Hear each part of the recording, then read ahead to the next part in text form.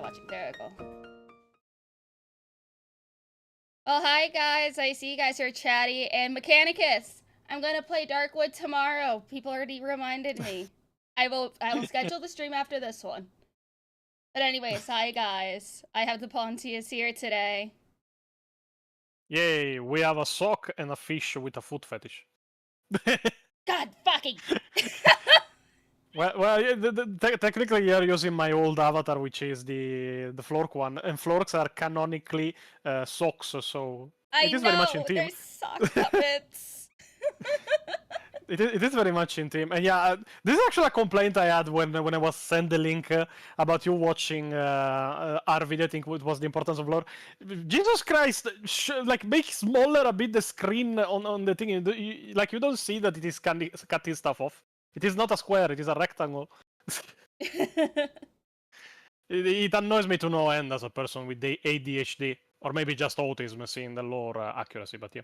Yeah. Yeah, I'm coming hello right guys. Out with the zingers. Ugh, I know people are just like as soon as it goes live, it's like fucking Shadversity. It's like, oh yeah, Lumi, but fuck that. Shut up, Shad. A Mexican and an Italian walk into a bar. The Mexican uses alcohol pretty much to sleep. It's like a flebo. Just an IV drip of tequila. Okay. Hello, Elisarana. Hey, Pontius, has LumLum played the AI tune she had made for your stream for you yet? We're going to be listening to that while we're live. I know Tanner made a AI song just specifically for this stream.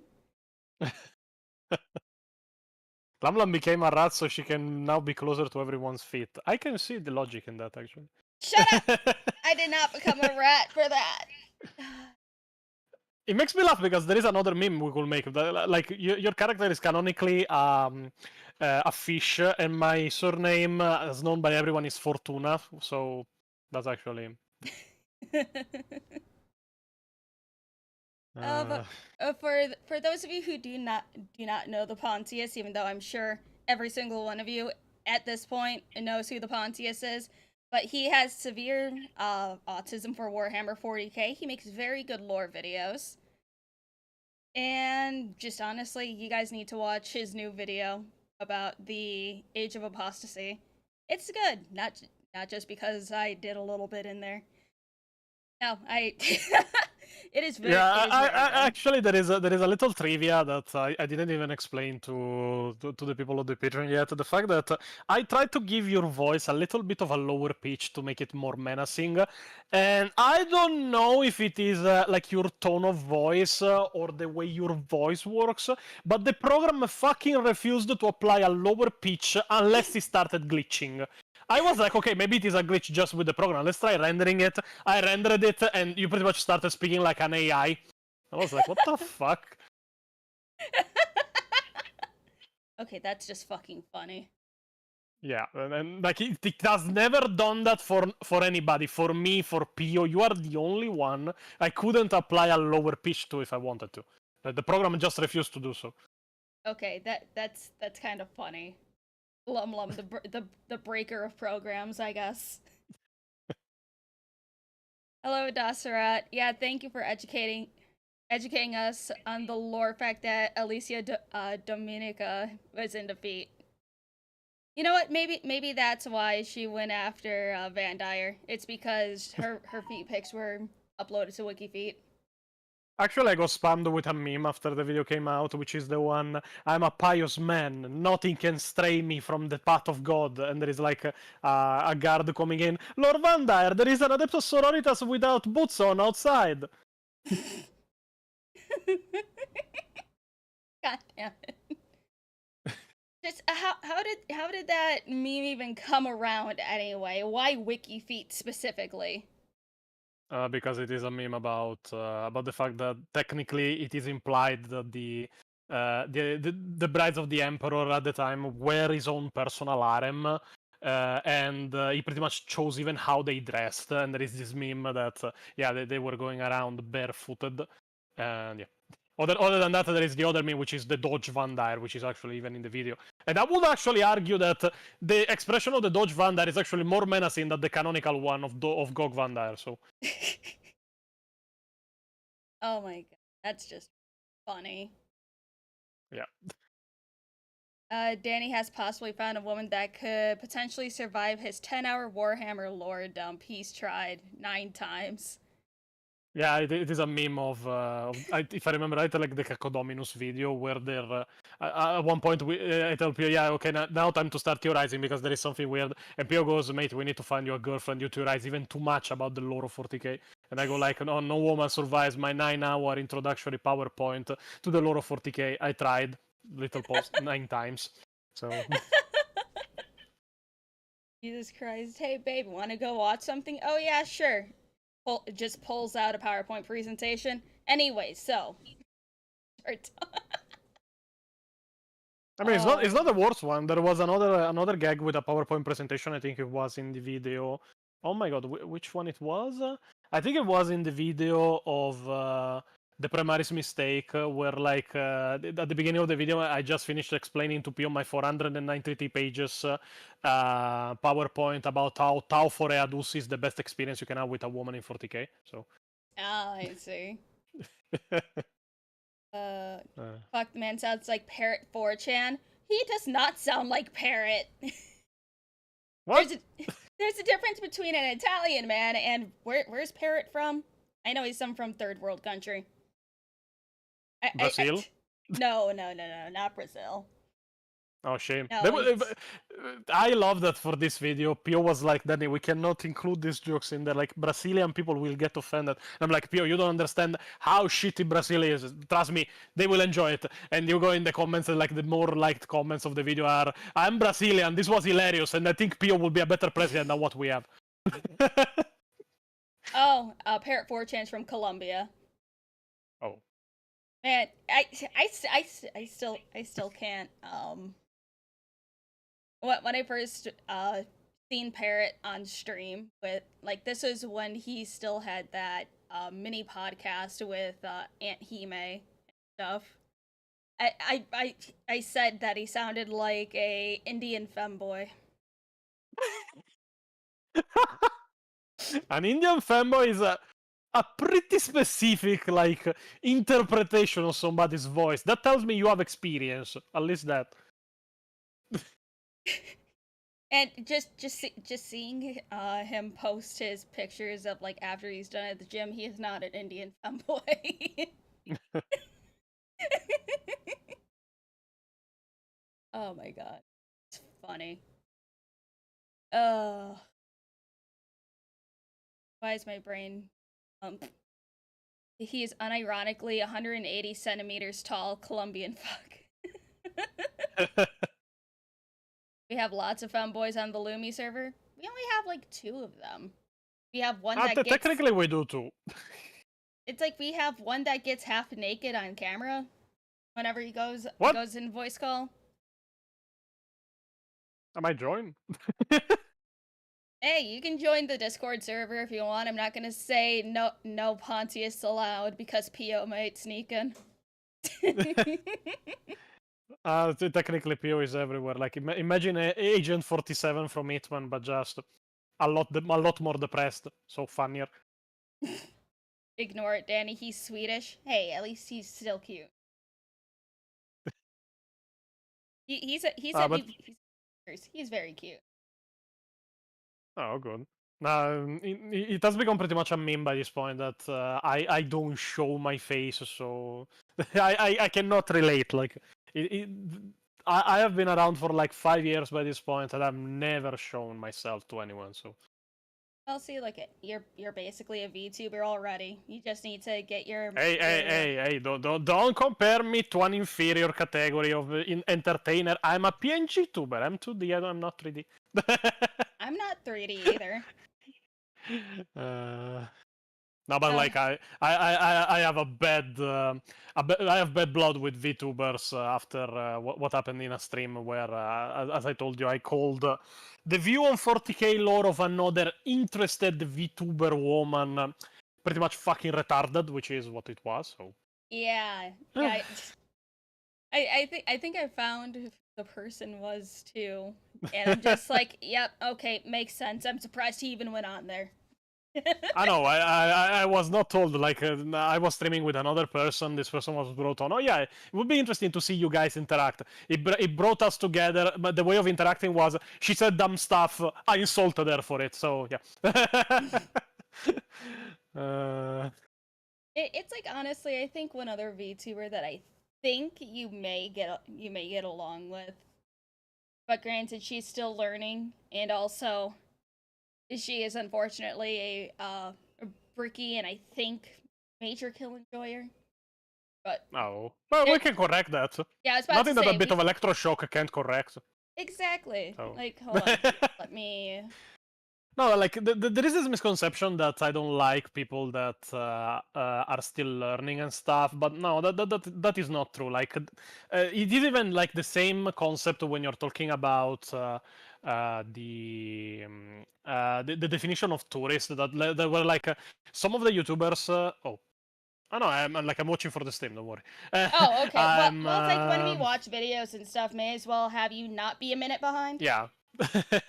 But But yeah, the but yeah, Powder. I adore her so much. She even has a commissary outfit as well. yeah. Yeah. I mean, I like if you know her, you can ask her for me. But like, I don't like to just go in the chat. Hey, you random VTuber that doesn't know me. Do you like 40k lore? Okay, yes. Do you want to know more? What the fuck? And she's adorable. Okay, said my hello to Powder. Yeah, Bye, that much I Powder. can say. But like, does she spend like even now, like Warhammer Wednesday? Okay, but she's learning or she retelling the lore like for She's the learning. chat? Oh, okay. She watches lore videos. She just like she learns on her own and from the various autists from her chat. I mean, do me a favor if you have like her private chat, just tell her, yeah, if you want to learn correct lore, don't watch Bricky, don't watch Major Kill. Like avoid anybody that like doesn't make videos that are at least 45 minutes long. Like by this point.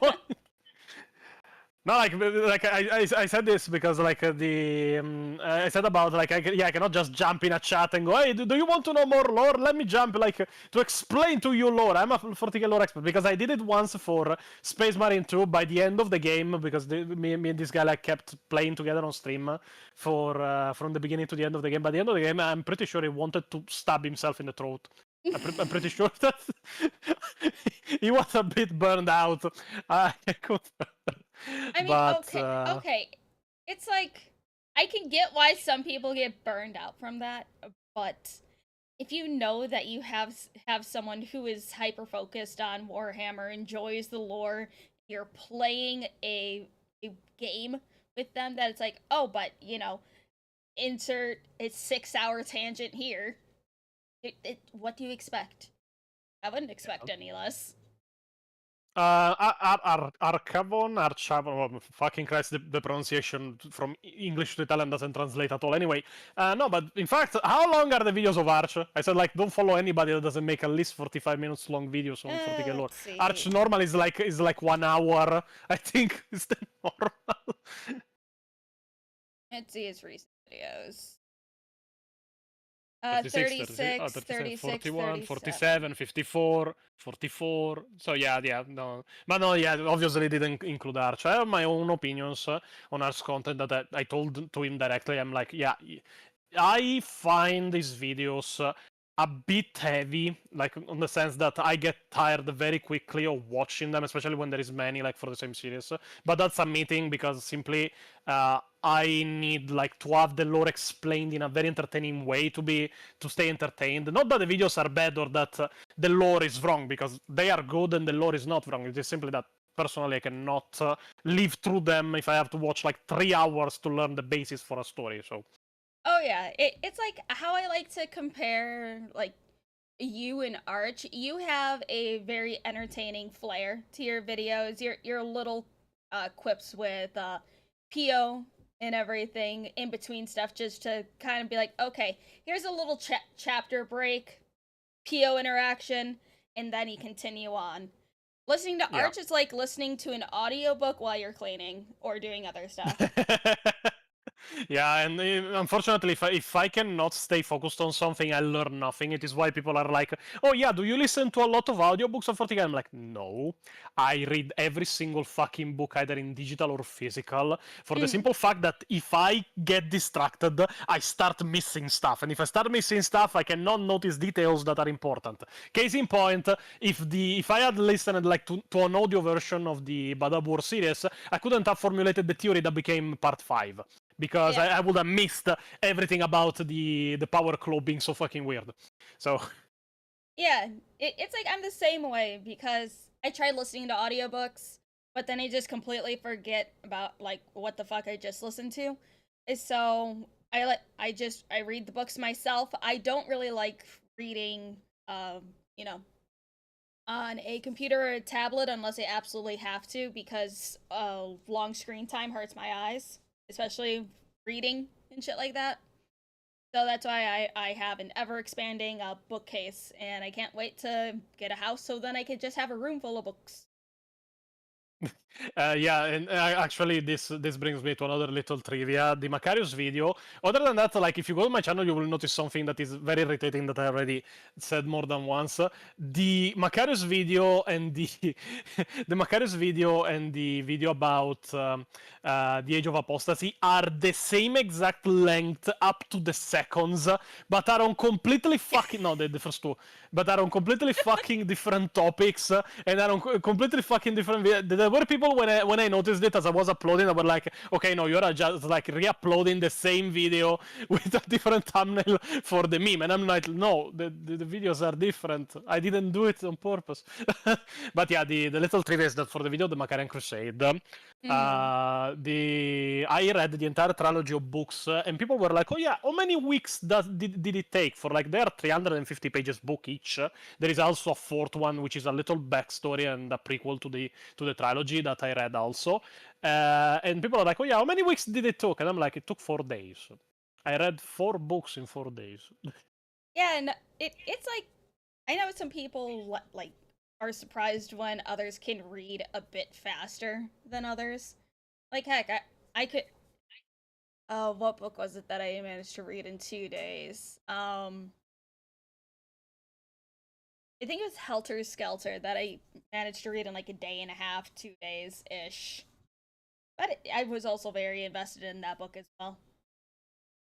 Yeah, no, when the books take you, you can read them pretty fast, but like I knew that I had a schedule to follow and I had a video to make, so I was like, okay, I would like to enjoy them more, but I know that if I hyper focus for like 4 days, I can bring myself almost to a burnout, but I can finish them, and that I did. I was like, okay, because the app, I read them on phone most of the time, and the app I use like tells me a percentage, and I was like, okay, I need to do at least like 50% a day for every book, and I ended up doing like, okay, more than 80% a book. So I finished it in 4 days, and yeah, I know. Oh, go ahead. Yeah, go on.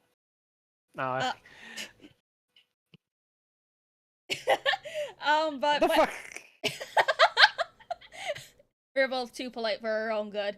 But when it comes to books that I'm doing, like, you know, just some personal analysis for, I tend to buy 2 of the same book. One that I can jot notes down, put highlights and everything of important bits, and then another one just for, you know, pure enjoyment. It's a habit that I still kept from high school and everything, when we had to do breakdowns of specific themes, characters, symbolism, all that shit.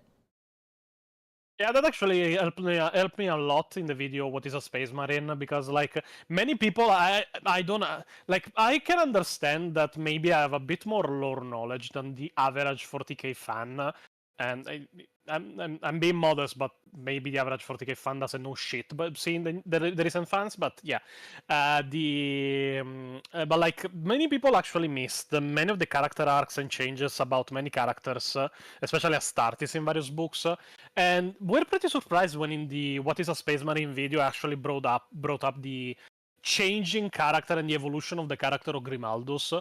Like, how the fuck don't you notice that he starts the book pretty much hating humans, and by the end he respects them as warriors? Like, how don't you notice that?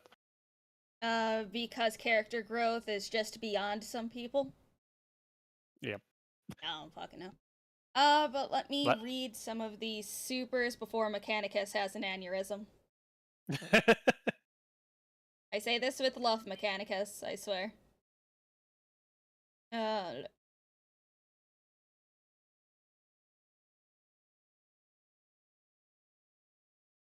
Okay. Oh, Noli, thank you for becoming a member. Already read that one. Nerdy Texan accountant, don't worry, we forgive you for your love of feet. I hate feet. Stop it! But I know the more I struggle, the more you guys are just like, oh, she doth protest too much. But then if I don't protest enough, it's like, oh, she's clearly starting to like it. Space Marine 231, yeah, you're actually more right than you can imagine, because I didn't mention it in the video, what happens when Space Marine is opposed to Inquisition, but in Fire and Blood, the small sequel to Hellsreach, at the finale, technically, we learn that General Kurov got killed in the battle in the canyon, the Manning Gap, but we learned that Andre died there too. And I was like, how the fuck did he die? Like, a character, like, did they kill the comic relief in a 40k book? And then no, like in the ending, he just appears on the Eternal Crusader, like he came to say goodbye to Grimaldus. And Grimaldus is like, do you know that you are actually recorded dead and you are like on a monument on Armageddon, right? And he's like, oh fuck, no, God!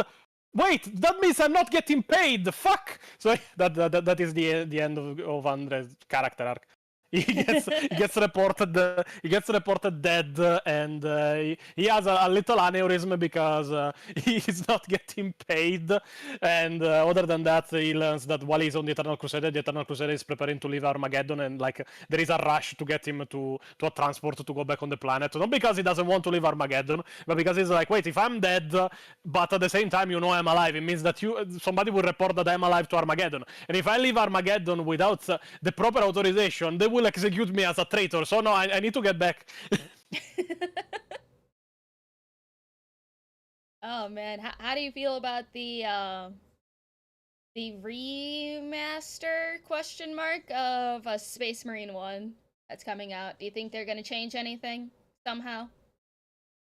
I doubt they will change anything. Like when they say because like remaster and remake are two different entirely kind of products. Yeah. Usually like when you're doing a remaster, you are pretty much not touching anything, just like updating graphics, drivers, compatibility, updating some models and such. If they were doing a remake, I would be a lot more worried, because a remake they will change the story too, I fear. Oh, and a Dawn of War remaster. I see. Yeah, the Dawn of War remaster I'm pretty curious about, because I love I love the first game. It was very interesting. It was one of my main hooks when I started learning about 40k. I just fear that they will not change the story, because there is not much you can change. There is barely a story to begin with, but that they will try to insert in like some messaging of some kind, because like there is a little particular part about the games that might be found controversial in these days, which is in both the first Dawn of War and the second Dawn of War, technically the main traitor of the chapter and that gets corrupted by chaos are both black people, so I fear that they will change that just for the AI. Not that there is some, like, I think they should just stick to the original, like, but seeing how they started seeing how they started changing stuff from various games, even the new remakes and such, I think that they will be totally capable of doing that, and they will be called out, not because people are annoyed, but because it is such an unimportant detail for the average player that they will notice if they change it, because at that point, yeah, you are changing it for a reason. It isn't random. So yeah. Well, the Autis in chat said that they already changed the orc boss. He isn't a Red Suns anymore, but a Goth now. Goth. Goth. I don't know how to Wait, pronounce that. can you repeat it? I lagged for a second. They changed the orc boss. He isn't a Red Suns, but a Goth now. Hmm. I'm just. No, man, I don't get I don't get the change, to be honest. Wanna know what'll be really funny? And I'm sure you'll probably just have an aneurysm and die on the spot. If they just change some of the background, Space Marines, or the Space Marine remaster, to a slightly more feminine face. I hope they don't change Captain Mira, because like she was like I think she's like one of the best female characters we've ever had in a 40k game. Some people were pointing out like the Inquisitor from the Chaos Gate strategy game, but I'm like, no, the best character is still Captain Mira, because she's intriguing and she's very good when paired with Grimaldus. And at the same time, she's not a fucking Mary Sue, so I hope they just leave her how it is. Yeah, I remember you were telling me about her the other day when we were yapping last. Yeah. Yeah, Gorgas is one of the best orcs, especially like you can see some of the grim dark of 40k actually coming in when Gorgats actually comes back from the fight with the demons that have pushed him over the edge, and he just does like a little giggle, and then in a serious voice, "I'm not so easy to kill." Like you can see some of the true nature of the orcs shine from that.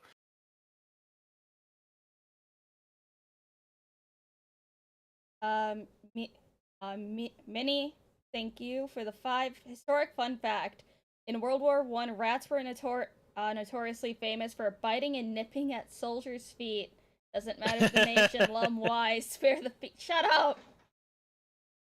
Mechanicus, thank you for the 2 Pontius. Rate the 40k races by their feet for Larry. Shut up. I mean, technically, the Tau will be first because they don't have feet but have hooves, which are the superior choice, according to Pio.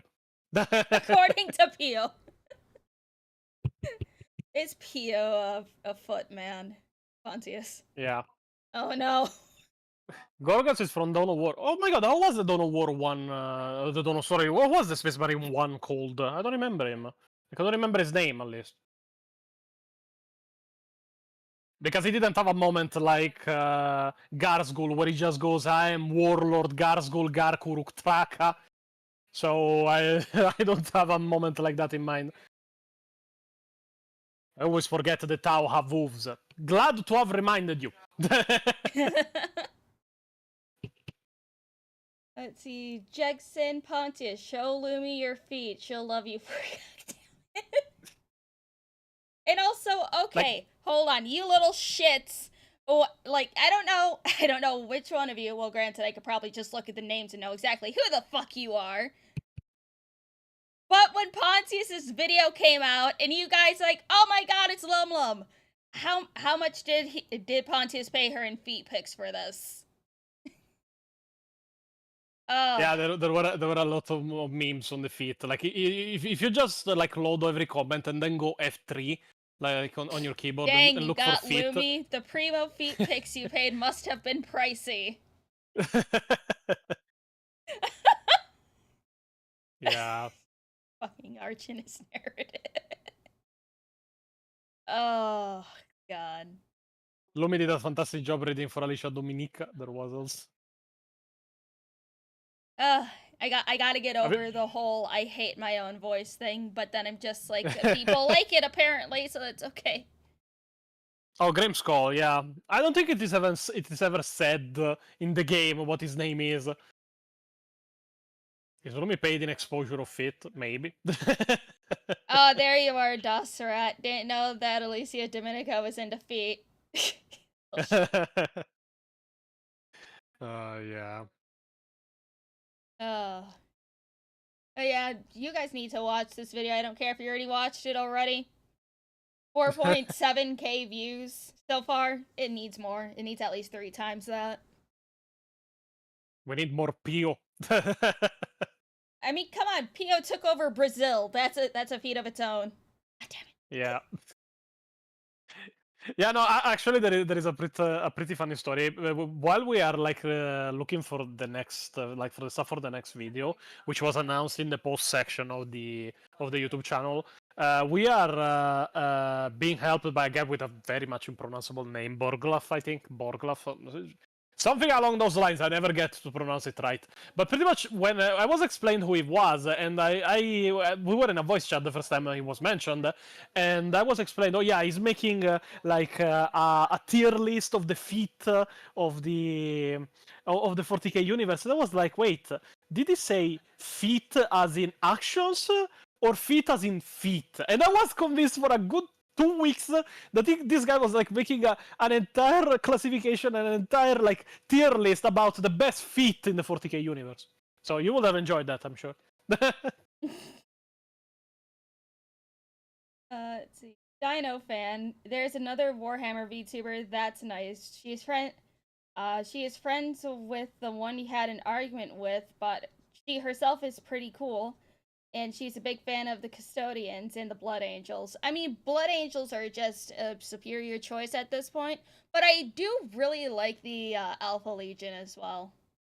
I mean, the Blood Angels are actually my favorite Legion, so... Oh, very good. I like the Blood Angels and the Alpha Legion.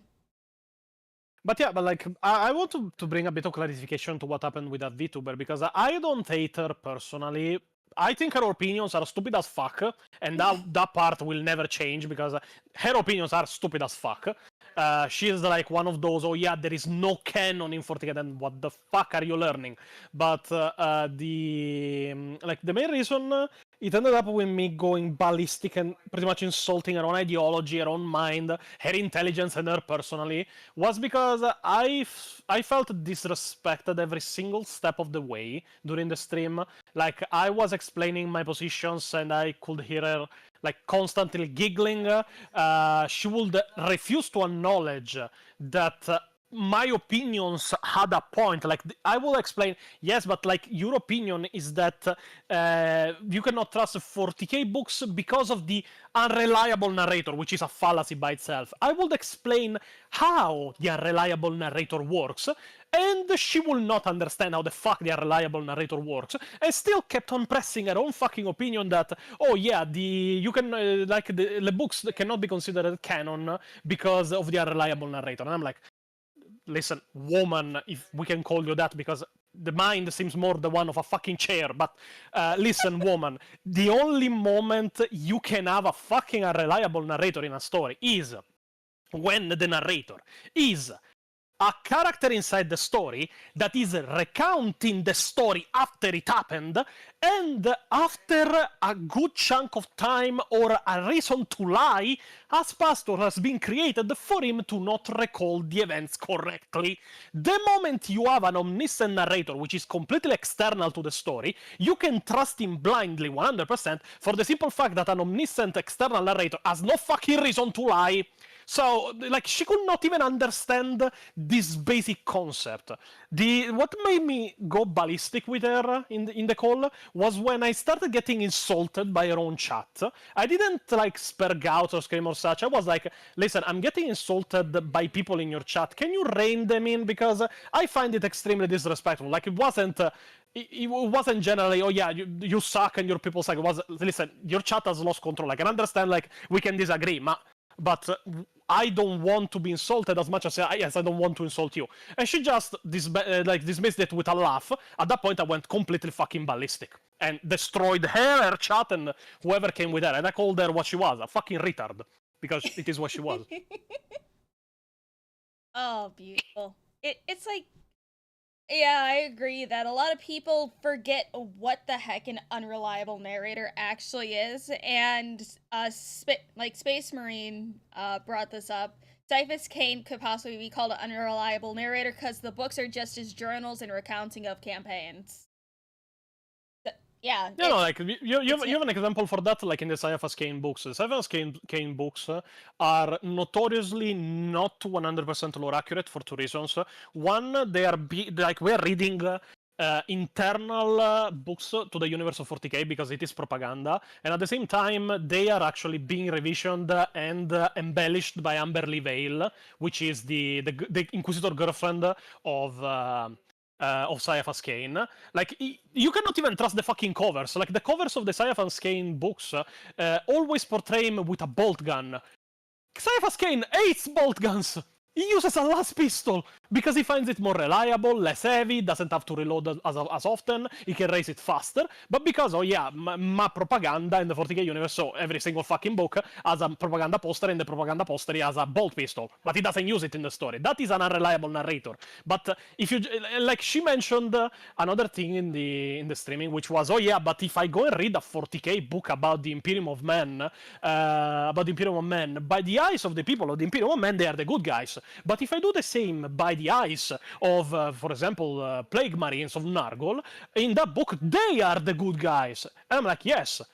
Is it called being the fucking hero of your own story? What the fuck are you talking about? Like, the simple fact they see themselves as the good guys doesn't mean they are the good guys. Like, yes, you can maybe dislike the Imperium, even if it is a very dumb stance, because the Imperium is just as good as the galaxy permits it to be. If anything, it is the best and most tolerant faction of 40k, which is actually an achievement with how intolerant they are, but they still are. And in all of that, you think that the literal Space Marine zombies that see spreading diseases and killing people as a good thing, you think they are the good guys because they see themselves as the good guys? I mean, I think even Hitler saw himself as the good guys, but like, I don't want to get into that discussion, but like, I'm sure he was the hero of his own story. Like, generally, it is a level of dumbness that makes me physically angry, for the simple fact that if you are so fucking dumb, you don't deserve an opinion. Man, a lot of 40k lore VTubers would be out of work if that was the case. Yeah, it is.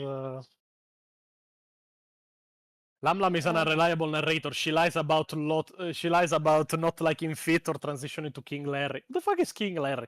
It's Arch's new narrative. He's trying to make me Kibbs 2.0 by saying I'm transitioning to a man. I am not a dude. I like my boobs too much. I may not like bleeding every month, but I love my boobs.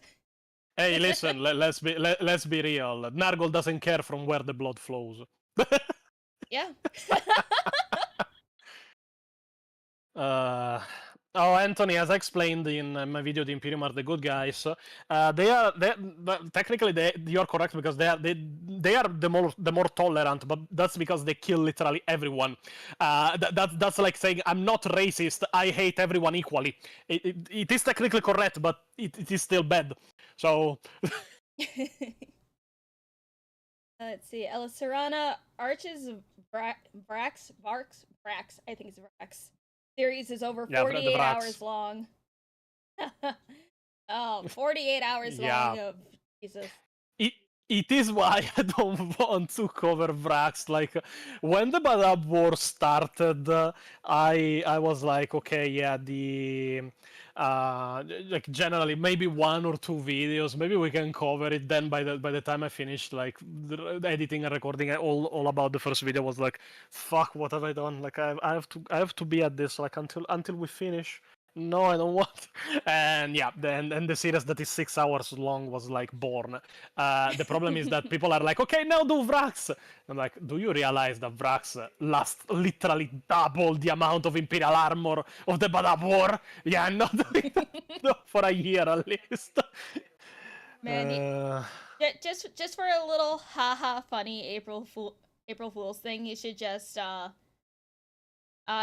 take Arch's thumbnail for his Vrax, throw your icon on there, post it, and just have the link go to Arch's videos and be like, there you go. Oh wow, you sound different and less pasta. It's like, yes. Actually, I thought that like my accent would have been a problem for many people, but they say they find the videos more entertaining because of it. In fact, like at one point, me and Pio have like in program of making a gag in Italian American, just going, "Oh, mamma mia, Pio." I mean, it's like, okay, honestly, This is how you know that people are actually caring for, you know, what you have to say. Is that, oh shit, I didn't understand a word of what this man just said. Let me rewind the video. Okay, now I understand. Thank you, little funny pasta man. It is actually why we started making by hand the subtitles to the videos. Now all videos have subtitles made by hand. Oh, that's good. Many hours of work, a 1+ hour long recording. 1+ hour long. My recording for Badab War Part 3 is 8.5 hours long. Trust me, if that got corrupted, I would have probably ended myself in Minecraft. I would have had no fucking reason to re-record all of that. I would have just gone, okay, yeah, I did that, and then the recording got corrupted. You will have just to imagine the rest of the series. Jesus. 1+ hours after editing, hence the multiple hour. Oh, yeah. But yeah, generally, it's the Badab War was a toll on my brain because, like, imagine for 3 months getting pretty much a PhD on a war that didn't happen. That was, yeah. We can't see the Italian hand gestures. Okay, for your little PNG dude for that you use for on streams, you should just have for your talking one an oversized hand just pop up whenever you talk.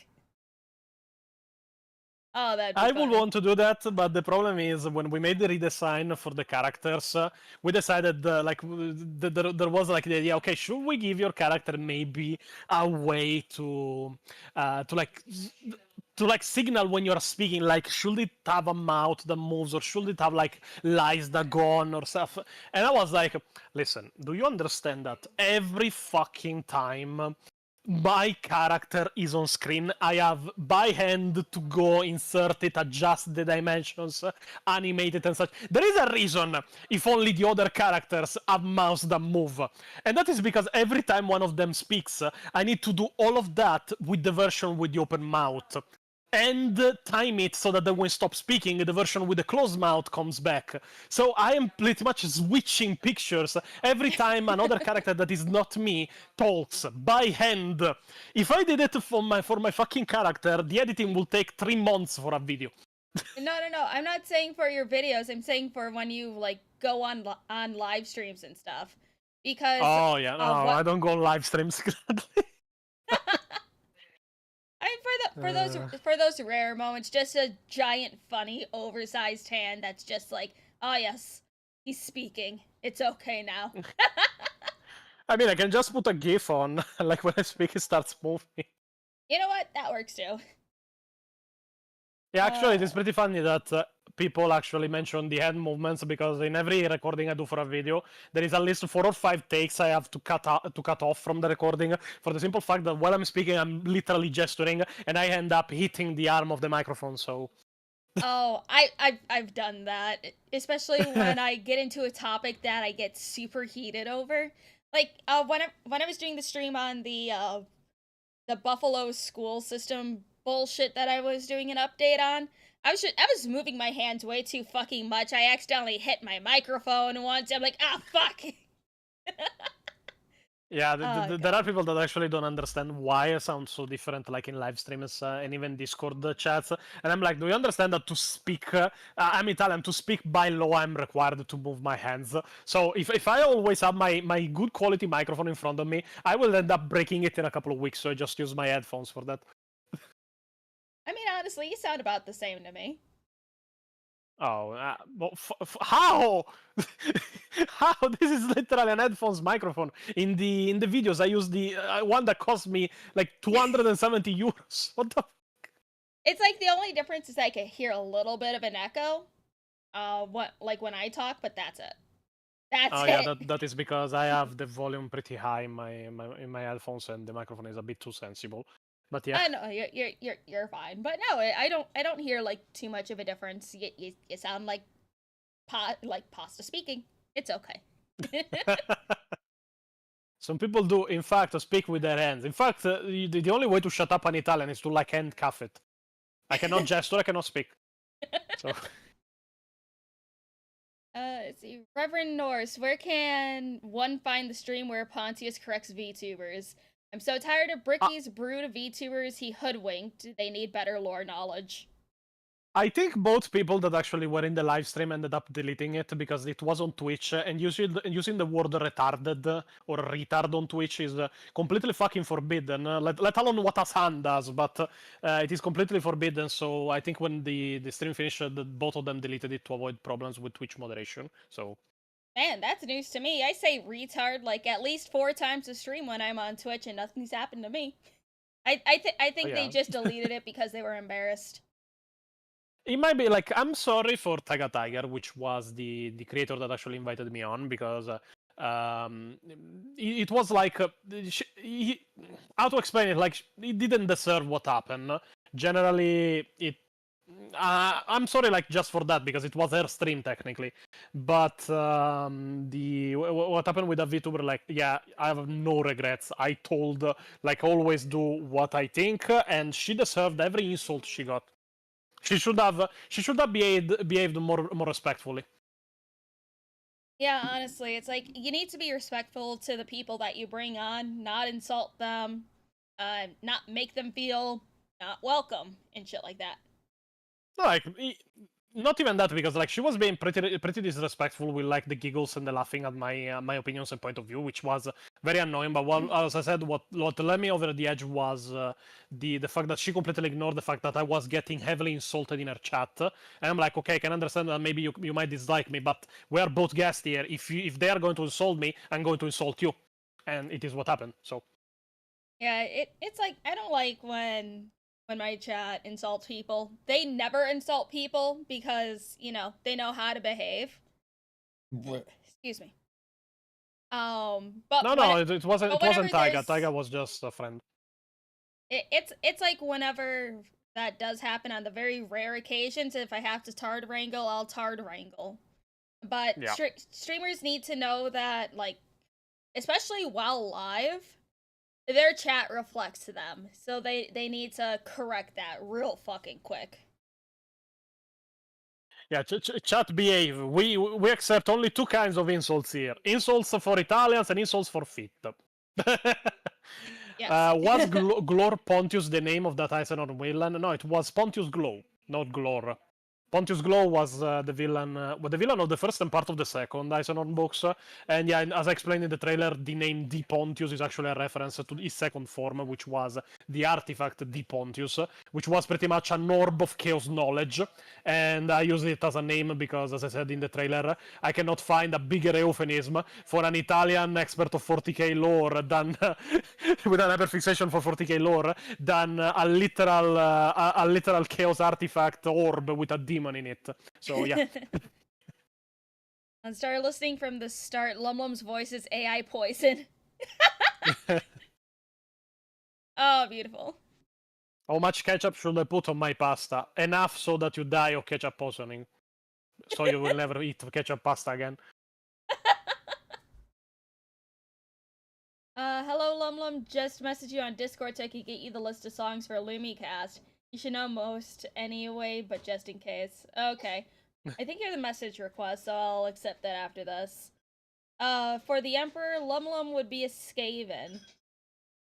Yes.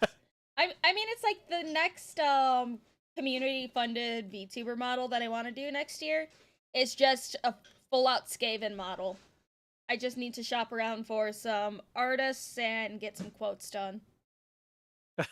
Oh my god, wait, what was it going to, oh yeah, if LumLum would have been a Skaven for the Emperor, I think she would have not minded, because the Emperor is canonically like a giant, so he has giant feet. So... God damn. God. Ella Serrana, LumLum is an unreliable narrator. She lies about not liking feet or transitioning to King Larry. Fuck you. There's a difference between a protagonist and a good guy. Yes. Yep. That's another thing that people forget. Because there are some protagonists in books that are meant to be either morally gray or the bad guy. We don't get to see a lot of those books because they're not super popular. But there's stories like that out there where you're not the good guy. Yeah, but like generally, you have always to look at things in context. It is what I do in my videos, and it is why I can offer to people the like interpretations of stuff that they have not seen before. Like I did it even in this video when I talked about the origins of the imperial religion, and I even like quoted the fact, oh yeah, because many people stop at the concept that religious bad, they fail to consider the implications of it and such. Yeah, people really don't look at things in context. They just think, oh, okay, yeah, the main characters of this book see themselves as the good guys. They must be the good guys. It is not how it works. By that logic, like even I don't know, Lord Voldemort saw himself as the savior of the fucking mages. So was he the good guy or not? Yeah, it's all about perspective. Let's see, Anthony. Wouldn't the Nids be the most tolerant? They eat everyone equally. Oh yeah, that is where I made the comparison. Yes, because technically it is true, but it is because they kill everyone. It is like saying I'm not racist because I hate everyone equally. It is technically correct, but still not a good thing. Ella Serrana, LumLum, you don't have booba. You've said you are flat. I'm not flat, I just have small boobs. All your booba went to your Mexican butt that gets caught in cave openings. Just because I get stuck in, like, narrow doorways. Well, not doorways. That's a bit too wide. But like, if I have to squeeze between cars, yeah, no, that just kind of sucks because then I run the risk of, oh shit, the car alarm just started going off because I accidentally hit it a little too hard with my ass. Help me, step brother, I'm stuck. Unfortunately, I do have that hip and butt shape where it's like, help, I'm stuck. Oh my god. Between cars, that's a shut up, Boog. Okay, anyway, I will say if you want, we can start like rewatching the video, can give a little bit of trivia and such, because we have been here discussing with chat for an hour. I don't know how long you want to go on, but the video is long. Oh, it's okay, and I'm almost at the end of the super chat, so I'll finish those up, and then we can do vidya. And also, it's like, you know, just a yapping and everything when guests are on is good as well. I usually do these streams for about like what 3-4 hours. When we're just watching stuff. So it's like at this point, when stream ends is when you're like, okay, I want to go to bed. Please, it's late. Let's see. Wait, are you telling me the Night Lords are not the good guys in their trilogy? Oh no, it is one of the few trilogy where like they just go, okay, yeah, we are not the fucking good guys. There is even a meme where like Conrad Kurz, after he betrays and joins with Horus, just goes, oh yeah, just for information to everyone, we are the bad guys now. And there are two Marines that go like, bad guys, and another one that goes, oh yeah, I didn't even know we were good to begin with, so that's news to me. But yeah, there is a little trivia on Conrad Curse that not many people mention. But like, if you want to understand how, in context, you are the bad guy, but not from your own point of view, you can just take what Conrad Curse did on his own planet before being found by the Emperor, when he was pretty much Batman, but with a fixation for flaying alive people. And what happened pretty much was a woman had lost her boyfriend. She wanted to end her own life by jumping off. I don't remember if it was like a building, but it was an hive. So pretty much jumping down from somewhere. Conrad Curse stopped her. And you would imagine, like in every story, oh yeah, he stopped her to save her. He would explain to her the significance of life. No, he stopped her because yes, it would be a waste to end your own life in something like this. But you have to realize, ending your own life on this planet is illegal. So now you will pay for that. And he flayed her alive for days and then just hanged her with her own intestines. So yeah. Oh, it was an husband. Okay. Are we the baddies? Yeah. Let's see. Boog, bratty chat needs correction. Bring out T'Chaka. Shadow Walker, don't forget sea buns, and yes, Skaven. Yes, we will bring my bring out my Skaven character and make her official. Boil the pasta in ketchup after breaking it. Got it. Boog, no. And Jimothy, have you decided on a Skaven clan yet? No, not yet. We'll get to that when we get there. Let's see. We'll just stop there for now. And I think there was, before we start the video, there's one more thing that he said he wanted to talk about live. It was something about, what was it? Major kill. Oh yeah, no, like before that I wanted to make a little observation because a couple of people actually asked me about because like in the female Space Marine videos I ended up calling out a bunch of creators, other creators even of 40k. There was one that was like I don't remember his name because sincerely I don't give a fuck. He was like the painter or that I called out at the end of the video. Because he was complaining on Twitter about not there being like females in the Space Marines. But generally, like in the comment, he was like, "Oh yeah, but am I a tourist or am I a person that has been in the hobby for 30 years and has painted for 30 years?" Like being a tourist as a title is not something you can put on time you have spent in the hobby. Being a tourist is a mindset. It is not how long you are here. It is how you behave while you are here. Because being a tourist and being a newbie are two completely different fucking things. Newbies are new to the hobby, and in fact I have no problem at all with newbies. Like if people come to me, I'm new to 40k, do you want to explain me the lore? I don't go, oh my fucking god, why is this newbie speaking to me? I'm more like, okay, do you have 7 hours free, because we're staying here for a bit. But generally being a tourist is a mindset. I have nothing against newbies, but when you take a tourist, what the difference is that a newbie is new to the hobby and he wants to put in the time to get good at the hobby, learn about the lore, play the tabletop, play the video games or whatever the fuck. I don't care, as long as they want to learn and are fascinated by what 40k is. But a tourist by itself is a mindset, and you can be here from the beginning of the fucking hobby. If you're a tourist at the beginning and never change your mindset, you're a tourist at the end. And as I explained like in the comment, you can find it I can actually give you like the screenshot, I think, of that comment. Was it your space, female Space Marine? Yeah, it was the female Space Marine video, but it is not in the video by itself. Yeah. Like the comment came down, but I need to find the name of the guy because I can use this. There it is, Goobertown Hobbies. Okay, give me a second to filter it.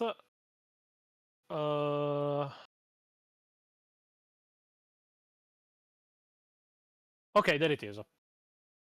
Oh my god, now my program to make screenshot resetted again. I'll send you the screenshot here on Discord. Okay. Maybe a bit small. Let me check also the options of my fucking program.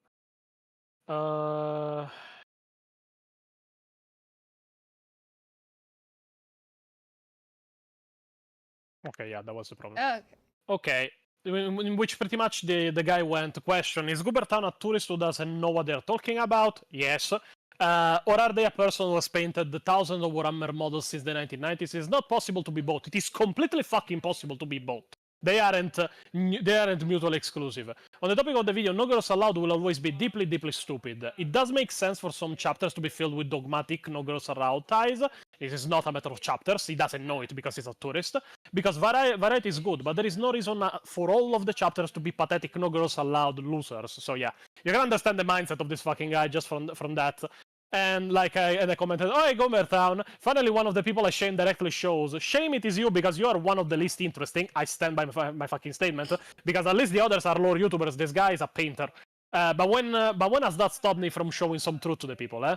Goobertown, you do not know what you're talking about. It is not even a real question to ask. Just by your taking the tweet, and trust me, far from the only one I've ever been shown from you that is laughable, or even you're taking this comment, you show yourself that you know almost nothing of what you're talking about.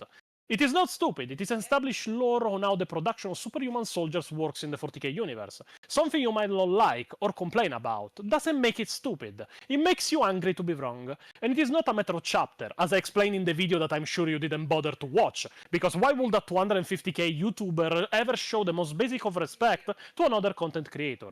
It is a matter of lore of the universe, genetics of the universe, continuity of the universe, and tradition of the Astartes with the universe. It is not a choice the chapters can or will make.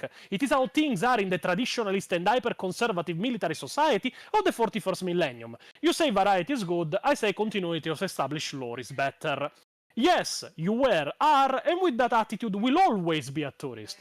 You once again show you know nothing of the lore. So by this point I must believe that you do not care about what you paint, as long as people watch you for it. 40k fan? Nah, you are not something like that. And being a fan from the 1990s and still having this kind of take on 40k, mate, I would say it is laughable. If you, mate, I would say it is laughable if you have been here this long. But undermining the 40k lore to this level, I will call outright pathetic if you are here from 35 years, or even 25. Hope that was helpful. Watch the video next time. I might show you some more lore to complain about in future tweets. Like, generally, being a newbie and being a tourist are two completely different things, because they are not a matter of time or ability, they are a matter of mindset. You can be a newbie and not be a tourist for the simple fact that you are interested in learning what you're talking about, and you don't come here with your own prejudiced view of the world that you want to push onto 40k instead of accepting that there is an inside view of 40k. So yes, you can be like this guy and be in the hobby from 35 at least years and still be a fucking tourist, or be in the hobby from 6 months and not being one. Because it is all a matter of mindset. Yeah, it's just... I don't understand that when people do this, because it's in every single like fandom space at this point, especially with like, you know, I'm going to be doing a completely separate stream on the, you know, absolute state of fandom, especially after COVID. I blame COVID for all of this. As I said, even in another streaming, I feel like the fandoms now are polluted by certain elements that are in it. Okay, other than that, like, I wanted to know, like, generally, because now we're on stream and I can know more and I want to know more. Like, generally, when you had the react video of Arch with Major Kill, what was the video saying generally? Like, I want to know the worst takes the Australian has showed, removing, like, the fun fact about the Badab War that I will explain later. Oh my god. Okay. The one thing that stood out to me the fucking most with that stupid fucking Major Kill video was that he called Arch a no, like he said that Arch was like a sex pest, or was accused of sexually assaulting a woman in his thumbnail. It was this thumbnail right here. What? It was from this thumbnail. It's like, oh, that's sexually assaulting a woman in his thumbnail. It's like, no. Oh yeah, because I'm sure that, like, when somebody was training with swords, even for real life things and such, nobody ever got hit in the ass. Like, it is complete, like, it is a crime, and everybody was, what the even then, it is a fucking drawing for a thumbnail. There isn't even nakedness. There is panties. Like, oh yeah, he's a sex pest. Major Kill, literally every 5 minutes and last 5 minutes of every fucking video. Buy my porn on Patreon. I'm not even joking. That's Major Kill. Yeah, I heard about that. And Archie even like, it sucks because he said it sucks I have to explain the joke. But the joke for this is that, like, you know, edgy evil woman being like, oh, rah, whatever. But she wears unicorn underwear. She's still girly on the inside, but she's just edgy as fuck to everyone else. Oh yeah, the sexual assault thumbnail. Fucking Christ, like, Major Kill really says dumb stuff. How does this guy have the right to speak anymore? Like, he was also criticizing Arch on, like, oh, well, Arch clearly knew he was in the wrong because he deleted all of these videos from his Warhammer channel. It's like, no. Arch even said he deleted those videos from his Warhammer channel because he was separating his politics from Warhammer. And people were just like, well, we're telling Arch in the chat saying like, okay, you probably should have just moved the videos over, but those were like a ton of videos and Arch was lazy. But no, Major Kill's taking that as a win. It's like, oh, he wanted to hide those videos. Blah, blah, blah, blah, blah, blah. It's like, no, he was just separating politics from his lore. There's nothing wrong with that. If anything, Yeah, was... well, Major Kill is not capable of that because he's not capable of separating porn from 40k. So he's more comparable to Goonhammer than Arch than Major Kill. So.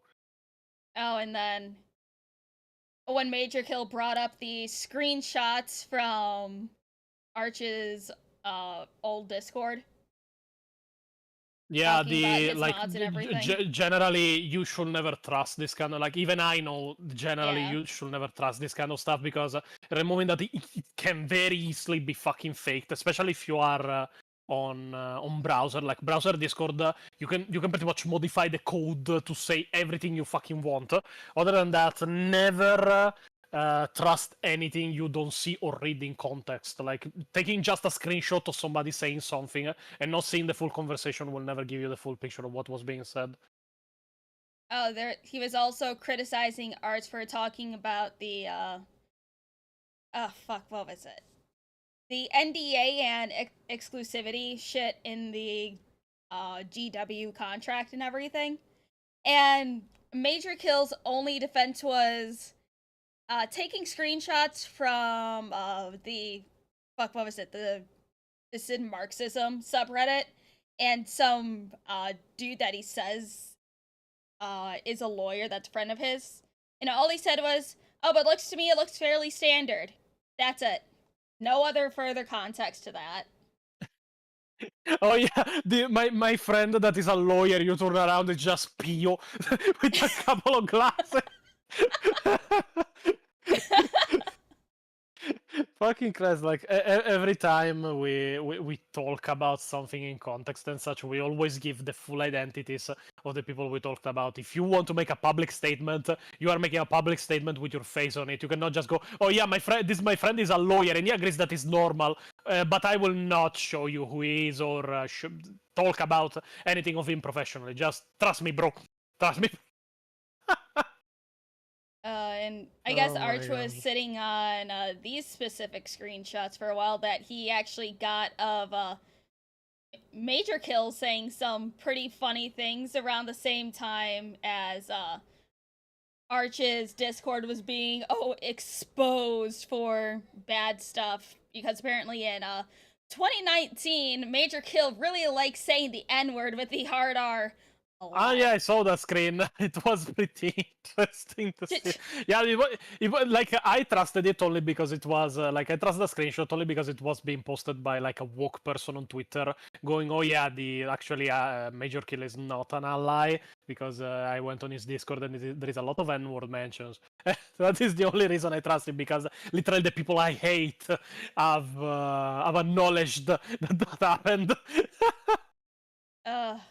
And it's still funny. Arch is like, "Oh yeah, here, let me censor this really quick. Just post the screenshot, and it's just the N-word is right there, all big in the middle of the screen."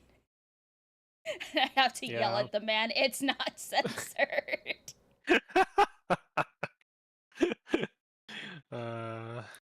But it's just this if it's like, if you guys haven't seen this VOD yet of me and Arch going over the Major Kill video, it's honestly just it was fun to watch with him.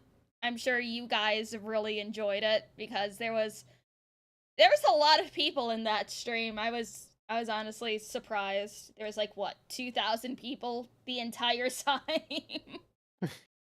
Well, I mean, it is technically drama. Drama attracts people a lot.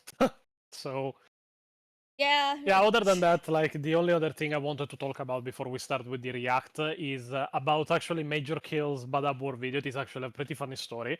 When Badab War Part 4 came out, and I was pretty much relieved by the entire fucking thing about having to talk about a fictional war for 3 months of my life, Pio decided that it would have been very funny if he actually showed to me Major Kill's video on the Badab War. Little reference, my series on the Badab War, at least at the time, was 5.5 hours long.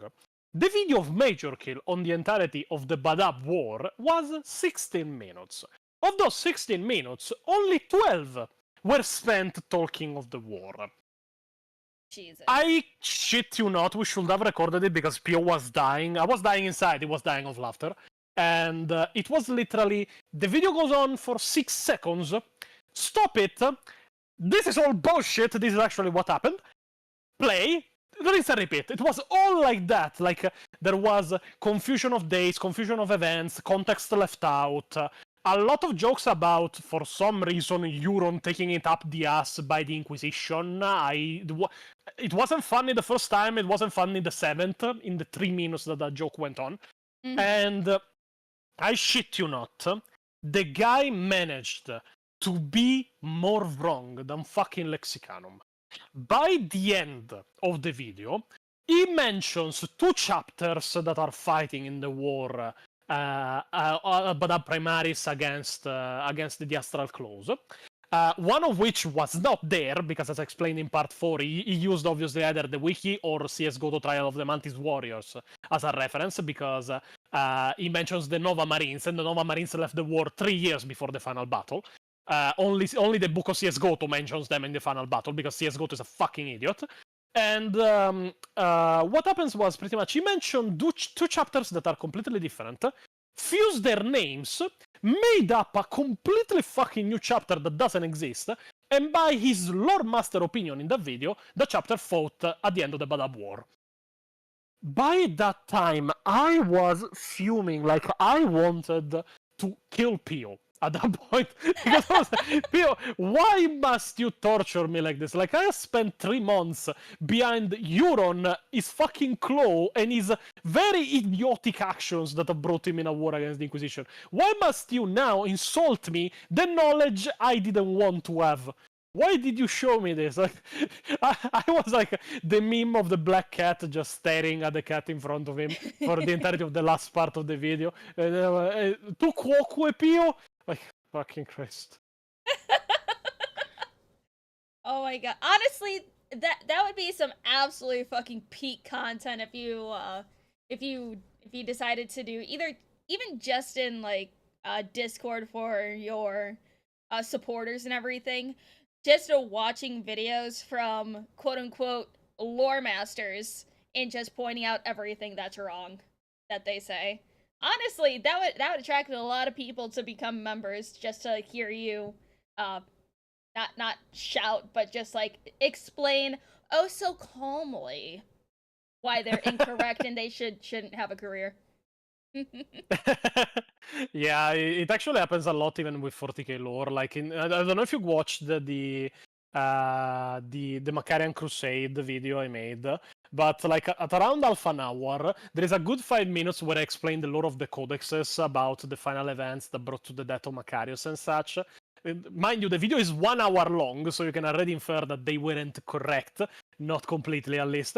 And like I spent these 5 minutes explaining in the most serious way. I even asked the viewers to pay attention. And after that 5 minutes, I go, okay, have you paid attention? Because everything I said until now is pure bullshit. Now let's talk about what really happened. Because it was a difference between the lore of the codexes that is inferred to be more like the propaganda sent around in the Imperium, and the novel of Follow Macarius, which actually says exactly what happened. So yeah, the last half hour is pretty much spent all on that final novel and the Macarian heresy. So it's just like, I don't think people really like appreciate and understand just how much work you put into these videos, because I don't think I've seen a single person go out of their way to contact somebody who used to work for for Games Workshop before they went fucking under like crazy. It's like, hey, so what about this? Oh no, that was taken from a fucking fan magazine. That isn't canon or related to us at all. I mean, I wouldn't have done it, but I knew that somebody from the woke side of Warhammer would have just gone, oh yeah, but actually, this creator said this, the creator said that, oh yeah, but that is all speculation. And just went, okay, you worked for Games Workshop for pretty much a third of your fucking life. What is the truth? And it was like, oh no, you're right, okay. That was pretty much it. I mean, hey, it's that level of dedication that I honestly appreciate.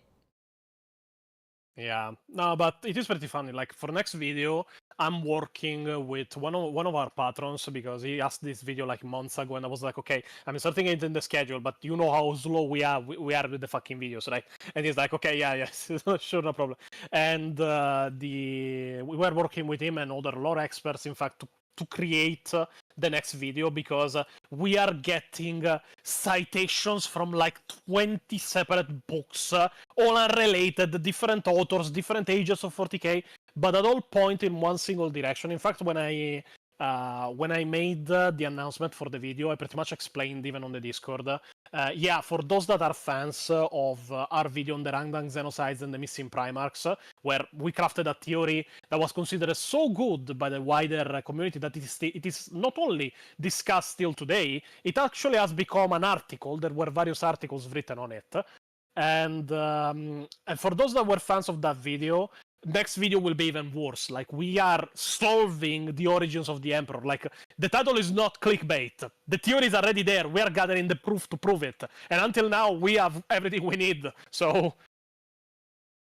There you go. And yeah. also, for those of you in chat, if you're not part of Pontius's Discord, it's been fun just lurking in there and reading whenever he does ping for everyone to either laugh at somebody else or just to talk. Go join his Discord. It's fun there. Yeah, last one was like me posting the "We Can Be Bees" from the video, the video mock-up of the Invincible scene of Omni-Man trying to swirl Mark to join the Viltrum Empire, and I just tagged everyone, and I was like, I went in the warp and I brought back a gift, and it was just, oh yeah, now we can be bees. This is not your world, but we can be bees. Oh man, it's like one more thing before we actually watch the video. Oh look, it's almost been an hour and a half. It's like one thing that I got interested in that I still need to read the book. I already told you this before we went live, but when you guys brought up the Demunculaba and everything, I'm just like, okay, this just sounds cool. And as soon as I seen, like, you know, birthing wombs and everything, I instantly thought of the man-made Behelit from Berserk, because they drop women in there, and it just demons come out. I wouldn't be surprised if it came out that it is actually the like the main inspiration for it. I wouldn't be surprised like at all. Because the demon womb is created from still living bodies of apostles that were made from this. They drop women in there, and then man-made Behelits come out. It's insane. But it's pretty cool. And I'm just like, as soon as I seen this, I'm like, yeah, I've seen this before.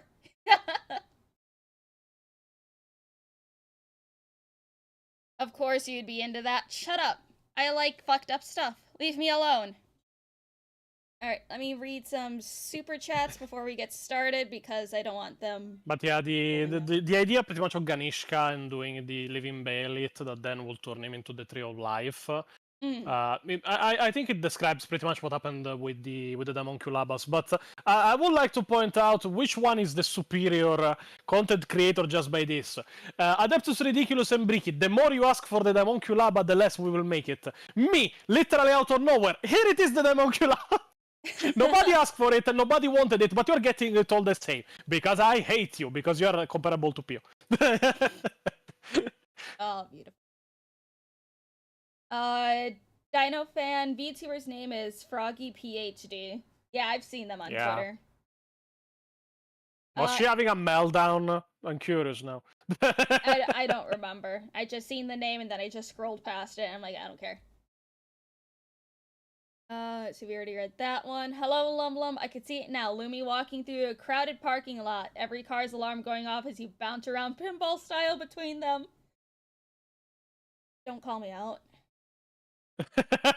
Ella Serrana, don't forget the Pontius Arch, AI I'm trying to reach you, but the sound from my big ass cheeks clapping keeps setting off the car alarms. God damn it! I actually have one with the protagonist of Red Dead Redemption 2 and Dutch. That is the exact same, but it is made in Lego. So I have the strangest fucking bullshit memes on my computer. I should really start organizing them. Anthony, what do you think of my reason for having female noise marine models, which is to be a troll, and yes, they should not be there lore-wise? I mean, they're your models. Do whatever you want with them. The point is, in fact, they're your models. Personalize them how you want. It doesn't make you immune from my criticism or my mocking, because I will mock them. Especially for the fact that, yeah, you actually gave tits to the Space Marines of Slanesh. Checks out. But generally, yeah, they're your models. Do whatever you want with them. I defend the lore. I don't gatekeep your models. So. David the Red. In general, those who use profanity in the majority of their sentences don't have a lot of true value in the words they say. Some comedians exempted. Yeah, that's fair. Krieger. So, Pontius, if you spend 5 hours on the fictional, Badab War, how about doing one on the real Crimean War? World War Zero? Question mark. Because the Badab War was actually an occasion. The Crimean Wars was just the Balkans. It's a Monday there, so. And then, Ben, hey Pontius, I really love your hypothesis videos and your deep dive into lore. Wish more people had this attitude. Hey LumLum, get him a Dr. Pippa. Glad people enjoy my deep dives. When we made our first video, which is actually a pretty funny story that I tell people, by the point when the first video was released, I was mainly known as the Facebook meme guy that knew a bit about lore. So I wanted pretty much to barge in by kicking the door down and show people, yeah, you don't know who the fuck you're dealing with. And that's why the first thing we covered was the Rangdang Xenocides and the missing Primarchs. And I was surprised that there were people that were like, oh yeah, but the covering the missing Primarchs was actually pretty good, but I didn't even know there was lore for the Rangdang Xenocides, and I was like, wait, the Rangdang Xenocides are not common knowledge? The fuck am I dealing with?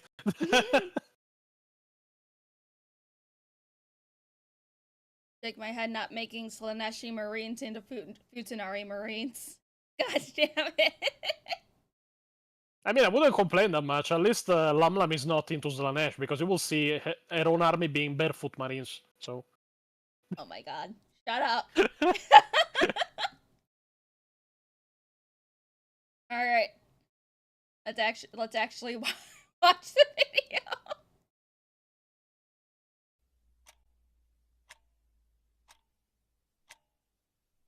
Is Pio not back yet? It's been weeks. The basement is still empty, so I suppose he isn't in there. And we also lost contact with Brazil, so who knows what he's doing. Let me call him on Discord. Didn't realize we had internet here.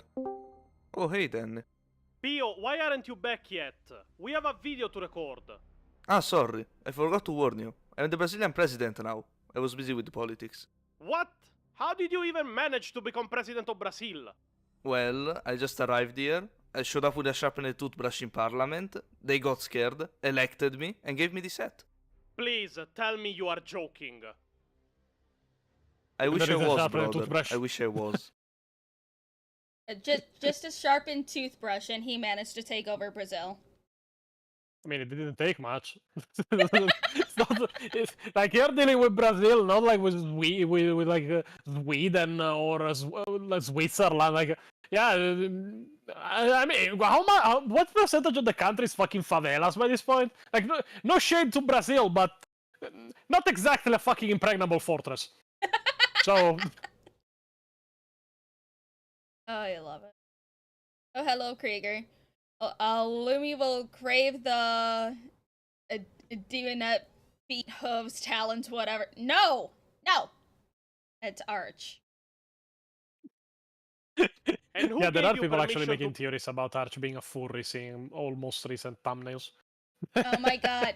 Like, I swear, he's just projecting his fetishes he doesn't want out there on himself to me.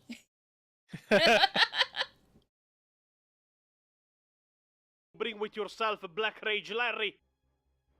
He was being kept in a closet unused after the Badab War 2. I thought it could be useful. What did you think I had in my luggage at the end of the last video? I don't have possessions in the basement. I don't know if you know the implication about having Black... Like, do you know who Black Rage Larry is? No. Like, do you know what the Black Rage is? Black Raid. Is that the same virus thing that infects the which Primarch goes absolutely fucking insane? Well, you either mean Angron or Sanguinius. In one case you are right, in the other a bit less. Like, in general... Sanguinius, yeah, that one. Yeah, the Black Rage, which is actually, like, the Marines that fall to the Black Rage actually have their armor repainted black with a red cross on various of the pieces, mainly the pauldrons. They are actually Marines that fell to the madness that is now part of the gene seed and the brain of every son of Sanguinius.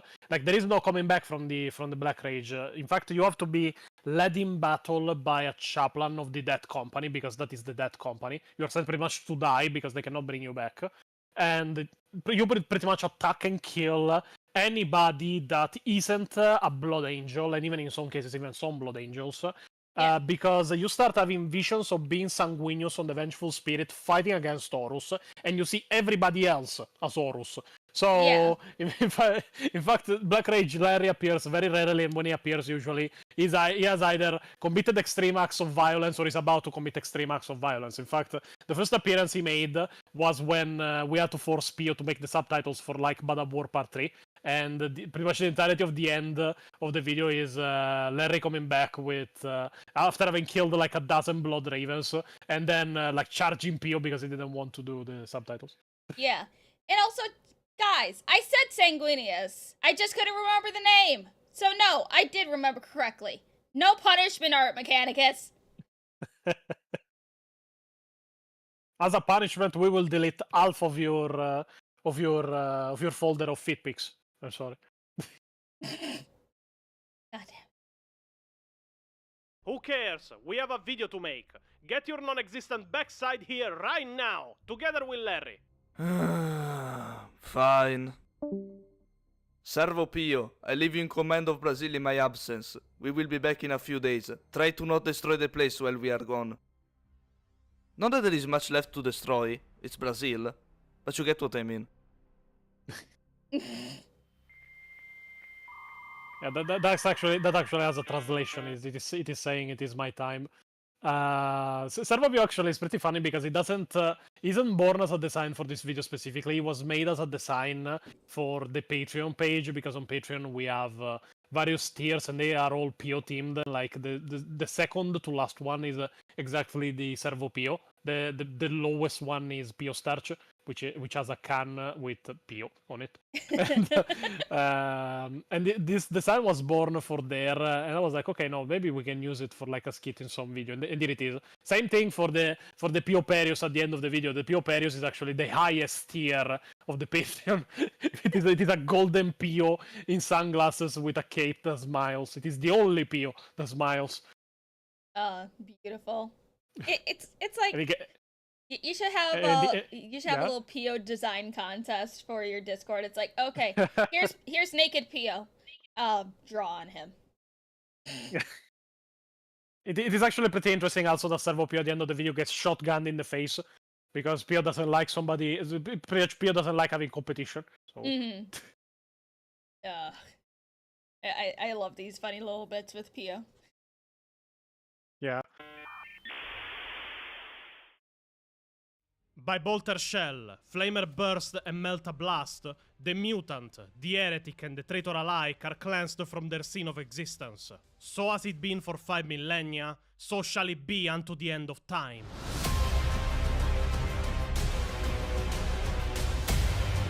Also, I found out this is an artwork made for another VTuber with pink hair. Yes. And I found out later. I was like, oh, what the fuck? This is a mocking artwork, but it is so fucking cool. And like, I'm using it. I don't care.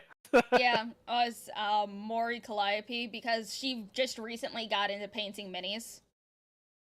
Oh. And that I think this is supposed to be Henya because of the purple. Oh. Well, yeah, but I decided it was too cool to not use, and part of the video already explained that not all fucking sisters have white hair, so... Actually, no. Who is this purple one supposed to be? I don't know Hololive girls. All I could think of was Henya when I seen the white hair and purple. Oh well, who knows? But yeah. Hopefully Bricky doesn't get his grubby little hands onto her. We gotta eventually.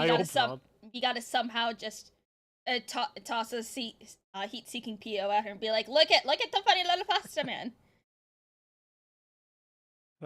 Oh, Bijou. And then Iris. Oh, okay.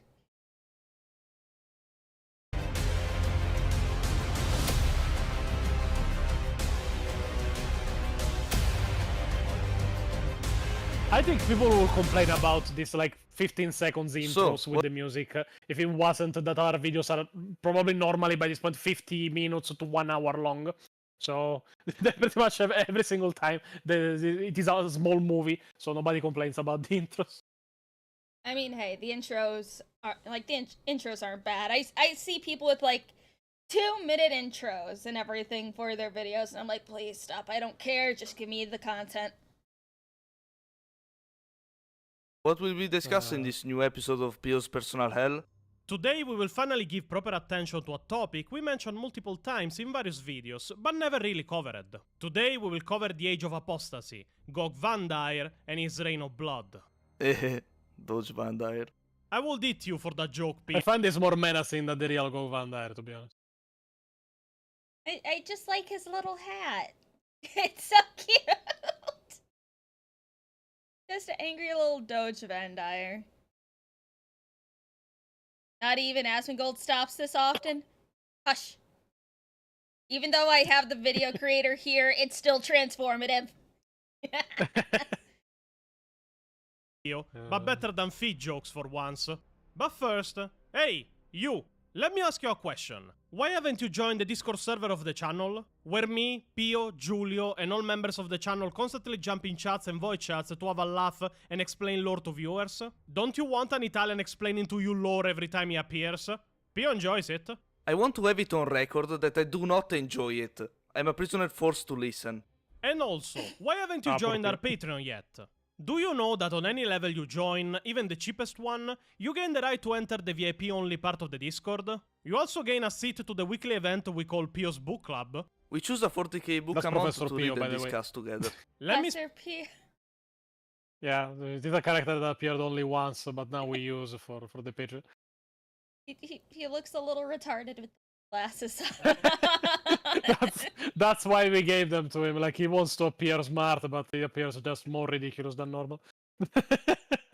Man, I should join the Patreon just for the PO Book Club because I need to catch up with 40k books. I mean, it is open to every rank, so even if you join like the $2 once, you can join. It is like once a week, every Thursday. Nice. specify that we don't give you the book. You have to buy it or find it yourself, before Games Workshop unleashes their army of lawyers on me and Pio. And at some of the higher tiers, you also gain access to our weekly... Yeah. It's Yeah, like because, that's the weird thing for book clubs, because people want others to enjoy books, but then it's like, oh, you're making possible money off of this? No. It's like, but people are still buying your book legally, totally. No, but like I needed to specify, yeah, if you are coming to the book club, which is an event where you discuss books, you have to buy the book yourself, because I was like, okay, maybe if Games Workshop friend ends and actually interprets it as, oh yeah, join the book club, we give you the book for free, they will probably sue our asses, so I needed to specify. Yeah. Oh my god. Did because, well, granted, I'm sure you've seen Yanovich's video on Games Workshop suing 280 people. Yeah. Or just it's like, yes, some of them are justified, but others are just fucking reaching. Yeah, they're pretty much suing anyone by this Yeah. point. It's icky. Gross. You Yeah, still need it to do is. our book club, LumLum. I'll get to it. It's like I've been, for some reason, I just been burnt out on reading. I know I need to finish Roadside Picnic. I know. Then I gotta get to the Lord of the Rings. Actually, I had to read like World War Z, the book, because the movie sucks. But Oh my god, yeah. I was so busy. I ended up not having the time to do so. And like today, even I should have started reading Belisarius Cole, a book on Belisarius Cole. I will not say the title just to not spoil like part of the theory. And but I didn't because I had some stuff come up from yesterday, and I ended up being busy all of today. So I will have to start tomorrow. The World War Z book it's good. It's like I wish they would have took more from the book, because it's not just one story. It's if I remember right, like from three perspectives, like three different stories in one book. It would have been good for a series, I think, not a movie. Yeah. Lore Hangout, where we get in private with only the people that join certain tiers of the Patreon to answer questions about the lore and discuss theories or even future videos with people. I mean, go and check it even just for the unique Yeah, those Pio are designs the- that appear for the the tiers. designs. Pio Startis, Pio Stodis, Pio Peris. Arties. It's funny that Pio is just a little mascot. Yeah, others have animals or animal-like things, or even like plushies and such. What do you have? Technically a slave, but yeah. Just Pio plushies one. That would be like the Yeah. easiest plushie to make, but you can make such good money off of it. Yeah, because everyone needs a plushie. We can even give you the plushified version of the basement, so you can keep it in his own personal habitat. Oh, actually, even better than plushies. You know the stress balls and everything? That, but Yeah. Pio shaped. With the depressed eyes that come out when you squeeze it. Yes. Oh my god. They are funny, and join if you want. We need the money to buy the Pio starch to feed Pio. I am hungry. Otherwise, we will have to sell Pio to China. And nobody wants that. I hate don't that, speak that Chinese. nobody actually noticed that when I say sell Pio to China, there was the pop and Pio became Zio Zio. with the X. Nobody actually commented on that, and it annoys me to no end. It honestly, when I first watched the video, I laughed a little too hard at that. It is the small things that make people laugh the hardest. There was a guy that mentioned that he laughed a bit too hard to the comment I made in another video where I was where Pio like was escaped the Italian IRS, and there was the sounds of shooting in the distance, and Julia was like, the lore of Pio deepens, and somebody said in the comments, the lore of Pio deepens. I laughed too hard at that. Oh, phew, I was afraid Lumi was going to suggest a Pio vibrant. No! No! I mean, I think Major Kill will do that. We will do it as a meme, probably. Blech. Now on, Major Pio foot Kill's grinder. Patreon. Pio foot grinder, okay. No. I mean, how do you think they do the cheese they use in France for the pasta? It is just a foot grinder. she's going to puke. Yes, I am. Icky. Now, before we start with the story of the Age of Apostasy, we need to give a general introduction to the main faction that is culpable for the events that transpired. And that is the Adeptus Ministorum, also known as the Ecclesiarchy, also known as the Imperial Cult. Then, I just realized this is a Corvus Corax moment. The commander of the Imperial armies. The Wall of Guns. The Yeah, Ecclesiarchy too started many rising- fucking names for the same thing. Gotta love it. It's like, oh, but you missed a name here. It's like, there's too many. I can't find them all. Yeah, sometimes the memes actually overwrite even my own lore knowledge. Like by this point, I struggle to remember the name of the Star Phantoms. After I wrote the joke for Pio where it just goes, can't we call them Spooky Marines? That became the canon name for me, and I struggle to remember the normal name. For me, they're the Spooky Marines now. Spooky Marine. As an organization shortly after the end of the Horus Heresy, after the Emperor of Mankind, gravely wounded after his final confrontation with Horus, was sealed into the Golden Throne, kept alive by a life support system while he kept the portal to the human webway closed using his powers to avoid the annihilation of Terra, and at the same time projecting the Astronomican in the warp, the beacon light of the Emperor of Mankind, the only thing that makes travel in the warp possible for the Imperium of Men. Now, you have to keep in mind that while during the Great Crusade, the Emperor was preaching the imperial truth to humanity, and especially to the planets the Crusade was conquering, sentiments of adoration and worship for Also, a the little Emperor trivia with this himself were artwork, because already this artwork present. is actually canon. There is actually 2 war rounds defending the entrance to the Golden Throne. What you see on the stairs leading to the doors of the Golden Throne are actually the banners of the chapters of Space Marines that exist and have earned the honor of having their banner displayed to on the stairs of the Eternity Gate. So yeah, as you can see, there is probably hundreds, if not thousands, in there. So. Oh, that's cool. I'm sorry, Torrina Box, but no, the Saint Celestine was not born during the Age of Apostasy. Sorry to tell you, but she wasn't, so. Oh, hi, Tori. Ooh, Age of Apostasy, origin of your favorite saint, Celestine. As I'm sure LumLum would agree, is she barefoot? Yes.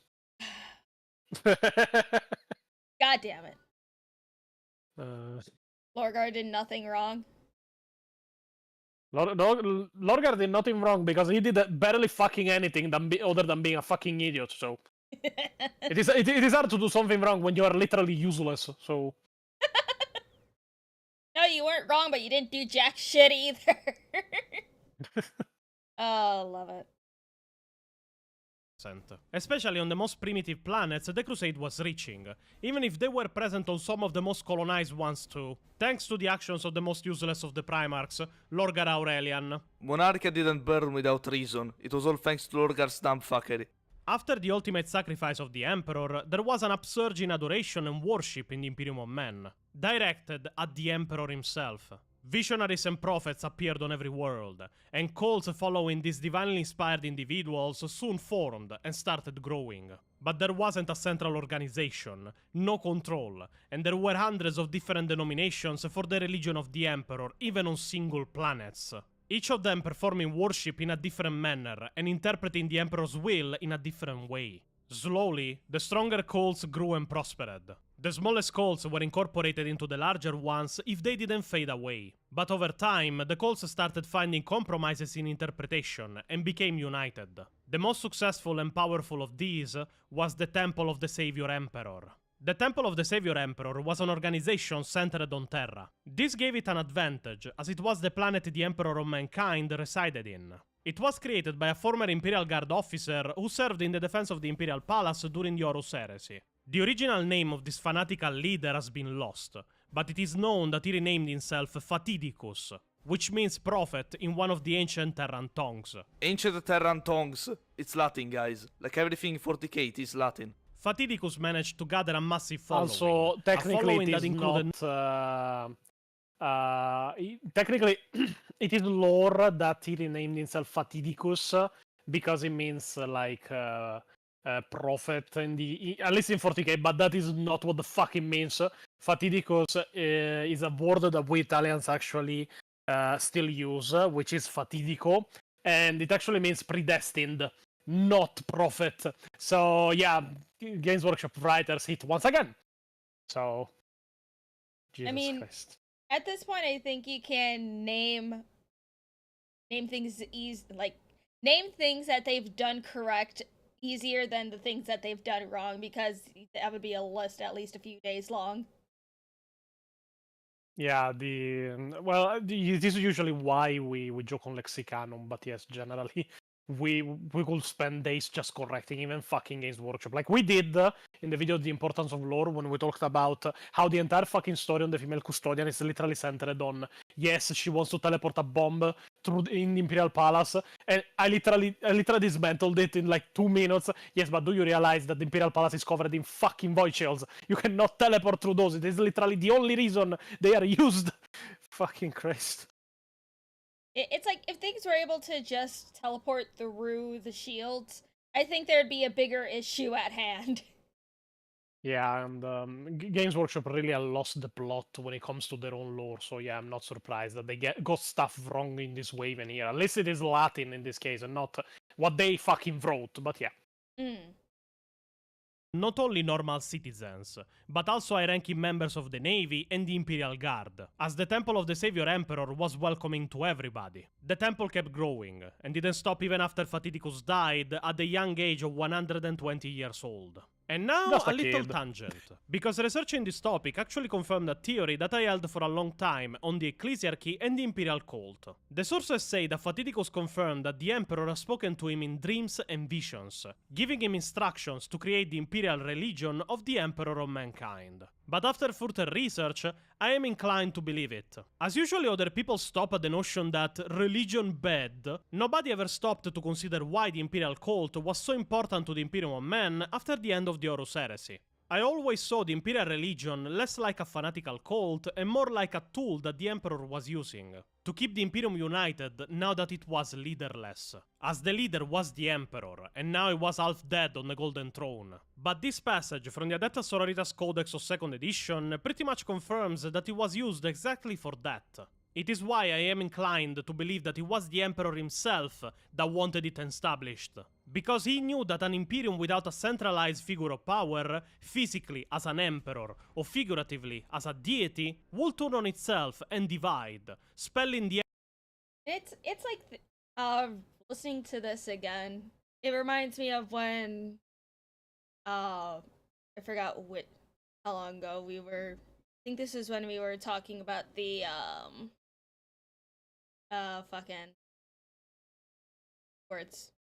Anyways, the dudes that were like, you know, trying to make the emperor, well, I believe he was still alive at this point. Well, you know, walking around and everything. Trying to make him into a godlike figure without him knowing. The fucking book nerds that would write everything down. Oh, the And the word bearers. Yeah, the word bearers and everything. And he's just like, no, he didn't want to be seen as a god at that point. But granted, I don't think he well, like, you know, as a words place. He didn't. Well, no, like you're correct in a way, but wrong in another one. The word bearers were allowed to worship the emperor as a god and such, because it is what Lorgar did, and it is what his legion were doing. The emperor ignored it as long as they were useful in the crusade and generally to expand the Imperium in the galaxy. The problem came when words came to the emperor, because he actually sent Robute and various people to actually do an investigation, because he was like, why the fuck are the word bearers so slow at conquering new planets for the Imperium of Man? And he found out that Lorgar and the word bearers were forcefully converting everyone on the planets they conquered through decades, the people of the planet to the religion of the emperor, and you either converted or you will be executed. So after learning that, he was like, okay, I can tolerate you guys if you want worshipping me, but this I will not tolerate. And he just sent Robute and the Ultramarines to burn down Monarchia, and then did everything that happened. But yeah, it was all fault of Lorgar, because he didn't simply listen. Like, he was being allowed to worship the emperor. The problem came when he started forcing others to worship him, and that seeded disaster in the Imperium of Man. But yeah, generally, the Lectitio Divinitatus, which is the book that describes the Emperor as a god, and it is pretty much the book of Lorgar, is the basis for the Imperial cult and the Imperial religion. Now it has become completely fucking corrupted to the point that even the war bearers are disgusted with what the Imperial religion is. But other than that, they even commented, okay, so we are the only ones that actually won. The Emperor is now a god for the Imperium. They even used our fucking book. So yeah. Yeah. And so it was fine until it got to overzealousy and religious extremism to the point of execution if you don't follow exactly this. Yeah, pretty much. Okay, yeah. It's like the word bearers are like I do enjoy the lore of the word bearers because they are pretty neat. Just Jesus Christ, Lorgar is insane. Not insane, just an idiot. But yeah. Yeah. You know, idiocy, insane. It's about the same thing depending on context. The end for humanity in the Milky Way galaxy. In many places, the Imperium was still reeling from the anarchy left by the Horus heresy, and the Temple of the Savior Emperor provided a uniting force to instill cooperation between the lowliest and the highest. Those sects which did not or could not incorporate the Temple's wishes faced political and economic annihilation. The population would be roused to cast out the unbelievers, and on many worlds, this persecution turned to violence. The temple, obviously, didn't approve of these more violent actions, but even while they were performed, the cult kept growing incessantly. By the start of the 32nd millennium, around 1,000 years after the end of the Horus heresy, almost 2/3 of the Imperium of Men were united behind this order. On Terra itself, only the Mechanicus and the Astartes were not part of the religion, as they had their own traditions and forms of adoration of the Emperor of Mankind. In early 32nd millennium, the Temple of the Savior Emperor was recognized as the official religion of the Imperium, and was given the title of Adeptus. For who doesn't know it, only the organizations with Also, the title of technically, this Adeptus graph can have is wrong, representation. but every single fucking canon graph has been wrong on this, because like the Adeptus Custodes are technically written under the Adeptus Terra, the Adeptus Mechanicus, and the Adeptus Ministorum, but the Adeptus Custodes have the same level of authority of the Inquisition, so I don't get why the fuck they are down there, but yeah. So Interesting. Well, granted, again, Modern Games Workshop is just wrong in a lot, even in their Yeah, own pretty lore. In the Council of the High Lords of Terra. It is why there is an High Lord of the Adeptus Mechanicus, an High Lord of the Adeptus Custodes, an High Lord of the Adeptus Ministorum, and so on. And with this new title, it was officially renamed as the Adeptus Ministorum. Now with the backing of the Adeptus Terra... Question for Pontius while we're on it. Do you think Lorgar would be a better leader of chaos and divided than Abaddon at this point? I mean, I'm pretty sure a fucking chair would be a better leader than Abaddon. Abaddon needed to be retconned into actually achieving fucking something. It is why I am of the opinion that the best War Master for Chaos you can ever have is actually Euron Blackheart and not Abaddon. Like, I imagine the moment, because there is this little part of the lore where Abaddon actually gifted the fifth and last, then it wasn't the last because there were more, but the fifth and last of the Blackstone Fortresses to Euron Blackheart, technically as a gift of alliance, but I can just imagine the anger of Abaddon, because there is this theory that he actually gifted the Blackstone Fortress to Euron to actually make him a target of both Chaos and Loyalist forces, because he has a Blackstone Fortress. Everybody wants it. And I can just imagine the scene from the first Iron Man with Obadiah, where he just goes, Euron built an entire fucking Legion force in a cave with a box of pirates! And that's pretty much Abaddon in the description of the entire fucking thing. So yeah, I think sincerely anyone will be a better fucking War Master than Abaddon, and Euron will be the best War Master for Chaos. He has personal reasons to hate the Imperium, so... taxation is theft, Euron did nothing wrong. Citation to Pio. increase its hold over Imperial citizens and soldiers at an astounding rate. Those that refused to join the Ministorum were declared unbelievers, and either banished from their communities or in... Okay, but this stupid little cherub things, they just look like fucking dorks sometimes. Absolutely horrifying in some moments, and then you have this little dude just tooting away on his horn. This is not the worst. Look up the official artwork for Inquisitor Fyodor Karamazov.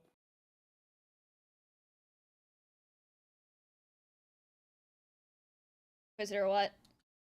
Fyodor Karamazov. Theodore? No, Fyodor, with the F. Fyodor. F-Y... Odor. Theodore. Karamazov.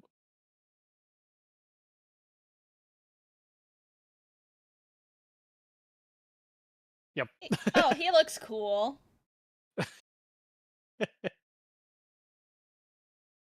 I mean, when you just want to chill out in battle, you just have a throne with legs. I want to say, though, Dominic was the best character of this fucking thing. Man. I love this Yeah, artwork. Yeah, this is actually a citation we actually made in one of our videos. So this is probably one of the worst fucking Inquisitors you can ever find in Imperium of Men. Because if you are brought in front of him, you are dying. You have no way to escape. Even if he declares you innocent, he will condemn you to death for the crime of wasting his time. So yeah, he's pretty fucking useless as an Inquisitor. Man. He is that just... Oh, I love the designs of everything. Fuck, it looks good. Some cases. This is actually even an organ, execute- if you see it. This is like a giant organ. I know. It's just like when we were watching fuck. Guys, what did you have me watch in the Discord again? That was like many years long in the making with the walking church. Fuck, what was it called? Bad with names. Anyway, it's like just some of these things are just like, you know, literal walking fucking churches. I'm just like, ugh, man. The Imperator Titans. Yes, it was one of the Imperial Titans. Armageddon. Oh, Hell's Reach. We were watching Hell's Reach. Oh yeah, Storm Herald, the Imperator Titan of Zaha. Yeah, just Hell's Reach was so cool to watch. I love the art direction, especially like how stylized it was, especially for the like first half of it, just black and white, then going into color, then back to black and white. It was just, oh man, I love watching things for the first time because I was just in fucking awe and wow. Yeah, but like if you think that was big, like you should check out Dies Irae, scritto Dies Irae, which is the only canonical Imperator level Titan ever corrupted by Khorne. So it is literally a Khorne Imperator Titan. So it is even bigger than normal. Yeah. Hell's Reach is so fact, based. Top recommended. There are artworks that like compare his stature, and it was like a good, probably 20 or 30 meters bigger. So Jesus. Oh, I see I know a sister when I see one. Right here. Granted, it looks like she's ready for disco night in that pose, but you know. As heretics. The Adeptus Ministorum at that point split the Imperium into areas called dioceses, each led by a cardinal who controlled the missionaries and preachers of hundreds of worlds. As the power and might of the Ministorum grew, even its first war of fate would be declared against the Confederation of Light, the only other order that could rival the Ministorum. After the victory of the Imperial Cult, nobody was left to even rival them as a religious entity. I'm not saying it randomly, it becomes important later. By the end of the 33rd millennium, with the exception of planets controlled by the Adeptus Mechanicus and the worlds under direct control of the Adeptus Astartes, every Imperial world had its cathedral dedicated to the Emperor. Thousands of shrines dotted every planet, and the tithes and collections of billions of followers flowed into the Ecclesiarchy's coffers. This money was used to build even larger temples, to outfit shrines in the most lavish decoration, and to fund more wars of fate to maintain the Ministorum's control. And it is from this point that the events that would lead the Imperium to the Age of Apostasy were set in motion. And if the Horus Heresy was Dead the Issues the musical, the Age of Apostasy was Dead the Issues the street performance. You know, this is one thing that I keep forgetting to ask the various autists about, but are only specific people able to write and bless the purity seals, or are they just kind of like you can write them down and they'll work type of thing? no, they need to be blessed by members of the faith for humans, and at least by chaplains and such for the Adeptus Astartes. Like, you cannot just scribble some bullshit on some things, put wax on it, and attach it on your armor. It is not how it works. In fact, like things are get so specific in various branches of the Imperium of Man, to the point that even the tank you are looking at, which is a Baneblade, the pilots are not assigned randomly, like they are chosen by hand by the Mechanicus. So yeah, nothing is random, everything has to be done according to tradition. Okay. And also, I think, yeah, I forgot to show them in the Discord, but I can also just show this now, because someone was nice enough to make me some purity seals and send them to me. Let's see. Are you? Here you Do they go. mention feet? I'm curious No. now. Shame. Here you go. These are the purity seals that Bush in the Discord server made for me. Yeah, they're pretty cool. The even if I would be actually fucking worried of the upper right one, because that's the symbol of the Flesh Terrors. I don't know how safe you are if that symbol is near you, but yeah.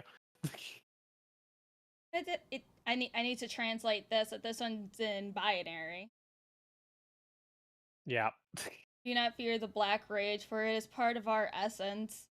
Learn to embrace the fury that comes with it, so that you may direct the savagery towards those foes of the Imperium who deserve our ire. This is our beloved Primarch's parting gift, and as with all he granted us, he must be proudly accepted. I'm sure, well, pretty sure that's probably a speech given by Gabriel Seth, which is the chapter master of the Flesh Terrors. But at the same time, the Flesh Terrors before him were renowned for being fucking unreliable, because they deployed on Battlefield and started killing literally everyone because they fell to the Black Rage so often. So, well, you know, Hail Marys and all that. It's like, here you go. A little bit of morale. There, slap it right on there. I would run a sister army with all feet exposed. Tori, I know you would. I mean, I have an Arthur Formals. Sanguinius with his feet exposed if you need like something No. to stare at tonight. No.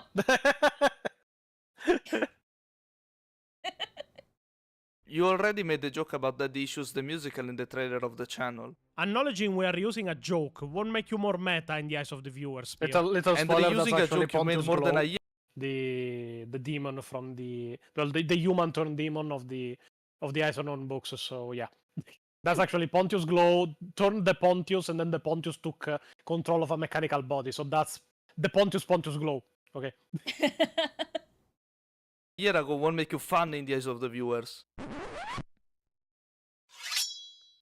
I would like to sincerely apologize for my last comment.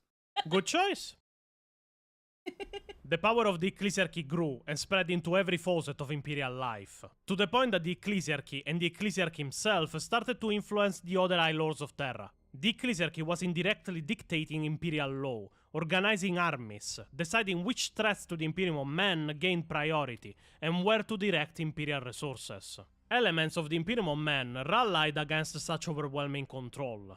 In the High Lords Council, the Fabricator General of the Adeptus Mechanicus opposed the will of the Ecclesiarchy, and the Chapter Masters of the Space Marines also viewed imperial orders that reached them with doubt. It is following their lead that the Administratum began to fight against the pervasive force of the Ecclesiarchy. The Administratum, angered by their loss of control and power in the Imperium of Man, began to re-establish itself as the commanding and binding power within the Imperium, and so began a rivalry for power that lasts even to the present day of the 40k universe.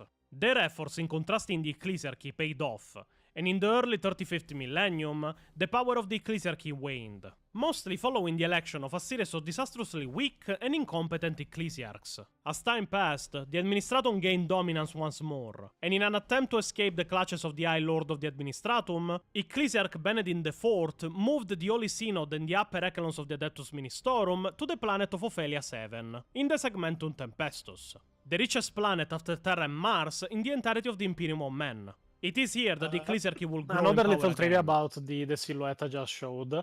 The first time Pio saw it while I was showing him some stuff during editing, he was like dying of laughter because it was like, yeah, I can understand why you used it, but actually I can recognize the silhouette anywhere because of TTS, which is actually Ecclesiarch Decius from the TTS series. And it was like, okay, yeah, but I cannot take the silhouette seriously after TTS. So I'm just looking at white Decius for the entire time.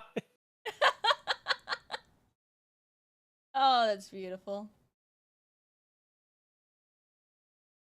Raising the request of tithes from the worlds of the Imperium and purging even more heretical cults, and with them, anybody that opposed the word of the Ecclesiarch. Thanks to these events, and now with their distance from the Administratum, the Ecclesiarchy began to form its own fleets of interstellar ships and armies. It is at this point that they would establish the Frateris Templars, and their armies rivaled even Imperial Guard regiments in strength and destructive capabilities. In the middle of the 35th millennium, nearly 300 years after the move to Ophelia VII, Gregor XI was elected to the position of Ecclesiarch. Yeah, A deeply I spiritual can man, still only Gregor see was Decius.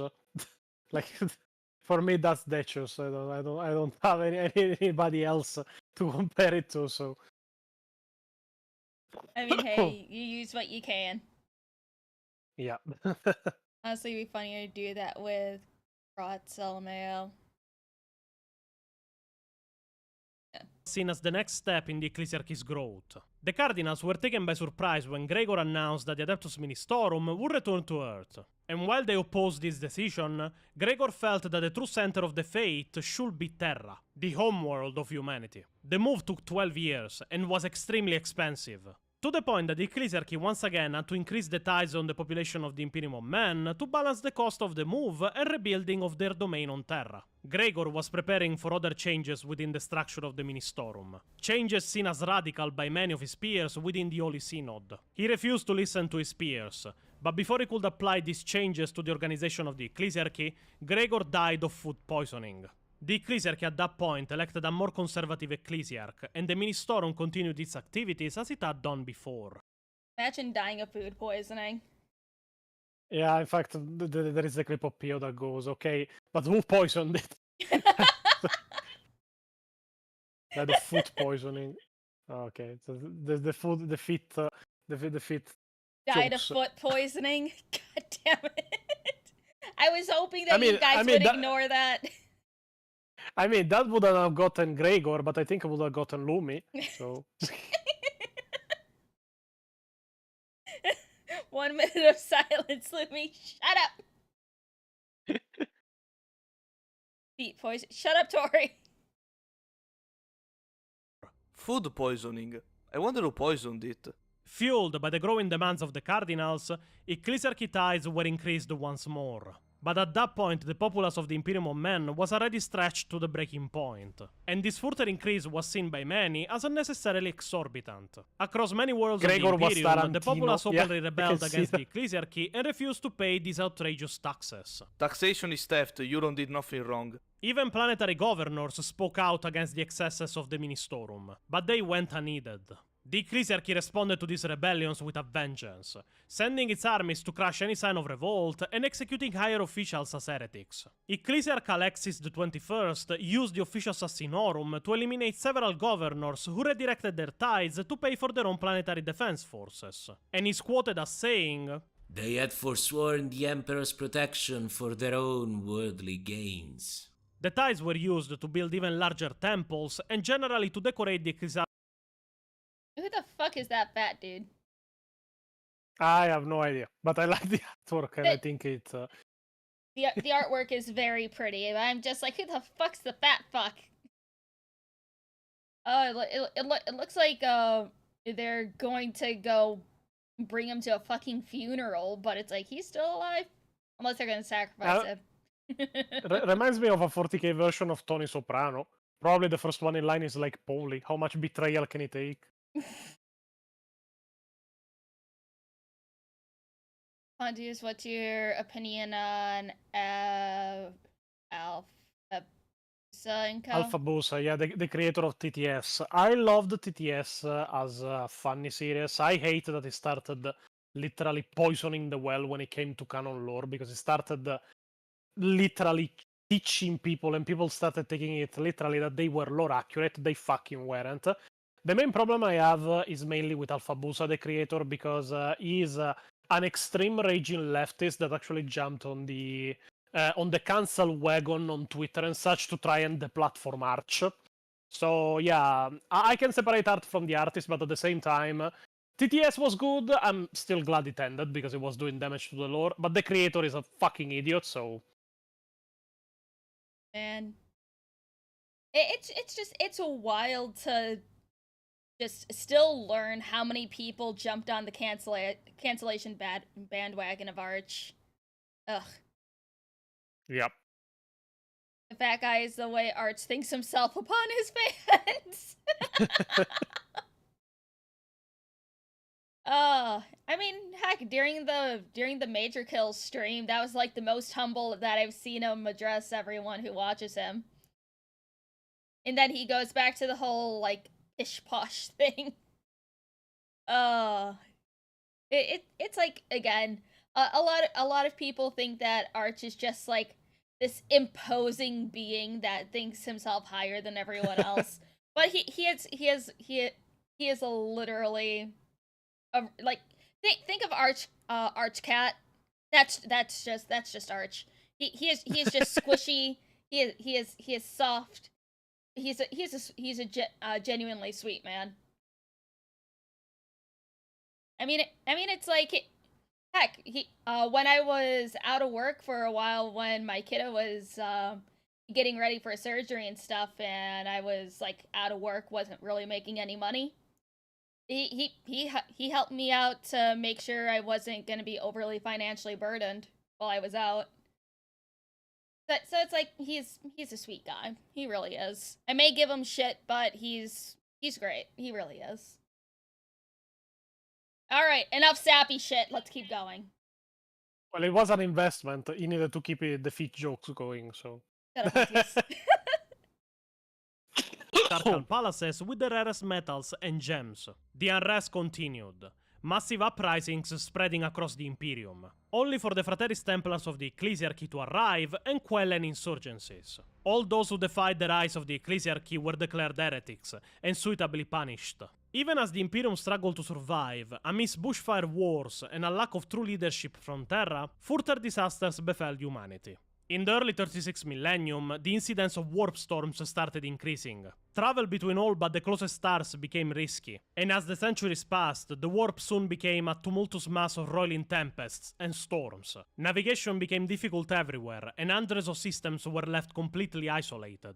With the resources of the Administratum and the Ecclesiarchy turned towards their power struggle, much of the Imperium devolved into anarchy. In those few worlds still accessible by starship, the power of the Ecclesiarchy was brutally enforced by the Frateris Templars, and any slight deviation from the holy decrees was marked as heretical. Seeing the turmoil wracking the Imperium, Chaos forces poured forth from the Eye of Terror to attack the Imperium's worlds. Orc wags rampaged across vast tracts of the galaxy, and there was nobody who could stop them. On the planets cut off from Terra, Chaos and G-Stealer's cults rose in rebellion and overthrew their governments, damning entire worlds to slavery and slaughter. The worlds that were not overrun by alien attackers strove to retain what they could. But as time passed, even the most advanced worlds fell to their knees. With no central guidance from the Ministorum, even the worship of the Emperor began to devolve into a...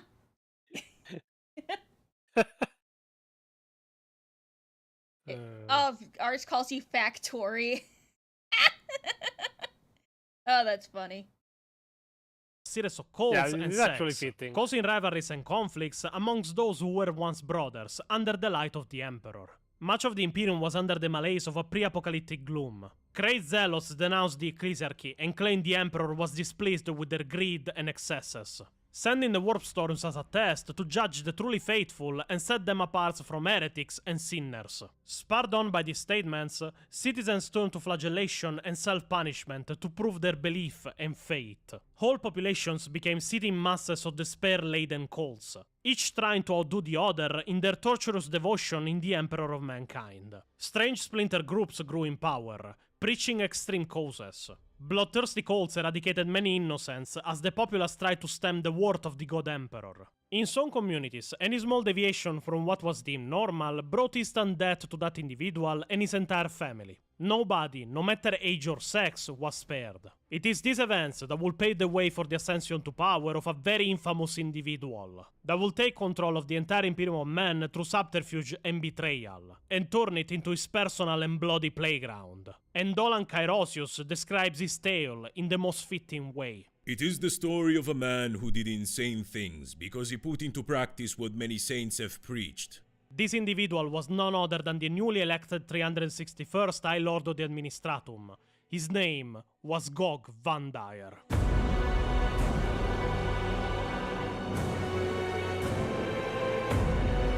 I actually agree with ETS on Vandire. How the fuck do you get empower somebody with such a fucking evil name?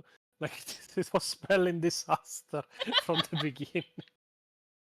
He looks like he's ready to just stab everybody in the back who just, like, makes his food incorrectly. I think it is what happened most often. No. Also, why is his nail so sharp? To scratch the feet better.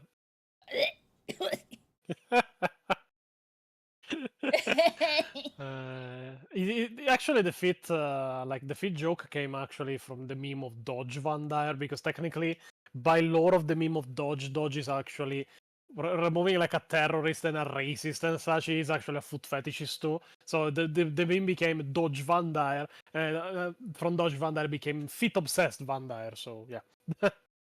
Question for Pontius: were his last words accurate to the TTS? Yeah. We actually showed the direct quote later, where there is part that LumLum dubbed, because she loves her voice and she will enjoy it. So, George Vampire. You know what? That's a pretty easy way. George Vampire instead of George Vampire. I mean, other than Robot Gorilla Man, I think it is probably the easiest character to get the name wrong for memes.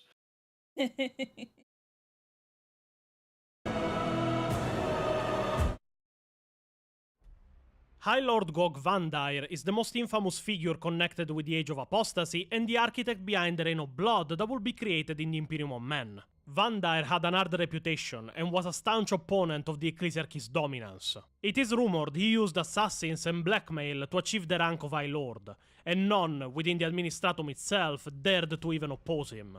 Vandire was a strategist and a manipulator. Shortly before being elected as Lord of the Administratum, he was instrumental in the election of Ecclesiarch Polis III, a degenerate incompetent who was easily controlled by Vandire and his followers. I am Once he had wondering though established about his the position, fact that, because like I didn't make up the part about degenerate incompetent. It is how it is described in the codex, and I'm like, wait, but degenerate in what way? Because like this is the Ecclesiarchy, so like, is this social commentary on something, or was it just like a foot fetishist? I'm curious. Because degenerate incompetent can mean anything. Can go from Jeffrey Epstein to LumLum. It depends from the side. Hey.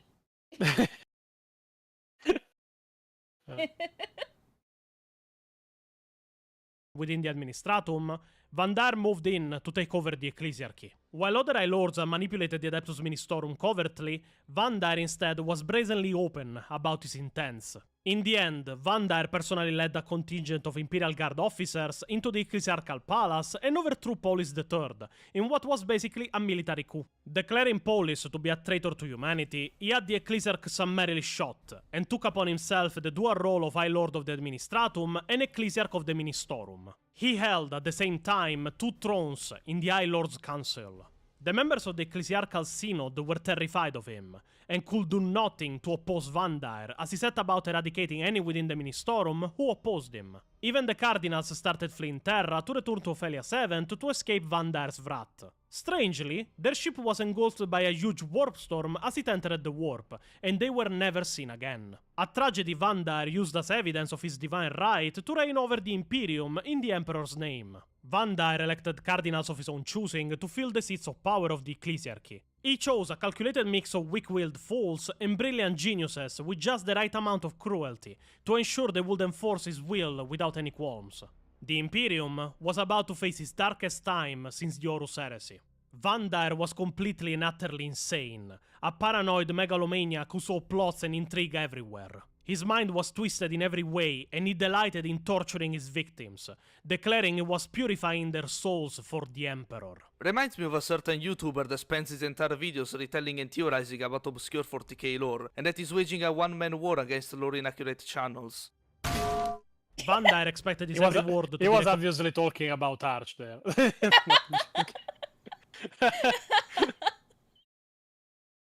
Yeah, but the menace of the pun was pretty established because it came out when Pio had already insulted me before, so he was still threatened even if I was off screen, so I just threw it. Oh, you missed a prime opportunity of using the Berserk 2016 clank sound. Yeah, actually that's memey enough. I should use it at some point. Yeah, the sound. Like there is literally a video that is it lasts like a minute or so. It is every Berserk 2016 clang, and like it goes on for a minute, and then the editor just goes, "Okay, I'm tired. I'm not doing this anymore," and just ends. Just, oh my god,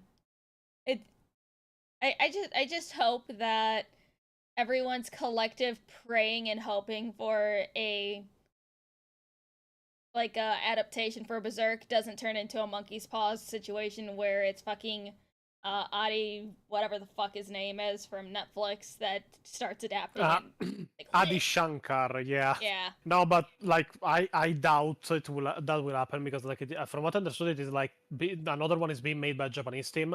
The problem is like the problem. There are several problems when you're trying to make that adaptation. First thing, they have done it every single fucking time in the worst way possible.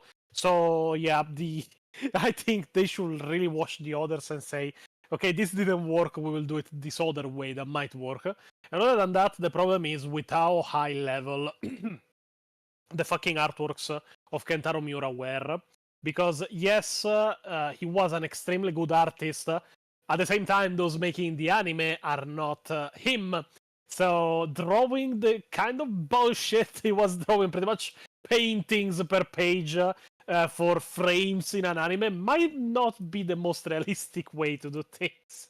Oh yeah, it's like the closest that we'll get to, a very good adaptation is from the 90s, and that only covers the golden age. They still just cut things out.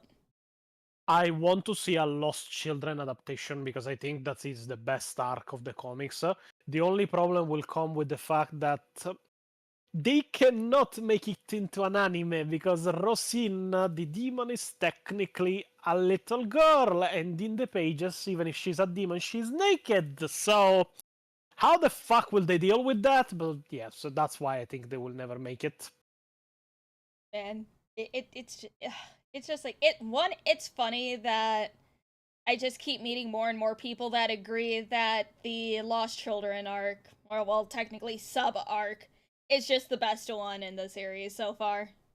Oh, because it treats a topic that not many others have touched, and it shows the true effect trauma can have on people. Like, it is very interesting that the villain technically is a traumatized child given an amount of power that no child should ever be given. Because imagine taking a 13 years old with an abusive family and giving him the power of God. Yeah, that will not end well. So yeah. And adults attack. Oh yeah, the adult attack. Oh yeah, the adult attack was pretty brutal. Like, but yeah, let's deal with it though. It is pretty cuttable. Like, you don't need to see that. Like, it adds in the comics, but it is not a central part. Rosine instead is a fucking central part of the arc. So if they cut her off, they cannot make the arc. That's the problem. And it's like, even like, we already seen this with 2016, but it's like, you can't really skip over at least even the fight with Rosine in Lost Children and go straight into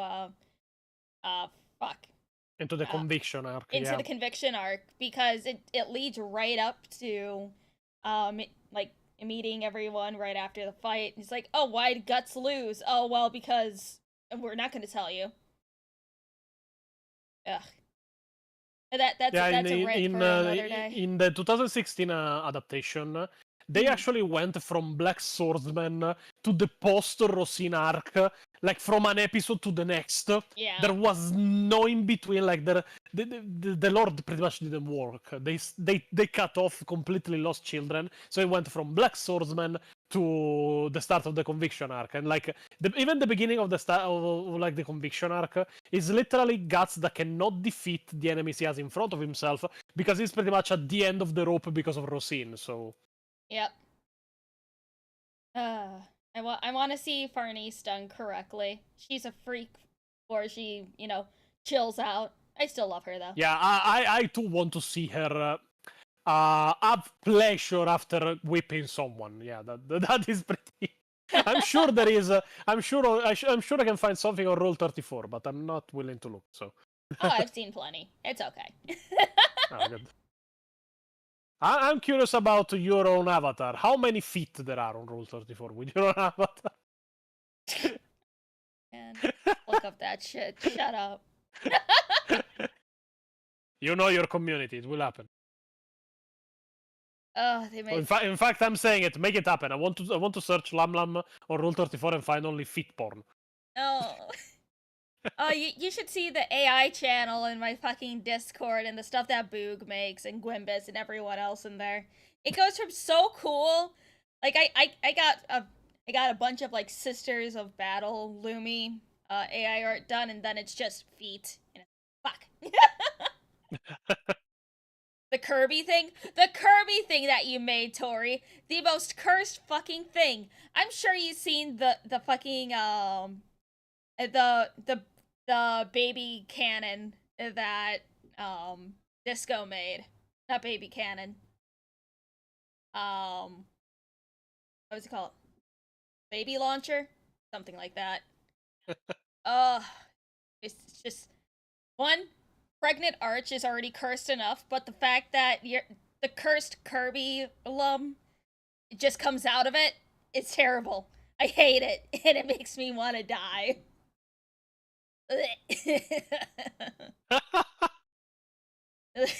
Oh my god.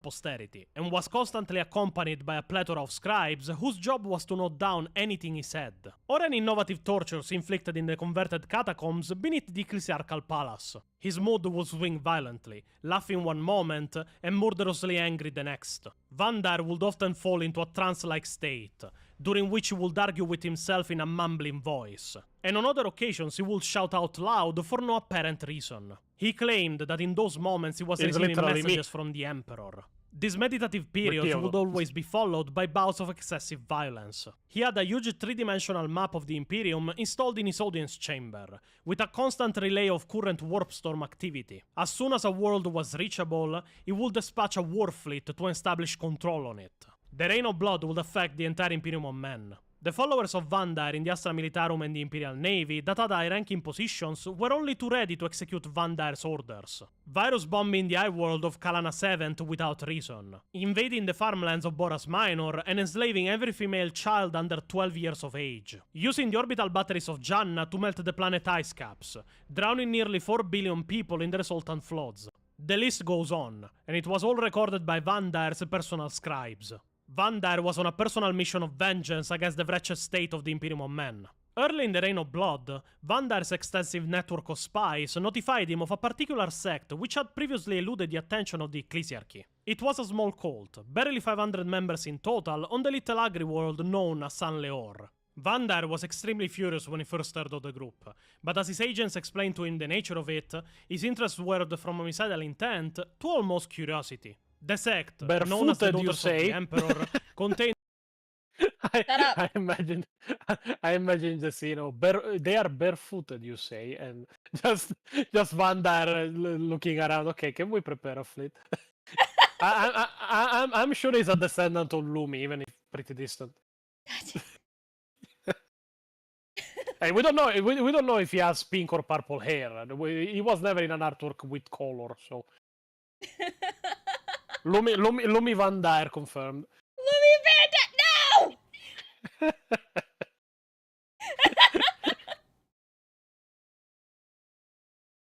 and only female members, and devoted itself to the worship of the Emperor of Mankind through inner purity. The Daughters of the Emperor studied the ancient arts of war, using a taxing learning process to clear their minds of all worldly considerations, honing their skills over their entire lives.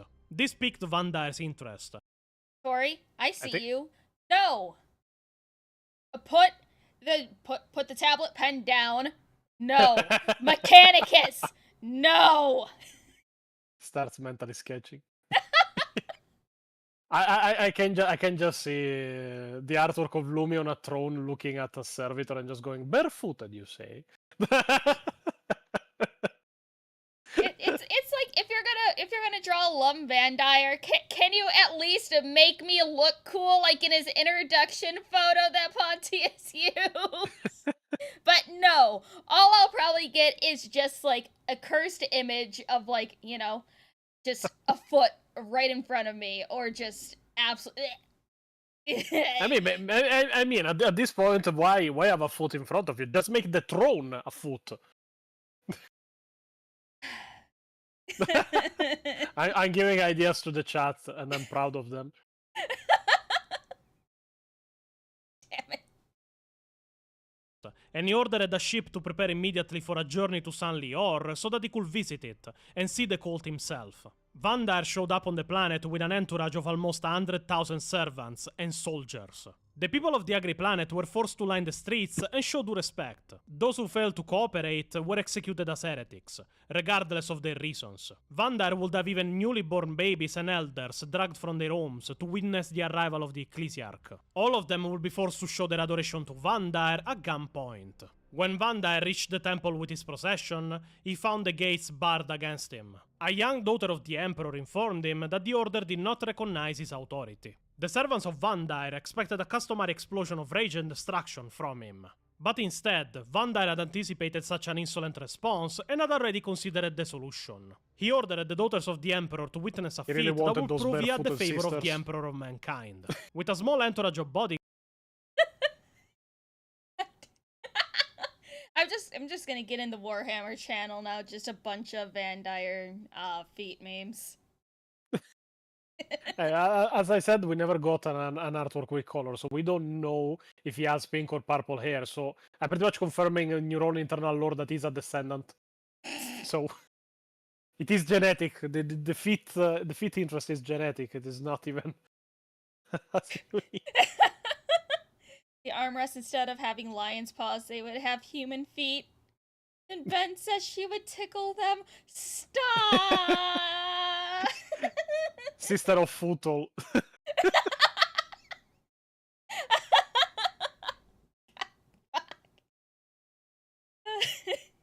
I can just imagine. I actually saw a meme of Doge Vandire some time ago. I have it saved, but I will never find it right now because I never find the memes I need. Where it is just Doge Vandire in front of the High Lords going, trust me, fellow High Lords, the Sisters of Battle being barefooted is actually pretty important to their efficiency in battle. It's true, LumLum often talks about sexual preferences being genetic. Shit. I did say that. Because we do the Aquila study. symbol with our feet, not our hands. Can you imagine what lies at the foot of such a throne? Shut up. Vandire entered the temple and was accompanied to the main hall. Before the assembled order of daughters, Vandire knelt in supplication to the Emperor, praying for his protection, clutching the Ecclesiarch's rosarios in both hands. Standing again, he ordered one of his guards to shoot him with his last pistol. The officer refused at first, begging Vandire to not endanger himself. Vandire's response is quoted as, "There is no danger. I have the Emperor's protection. Do you doubt that?" The officer couldn't answer the question, as he knew that answering the wrong way would have brought to him punishment. He duly raised his pistol, aimed at the Ecclesiarch's chest, and pulled the trigger. The last bolt struck Vandire, and it caused an explosion of light, blinding all who stood around him. As they recovered their senses, Actually, they saw posted a meme that Vandire every time standing that there is totally something that describes, oh yes, like, oh yes, there was an extreme light or something, and the screen just goes white. I saw a meme that somebody sent where there was like the meme of the guy raising his head from the from the pillow in his bed, like with a strange face that comes from the comedian from that is Scottish. Oh my god, I don't remember his name. Anyway, and there was like this picture edited with just white light in front of it, and it was a meme when Pontius puts a part with completely white light in his video while you are trying to sleep at night. It was just white light in front of a guy that woke up because of it. Yeah. Oh, If I can find it, I'll send you a screenshot. But it is a pretty old post. Okay.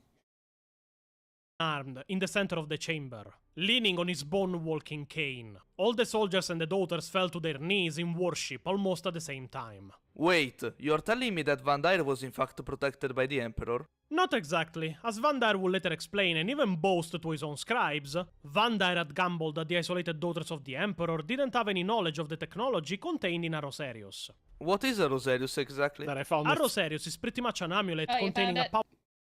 Yeah.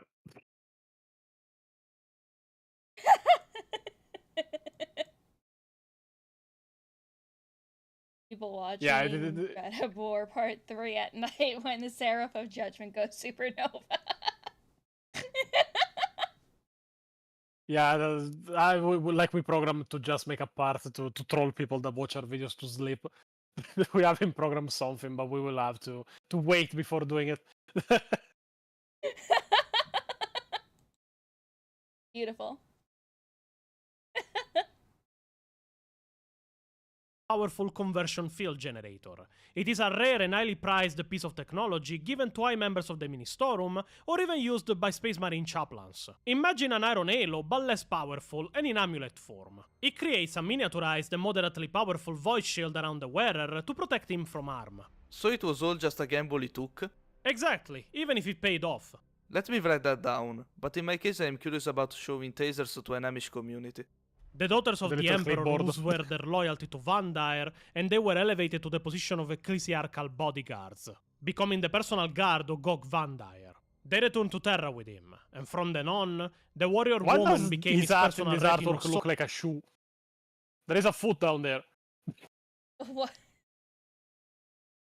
Looks like a giant shoe. What?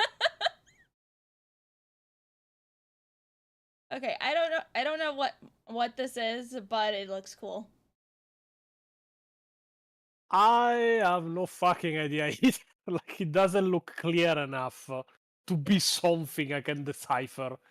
Like, this looks like wings. It's not one of the little cherub things, because that's not the face of a baby. I don't know what it is. It could but be it a looks- cherub. Have you seen how ugly a baby is? No, but they usually modify the faces of the babies they clone for the cherubs with technological parts. So it is completely possible that it's actually a cherubin. So Mm. soldiers and companions.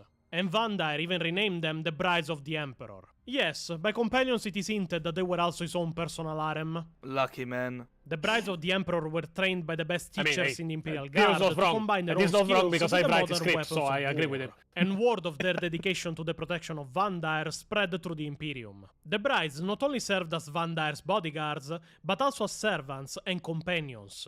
They tasted the High Lord's food, fed him when he fell weak with illness, nursed his frail body, and entertained see him any with food here. singing, dancing, Shame. and other more exotic skills. But nonetheless, they were hardened fighters. And when the Holy Synod tried to have Van Dyre assassinated a few years later, the brides went into the meeting chambers, locked the doors, and emerged an hour later, carrying the severed heads of every cardinal present. As the violent repression and wanton slaughter continued for 7 decades after Van Dyre's ascension to 2 thrones of the High Lords, the resources of the Adeptus Ministorum were always directed towards monuments and buildings to the Emperor and Van Dyre himself. But the insanity of Vandire was ever only directed outwards. And while planets distant months of travel boasted mile-high spires and cathedrals made of gold and rare gems, the ecclesiarchal palace on Terra was allowed to fall into decay once more, wings of it collapsing from the weight of centuries, knee-deep mounds of dust, ancient relics in ruins and stained, tapestries torn, and rats and vermins were everywhere. It was a shadow of his former glory. The only thing that betrayed that this dark and decaying palace even had inhabitants was the rare steps of the daughters of the Emperor that could be heard inside, in the darkness of the empty halls. Vandire's mental conditions, which let's admit was not stellar even when he was elected, started to get worse. He would fall into long, nightmare-ridden sleeps, crying out in hysterical screams. His ancient body was pumped full of drugs and elixirs to keep the inevitable diseases and aging at bay. But with the power of the brides of the Emperor at his disposal, Vandire was still able to command with an iron fist. In his more lucid moments, the alien Vandire could be heard muttering about the light, and the writings of his scribes recorded that his fear of light seemed to grow with every passing day, as he spent all his time in the darkness of the decaying palace.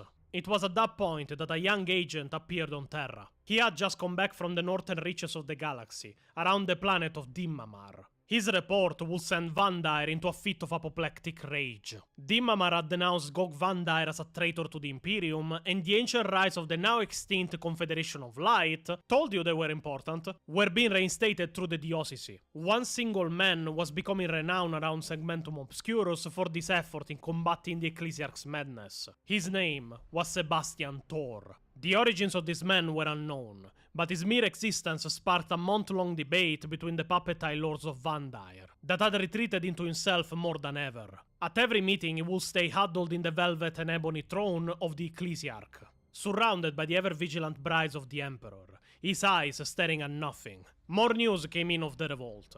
It became clear that things would have to be stopped soon. In just 3 months, another 80 systems had declared their loyalty to the Confederation of Light. And only the weight of the Ministorum armies and fleets in other sectors prevented similar occurrences all across the northern reaches of the Imperium. Just jokes.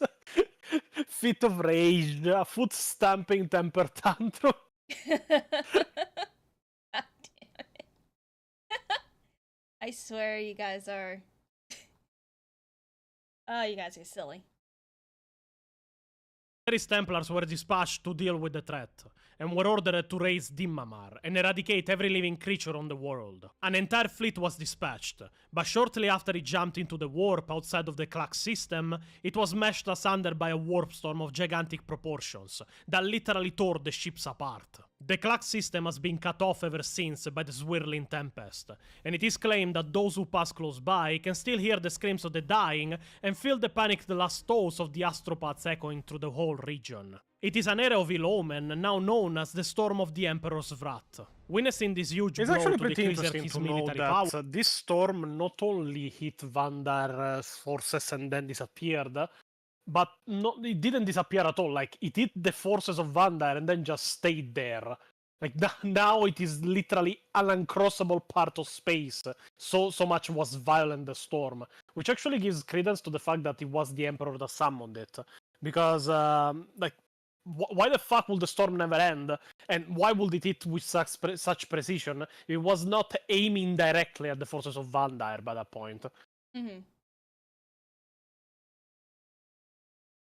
Oh, and I was scrolling. Yeah, because through... usually, like, warp storms are unless they are like extremely big and violent, they are temporary, and usually the permanent ones we have never seen form. But this one is a permanent one, and it formed exactly when the forces of Vandire entered the warp. So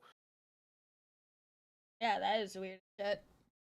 And I was scrolling through my AI folder, and I fear what is in there. No, this is when they were making Sisters of Battle versions of Lumi. This one's from Mobius Bacon. And it's like, see, it's like there's cool stuff in there. There's really cool stuff in there. Yeah, it is not bad. Even if, like, I don't like the exposed legs. Usually, at least in the various artworks, they at least have, like, you know, the oh my god, how are they called? The longest socks That Oh, look like the high-highs. net socks, the thigh high net socks. Usually there is that meme like with even exposed like this. Yeah, Yeah, they're definitely fucking distracting the Imperial Guard soldiers on the battlefields like this. it's like there's cool things, and then there's the curse shit that Aboog makes. Like, for example, I think this was after Arch and I played the the mod for the Coffin of Andy and Lele. It was the Coffin of Andy and Renee. Can I actually show that one on YouTube? Yeah, I can. I think I can. I'll show that. It's this one. Yeah, but that is interesting because isn't that game like accused of having incestuous undertones? I have it, but I never played it, so I'm curious about. The incest is the quote unquote bad route, the bad ending. But it's like it ain't shit. The people who complain about it haven't played the game because the incest is just a little side thing that is optional for you to choose. And no, You can choose it, but yeah, it is optional. Yeah. Okay, I will it's choose optional. it. It's optional. The cannibalism you can't go around, but they're just like, oh no, cannibalism's fine, but the optional incest, that's a little too far for me. Yeah, it is actually a mentality many people hold, which is pretty ridiculous. It's in both routes, but it's the best part, LMAO. Yes, I know it's the best part. It's not optional, it's optimal. Yeah.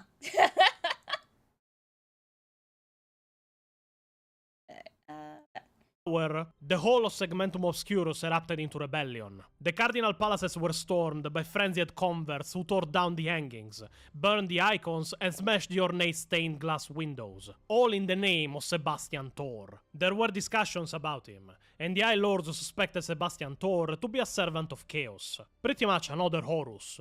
But no, he was just a man, born in a Dimamar Schola Progenium habitat.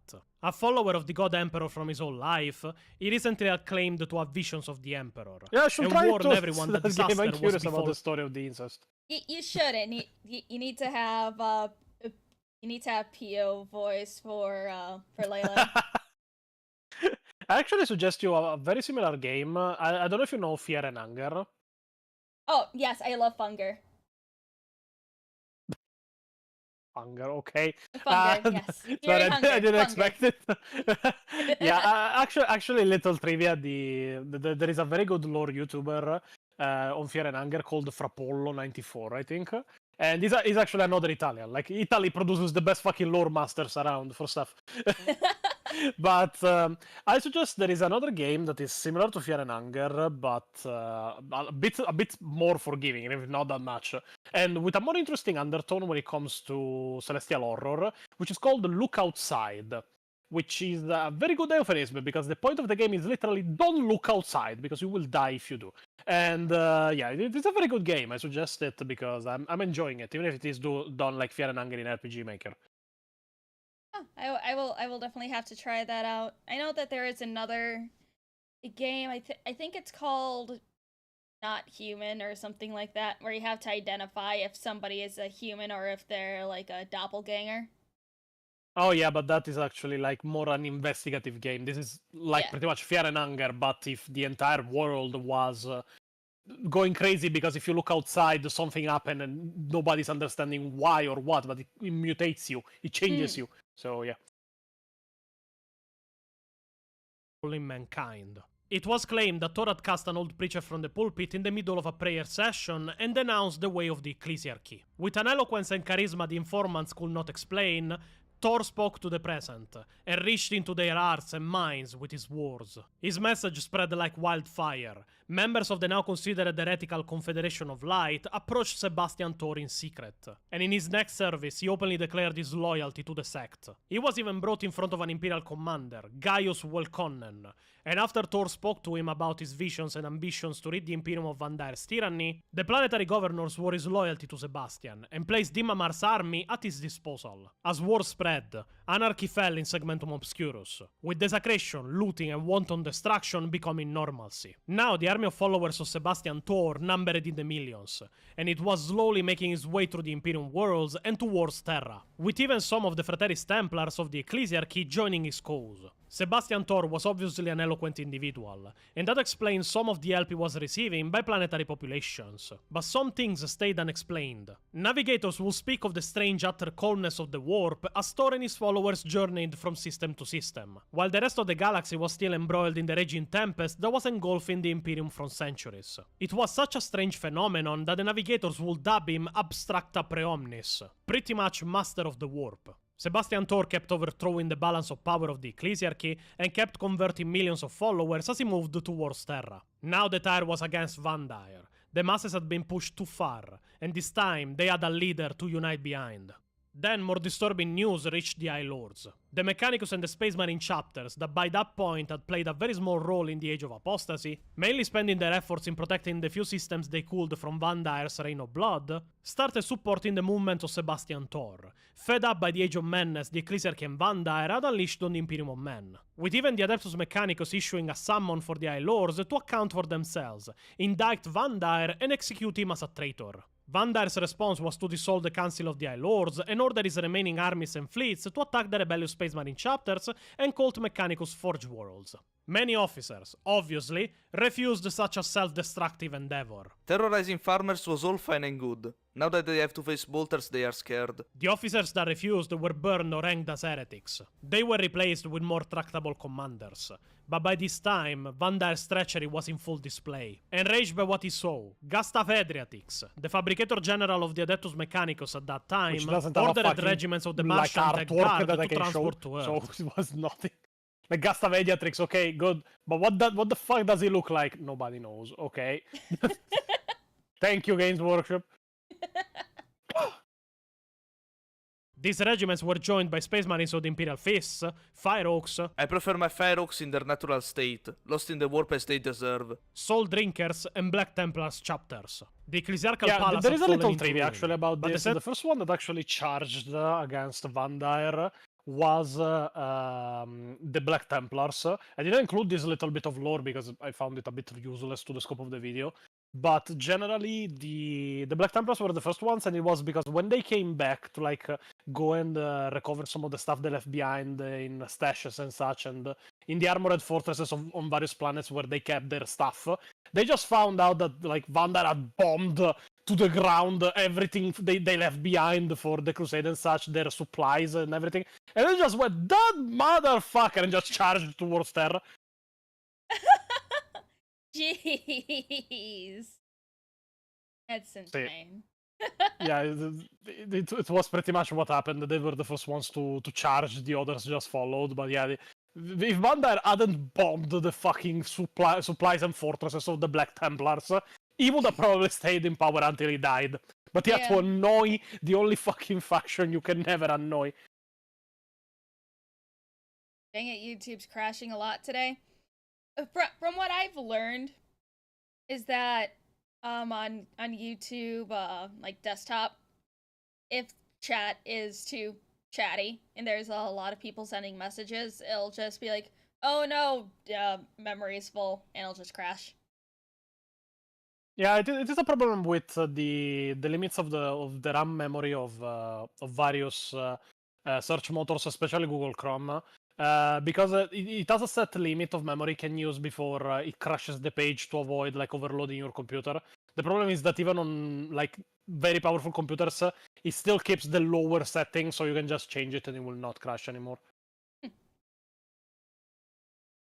Central complex which housed Vandyre's throne room still remained an almost impregnable fortress. For months, the combined forces of the Tech Guard and Space Marines tried to breach its walls, only to be constantly thwarted by the Brides of the Emperor, who numbered some 10,000 fighters at this time. While the Marines and the forces of the Mechanicus were focused on fighting the Brides to reach Vandyre, it was from within the halls of Terra that the greatest threat would arrive. Since the Reign of Blood started, another organization had remained apart from the bloodshed and devastation. Within the secure walls of the Imperial Palace, the Adeptus Custodes continued their eternal vigil over the Golden Throne. To escape the anarchy that prevailed, and to ensure the protection of the Emperor himself, the Custodians had cut themselves off from the outside completely. It was only when the Space Marines and the Adeptus Mechanicus moved against Gog Vandar that the true extent of the treachery perpetrated by the High Lord became known to the Custodians. Sorry, but what the fuck? Something troubling you, Pio? Yes, a lot actually. You want to tell me that after Vander took power and started ruling the Imperium of Men like he was Vlad the Impaler but in space, the Custodians, which remember everyone, have opposition to the table of the Council of Terra? Yeah, their Captain General is technically an High Lord. Instead of stopping him, they just collectively went, well, billions of Imperial citizens are being genocided in front of me by a man residing directly a few minutes from me, but I can't think of a good enough reason to throw him from the top of his cathedral right now. Yeah, second. Was that Dankula? Yeah, that was Count Dankula because it is a direct citation to his video, the town that murdered its own bully. And it is a citation to his little speech when the guy gets shot, and there was like 60 people staring directly at him getting shot, and he made pretty much an impression. Oh, a guy I hate is being shot in front of me by a guy standing directly to the left of me, but I can't think of a good enough reason to look on my left right now because nobody said anything to the police. I love it. I just love that that Dankula has done so much. He could just be referenced in just about anything and be like, "Yep, that sounds about right." Yeah, it is a citation directly to that to the little speech he made, but for 40k. Like this guy is generally the guy. No wait, how was it? Like billions of Imperial citizens are getting genocided in front of me by guys living directly a few minutes from me. But I cannot think of a good enough reason to throw him from the top of his cathedral right now. Yeah. The Jesus Custodes were too Christ. busy oiling themselves. Sounds about right. Yeah. I mean, Edition lore. the citation of TTS to the Naked Custodes, it is technically canon until 4th edition, because there was a piece of lore that said that, yeah, the Custodians renounced to their own armors because of what they had done, so they went around pretty much almost butt naked, like they had pants, but other than that, nothing else. So the foot were exposed. You can look up the model LumLum if you want. But jokes aside, yeah, it was actually canon until 4th edition that they were like almost naked.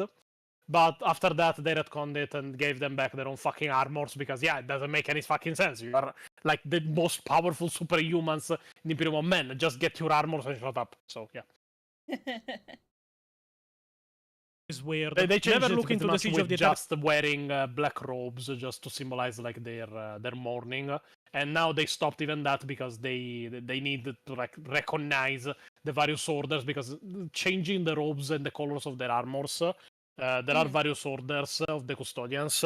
Like the black ones are the not the black ones as in black ones. The black armored ones are the Shadow Wardens that actually guard the vaults of the Imperial Palace. Then you have white armored one, which are the Solar Guard and stay in orbit with Battlefleet Solar to surveil the solar system. Like if you look them up, if you ask me,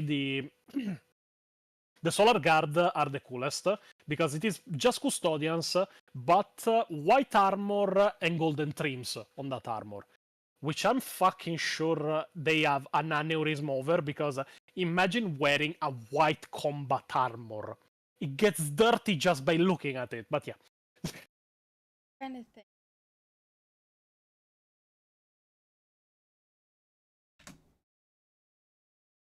What was it? Okay.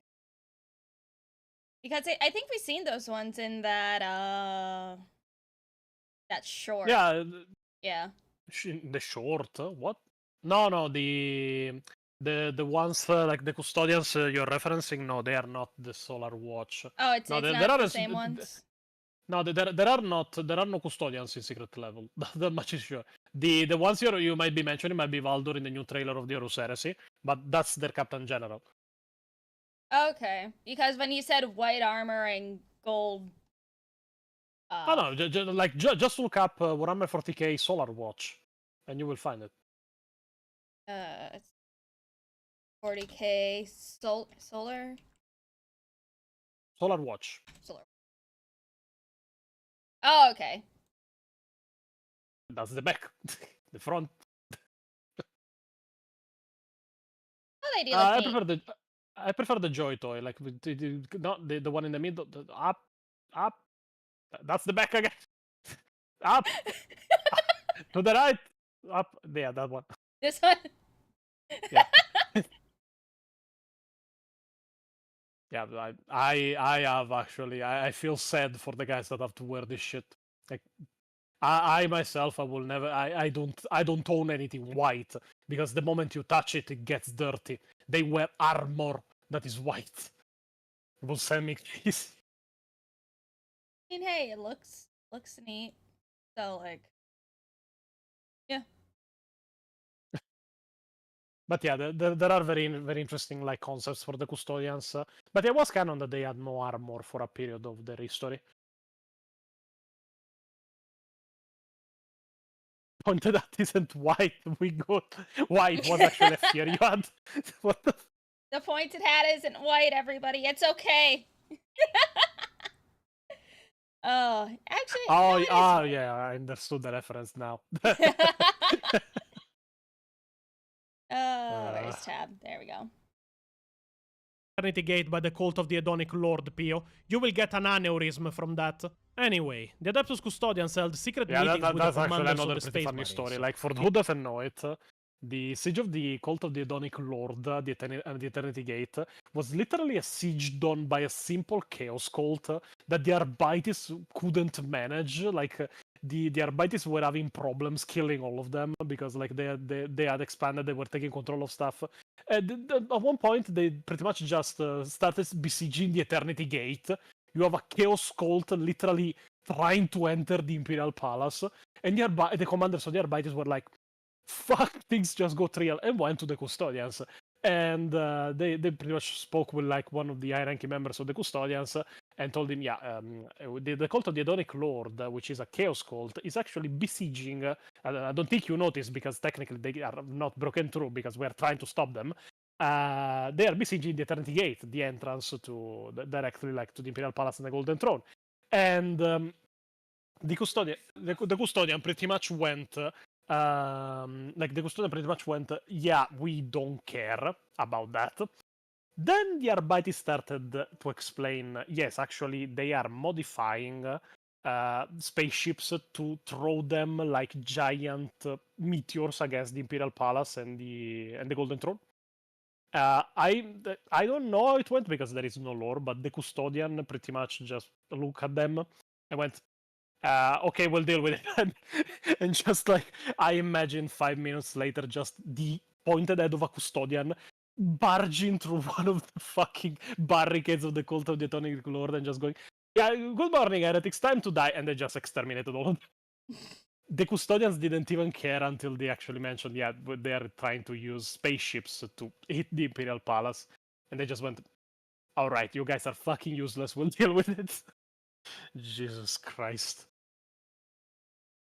It is then that they learned of the Reign of Blood and the Brides of the Emperor, and the betrayal of Gog Vandar towards the Emperor and the Imperium became fully clear to them. They advised the Marines to continue their attack while they worked behind the scenes. The defenses of the Ecclesiarchal Palace were no obstacle for the Custodes, with their lifelong knowledge of the Imperial Palace and its thousands of miles of hidden tunnels and secret corridors. A small contingent of Custodians, led by a centurion of the Companions, made its way to the very heart of Vandar's domain. Surfacing inside, they were confronted by the Brides of the Emperor. Calling for a truce and a parley, the Centurion laid down his weapons and walked unarmed to meet the Guardians of Vandire. He pleaded for an hour for the Brides to revoke their oaths, striving to convince them that they were fighting for evil, not the Emperor. But they were not swayed. The Centurion decided to leave his men as hostages, and guide back the leader of the Brides and a bodyguard of 5 female warriors back into the tunnels. Yeah, listen, this is old lore. The Custodian's level of strength was not decided yet, because you don't leave Custodians as hostages. If a Custodian is around, it is more a situation of this kind. I'm not locked in here with you. You're locked in here with me! And also, a little tangent, to talk about a is myth actually people made pretty me aware accurate. of on Discord during the creation of this video. The myth of Saint Mina, the matriarch of the Order of the Bloody Rose of the Adeptus Sororitas. In the 8th edition rulebook, there is a mention of one account that she dueled with the leader of the Custodian forces that entered the Ecclesiarchal Palace during the siege, managing to duel him on the same level, one-on-one, to a standstill. Now, removing that as I already explained, nope. A single bride of the Emperor one-on-one against a Custodian? The Custodian is going to use her to mop the floor of the Imperial Palace. It is not even a fight. It is a slightly more entertaining execution. But I can say with 100% certainty that it didn't happen at all. For various reasons. First and foremost, I read every source I was able to locate about the Age of Apostasy and there ain't no blood for this video. Not one of them mentions the Custodians ever even fighting anybody. They were there to talk, and only talk. In fact, their commander arrived and put down his weapons as the first thing. Now, taking this into account, considering the difference in power scaling between a human woman and a Custodian, because this legend is in 8th edition, the Custodians by that point were already established as beast and one-man armies, the fact that there is no mention of Custodians fighting ever, anywhere in the entirety of the Age of Apostasy and Reign of Blood, they were pretty much twiddling their thumbs until shit hit the fans and they decided to speak with people. But the fact that the lore itself says that there is one and only one account that this happened, that it is riddled with inconsistencies, and at the end of this same lore questions if it's actually true or not, I can 100% confirm this didn't happen, and that it is a legend made up after the fact to embellish the image of Saint Mina and inspire faith in her after she passed, for her incredible combat skill. The brides of the Emperor The were amount led of into the art of the chat Imperial wars Palace. we have had on Discord about Saint Mina, there were like entire days where the general chat was just debating if she was canon or not. It was a nightmare until this video came out. I mean, as long as the debate, words, please. As long as the debate was entertaining, that's always a good thing. Yeah, the only reason it is in this video is that I became annoyed with the mention of Saint Mina during the writing of this video. You know what? Fair. Custodian power level scale. One fights 100 Inquisitor stormtroopers. He doesn't get hit and knocks them all out. Yep.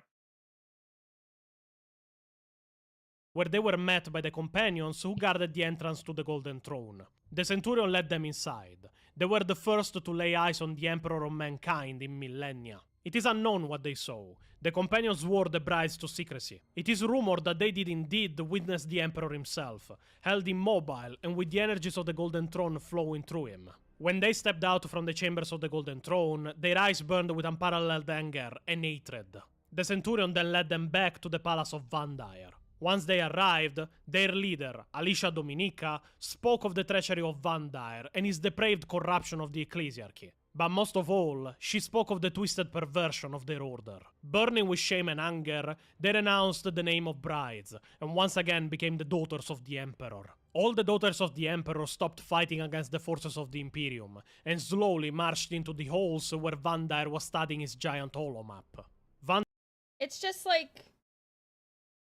I can only imagine just how fucking pissed off all of them were after seeing the Emperor and learning everything. Because just like... going from hyper focusing on fighting Imperium forces and then being like, okay, yeah, no, it's actually this loser. Like, okay, well, time to refocus, everybody. Yeah, but like the problem is not the anger they had for how twisted their ways were by Vandyre, but consider also this. They literally were taking care of what was pretty much an heretic. They kept him alive, protected him, and even canonically had sex with him. Like, they pretty much became an overglorified fucking harem. Yeah. That's what made them extremely more angry. So...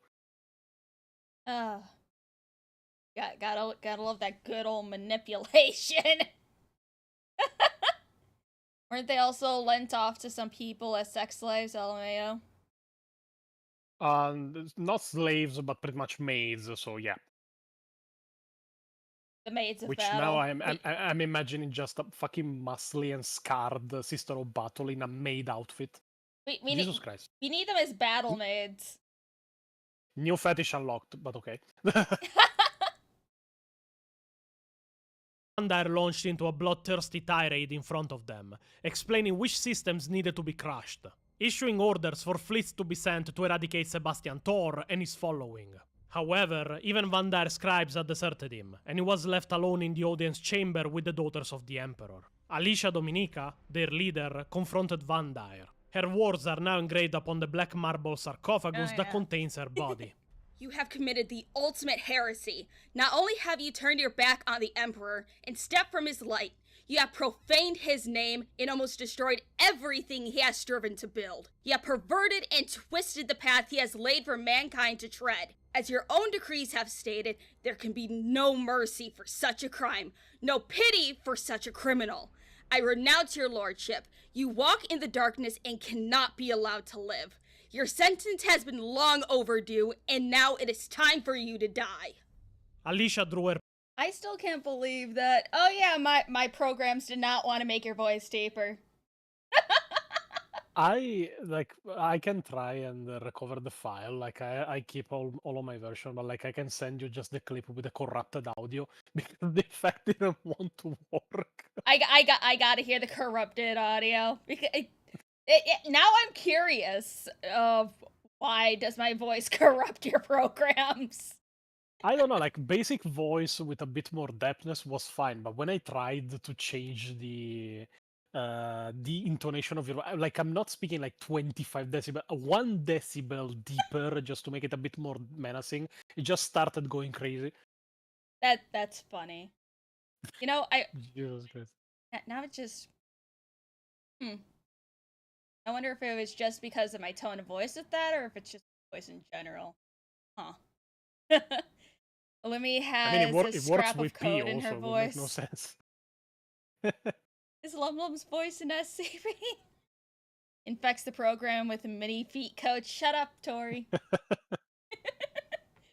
Oh, the binary just turns into shapes of feet.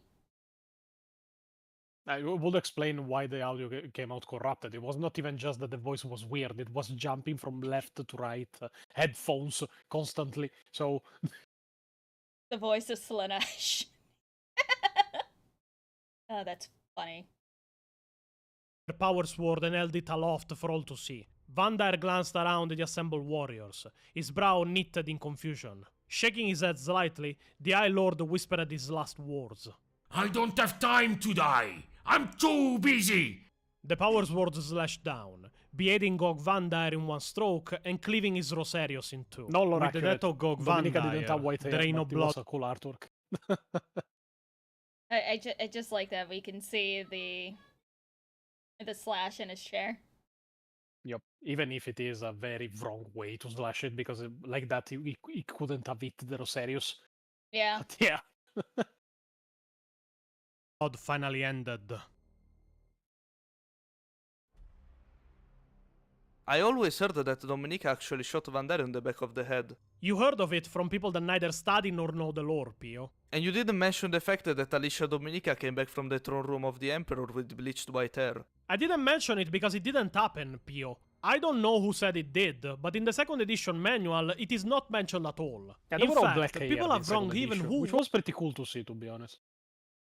It's like, I know before I started, listening to more lore stuff, I always thought that the Sisters of Battle all had white hair. But then I learned, nope, every single one of them do not have white hair. Pretty varied. Yeah, it is actually pretty cool, which means that technically my thumbnail will be canon with the purple haired, so no, the pink haired sororitas fighting. was associated with white hair, as the only order of the Adeptus Sororitas to dye their hair white is the Order of Armor-Tired Lady, which was in origin called the Order of the Fiery Heart, and was not founded by Alicia Dominica, but by Catherine Elisius, also if you known stop it here, as you can Saint notice Catherine. something pretty cool. I pretty much talk of Saint Catherine. There were some people questioning, yes, but how do we know that is canonically Saint Catherine? We know it from the emblem on the left part of her chest. If you notice, she has the emblem of an heart, because the order was originally called the Order of the Fiery Heart. After she died, it became Armor-Tired Lady. So we know it is her exactly because she has the emblem of the art on the left part of her chest. Very interesting.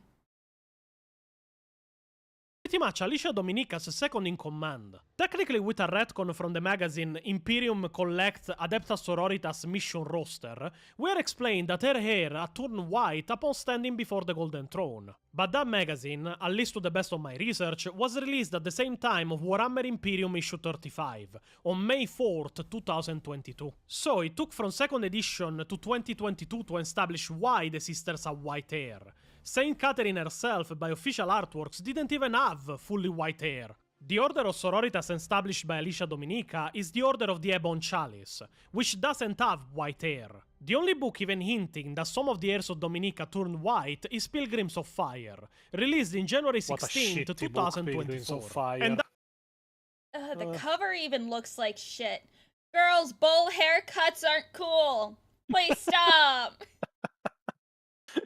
I mean, I have not met anyone that actually wanted to have a bowl cat, so I like the one on the right looks pretty cool, but yeah.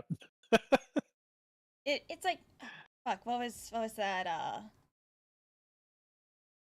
Because whenever I see the bowl haircut, I can only think of fuck, what was it? Edna from The Incredibles. No. Let's see. Coconut Head. From Ned's Declassified. I mean, yeah. Just put him in battle armor, change the white hair, boom, you got a sister battle.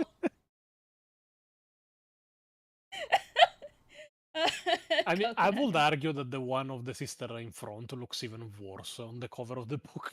Like, Yeah. look again on the video. The one on the front has an even worse bowl cat. It looks so bad. Oh my god.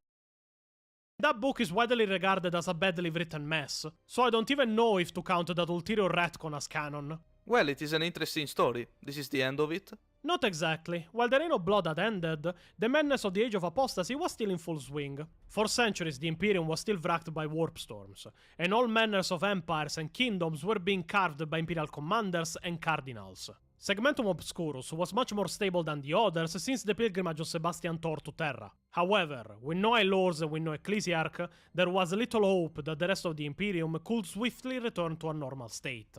The Chapter Masters of the Space Marines on Terra and the Fabricator General of the Adeptus Mechanicus set about resurrecting what remained of the High Lords of Terra, using the notes of Vandyre scribes to bring to justice all those that had profited from the Reign of Blood. All organizations in the Imperium conducted purges in their own ranks of people loyal to Vandyre, while those that had fought against him were promoted to more prominent positions. Some of the High Lords were cleared of any accusations and kept their seats in the Council. However, there was still no Ecclesiarch in the Imperium of Men. It was then that the newly reformed Council of the High Lords sent messages to Sebastian Thor, requesting for him to immediately reach Terra. After various refusals, ships were sent to collect him forcibly, even if non-violently, as he simply accepted to follow the Imperial forces sent for him to avoid bloodshed between his followers and the Imperium's soldiers. Sebastian Thor was put to trial as a traitor, mainly by offended High Lords that were insulted by his refusal of their request to come to Terra. But after 2 months of trial, the verdict was delivered by Captain General Excelsior of the Adeptus Custodes.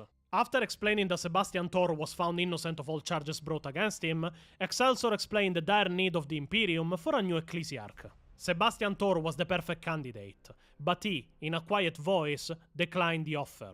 The rumor erupted into chaos, with High Lords bickering with one another. Like the context behind all this. Like, imagine being brought to Terra under the threat of a war being started just to capture you.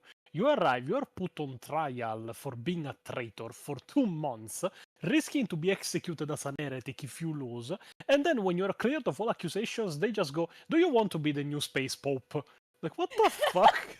I was just about to say that. It's like, okay, hey, so you're accused of being a heretic, but I'm not. Huh, guess you aren't. Hey, you want to be the pope now?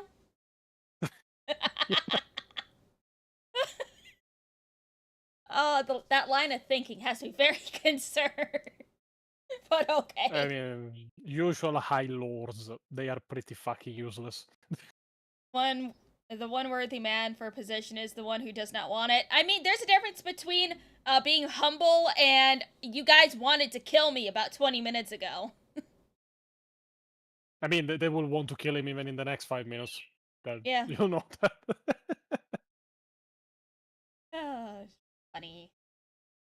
Another, and the supporters of Thor gasping in despair and disbelief for his refusal. It was then that Captain General Excelsior took Thor aside and spoke to him. No one knows what the Captain General said to Thor. It is widely believed to have been, You will leave Terra as an ecclesiarch, or you will not leave Terra at all.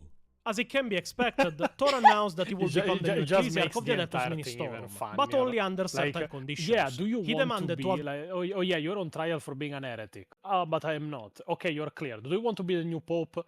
No, I don't want to. Okay, you will be the new pope or I will kill you. Jesus Christ, give a guy 5 minutes without being with the threat of dying. Jesus Christ. You know what? It's like at that point, I would just be like, oh, hold on. Let me. I see something over there. What is it? Jump off of a fucking building? Fuck you! I'm taking myself out. I cannot live with the doubt, and he just jumps. Oh my god.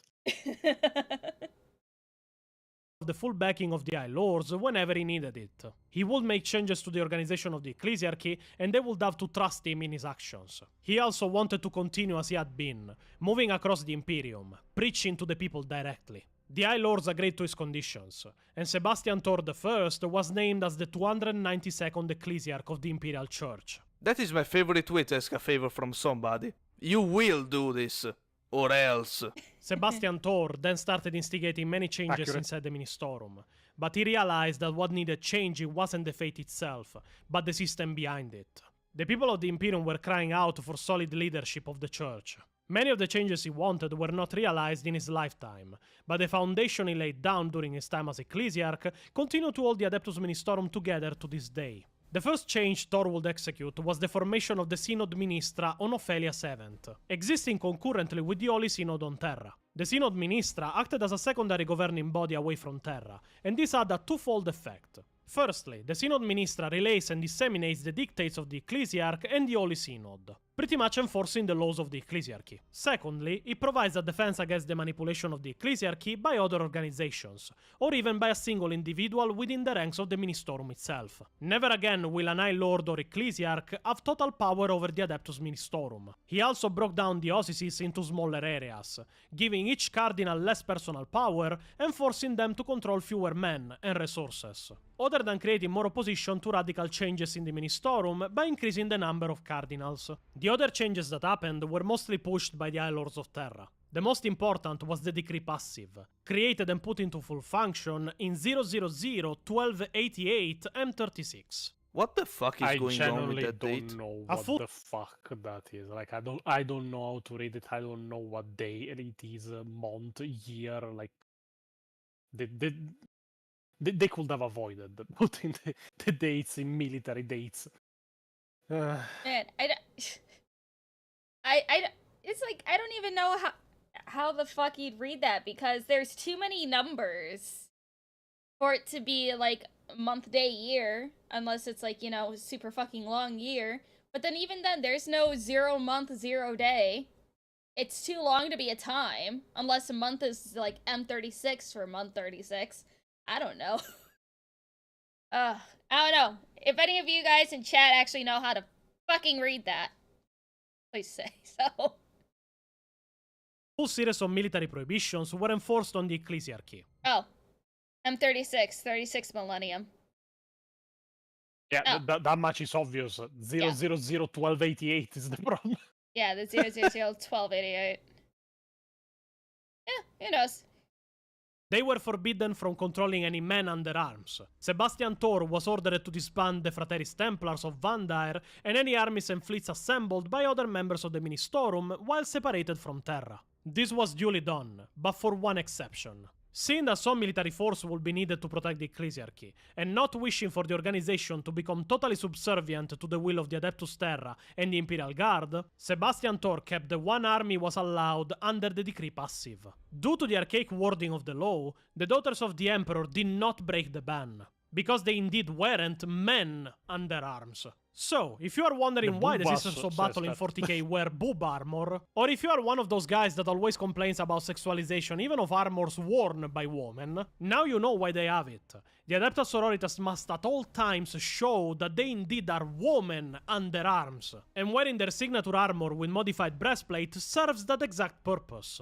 Incorporating the Daughters of the Emperor into the Ecclesiarchy was difficult, but eventually they were renamed the Orders Militant of the Adeptus Sororitas, although the High Lords were uncomfortable with this development. Crimea River High Lords, you are probably the most useless part of the Imperium. Never forget Badab. But the High Lords had no legal standing to oppose Thor, and his Thor, give arguments that the woman Adeptus both guns. Sororitas would Accurate. regulate the Ecclesiarchy as much as enforce its will did not fall on deaf ears. Even with these major changes, there were hundreds of other details to be seen to. The Schola Progenium needed organizing again. The tides would have to flow into the Ministorum walls once more. There were shrines to be refurbished and temples to be rebuilt. However, after spending a wearisome decade on Terra, Thor departed the Ecclesiarchal Palace and left the bulk of the work to the Archdeacon and Cardinals, as he journeyed all across the Imperium for the next 80 years, quelling heresy and apostasy wherever he came across it. At the age of 112, Sebastian Thor returned to Terra. He was alive for another 6 months before finally the Emperor claimed his soul. A massive wing was built onto the Mausoleum of Remembrance to contain his sarcophagus. The week after his death was declared a period of mourning, and over 70 million pilgrims filed past his tomb within. Show the number again. The number was At 0001288. yeah 0001288. In the first year. The people of the Imperium to this day travel to Terra to gaze upon the face of the Emperor's most faithful servant. That was Malkador, you heathens. A little note, we learned from the Necron's Codex of 5th edition that Traz in the Infinite actually stole and still preserves the head of Sebastian Thor, for some reason. And it is from this So even event after- that the Order after he died, Ethicus this of the guy Inquisition cannot will be just born rest. from. Like, generally. Like, he led a revolution, then he was under threat of dying for 2 months, then he was offered to become Space Pope, then he was forced to become Space Pope, then after that he went on crusade after crusade to cleanse the Imperium from heresy, then he died, and then he got decapitated by fucking Trazim because he wanted a new door stopper or something. So yeah.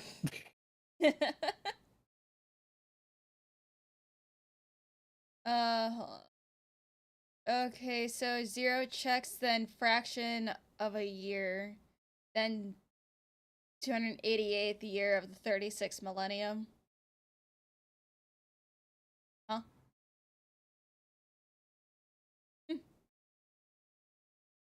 And then someone said, you think the hold on, no, not that one. Think the leading 0 means it's a record originating from Terra. Wiki says that the imperial dating system divides a year into 1,000 parts instead of 12 solar months. Oh. Wait, then 1288. If 1288 is actually, if they divide a year into 1,000 instead of 12 solar months, it means that 1288 is like first year. Oh, 288. Okay, 0 control number. 0 equals you're on Terra. 001 is the years of 1 out of 1,000.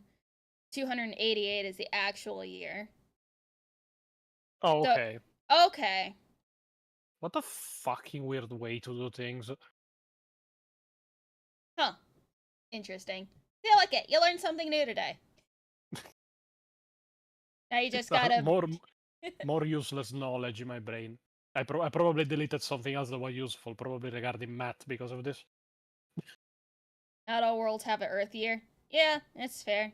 So it's probably just the system that the Imperium is just gonna use.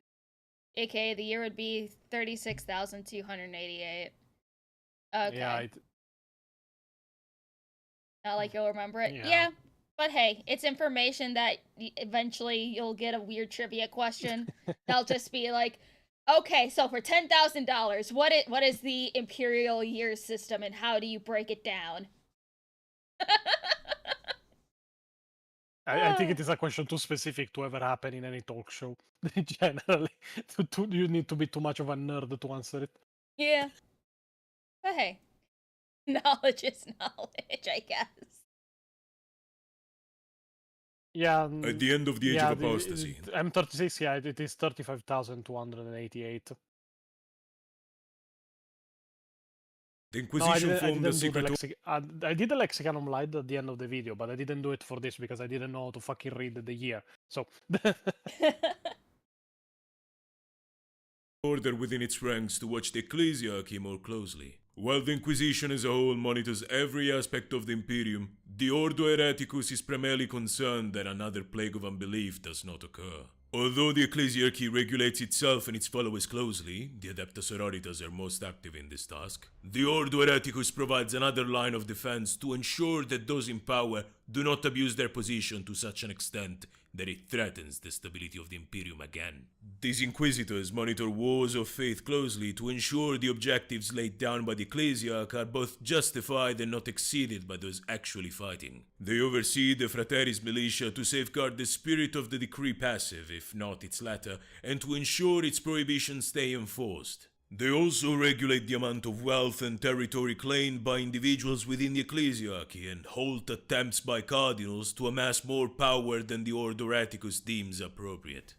Now, people think that after the incoronation of Sebastian Tor as Ecclesiarch, things more or less went back to normal. But that is also not true. The Imperium was so shaken by the Age of Apostasy and the Reign of Blood that another period was born after the ascension of Thor to the title of Ecclesiarch. And that is the period of the Plague of Unbelief. Now, don't get mistaken, there is two different events titled as the Plague of Unbelief.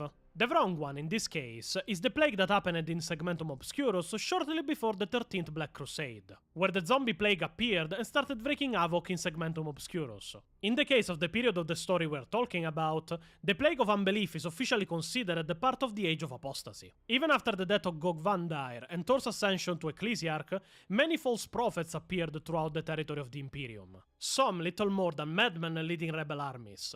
Others spiritual demagogues who commanded worlds and armies. The most powerful of them was an individual that committed such vile heresies that he came close to rivaling Vandire, even if on a smaller scale. The name of this particular individual was given to me by a fellow 40k YouTuber, even if in this case exclusively on the Italian side, called L'Astropate, which translated to English is the Astropath. We are talking of the apostate cardinal himself, or how he was more infamously known, Cardinal Bucaris. After a few decades I shit from you Sebastian not when Tor, it comes to Cardinal Bucaris. I have not even heard him mentioned anywhere before I had to start studying to make this video. Like, I was speaking with Nicholas, which is the Astropath, and he like mentioned it in one of his live streams because I talked to him that I was making the video on the Age of Apostasy and such. And I was like, who the fuck is Bucaris? And just started finding his lore and such. I have never even seen or heard this guy mentioned, neither in a wiki or such, or in a forum, or in a lore video. Like, this was, for me, completely unexplored fucking territory. In fact, I believe this is the first video in the entirety of the 40k lore tube in English that mentions him and explains his story. Because I've never even heard of him before this, so it was strange to see. He looks like a vampire. Yeah, he's an asshole like Van Dyer, so yeah, fits. ascension to the ecclesiarchal throne, Cardinal Bucaris was the head of a diocese centered on Gatalamor, a system to the galactic southwest of Terra. It was far from a rich diocese, but Bucaris, driven by jealousy of his peers' achievements, vowed to build one of the largest temples to the Emperor's glory on his cardinal planet. To do so, he brutally enslaved the population of Gatalamor, but he still needed more men and resources. Using an army of thugs and cutthroats, he conquered the nearby world of Randa. The planet was rich in mines, giving Bucaris more wealth. In this system he would also join forces with the renegade Navy Admiral Sealla and a colonel of the Rigelian 25th Imperial Guard Regiment, called Gasto. Using these new allies, in just 7 years, Bucaris was controlling 50 star systems. Bucaris' realm was cut off from much of the Imperium by a dense concentration of warp storms. And the news of Sebastian Tor ascensions and the reorganization of the Ecclesiarchy had not yet come true. Bucaris was suppressing all info in his empire regarding the events that had taken place on Terra. He announced to his domain that the Ecclesiarchy had fallen, corrupted by traitors and heretics. and using evidence from the time of Vandair, he declared himself the true mouth of the Emperor and head of the Adeptus Ministorum. The people believed in his elegant speeches. In short order, the domain of Bucharest became a tyranny, where the strong were rewarded and the weak left to die. The worlds filled with looting gangs and power-hungry nobles, with companies of mercenary guard dispatched to enforce order in the name of the So pretty Cardinal. much it became The domain Space of Bucharest Detroit. kept growing. He became Space what? Space Space Detroit. Detroit. It's Space Detroit. Space Detroit. Jesus Christ. They also have a water problem. Oh, geez. Oh my god.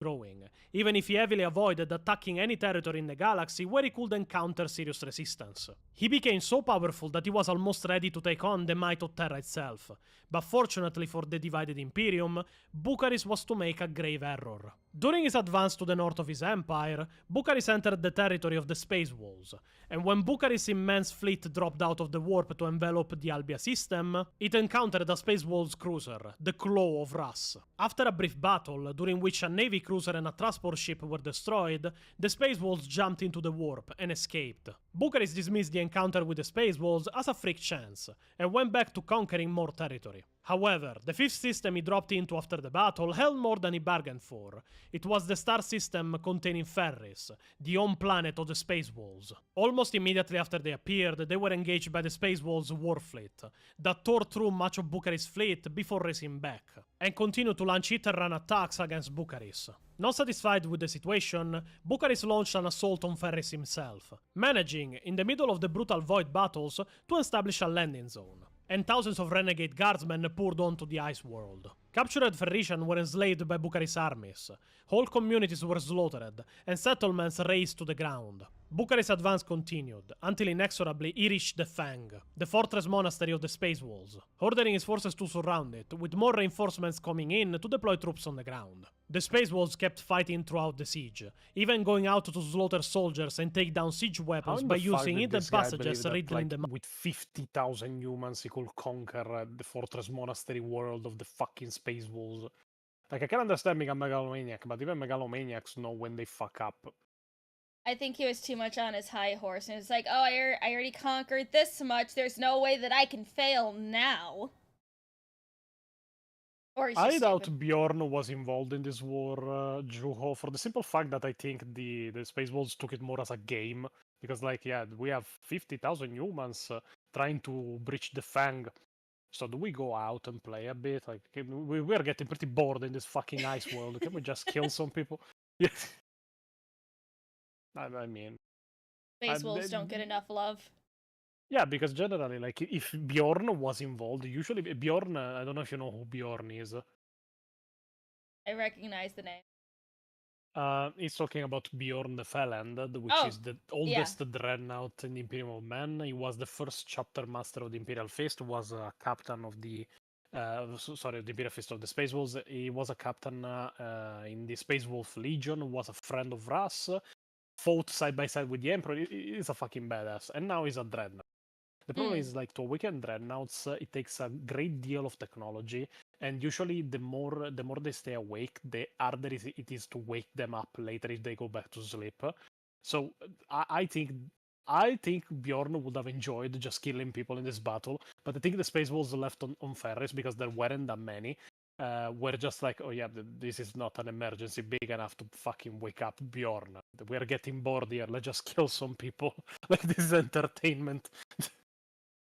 I like the one in the back that's riding a giant wolf. Yeah, it's a Thunder Wolf, which is always the weird part of the lore, because the Space Wolves actually ride on Thunder Wolves, but the lore says that there are no wolves on Ferris, so thanks you, Games Workshop. Her name is now Cupcake. Yep.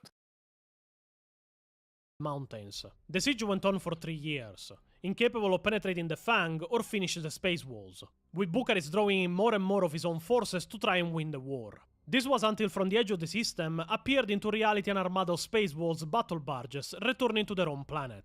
The fleet arrived and in short order smashed nearly half of Bucharest's fleet in their first strike. Caught between the newcomers and the attack of the remaining Space Walls from the center of the system, Admiral Sealla ordered a withdrawal. The Space Wolves didn't pursue them, instead moving towards Ferris. The attack on the planet by Curl Grimbloods' Great Company was brutal, killing tens of thousands of traitor guardsmen in the first week. Cardinal Bucaris fled the world and linked with Admiral Sealla, leaving Ferris to the Space Wolves, as Bucaris retreated back his northern forces to consolidate his control on the rest of his domain. After these events, a series of disastrous campaigns and rebellions in the territory of Bucaris followed, to the point that the apostate Cardinal was pushed back into his own domain at the system of Gatalamor. This was until a confessor of the Ecclesiarchy, known as Confessor from Pio. My boys! Pio likes the Lamenters. Yeah. Oh, very good. No, it became a meme because I wrote it in Badab War Part 1 that Pio would say, like in an Italian accent, my boys, every time we spoke of the Lamenters. People liked it so much that it is now a repeat meme, and every time the Lamenters come around, he goes, my boys! I have a lot of Lamenter fans in my Discord. I mean, yeah, there is very little to dislike about the Lamenters. Like, they're fucked up by the lore, mostly. Because, yeah, they suffer extreme levels of bad luck. But generally, they are very well-meaning Space Marines. And the fact that they bend but they never break, like, even with all they go through, they are still loyal and they still fight for the Imperium and its citizens, deserves a great deal of respect. Dolan arrived to his planet.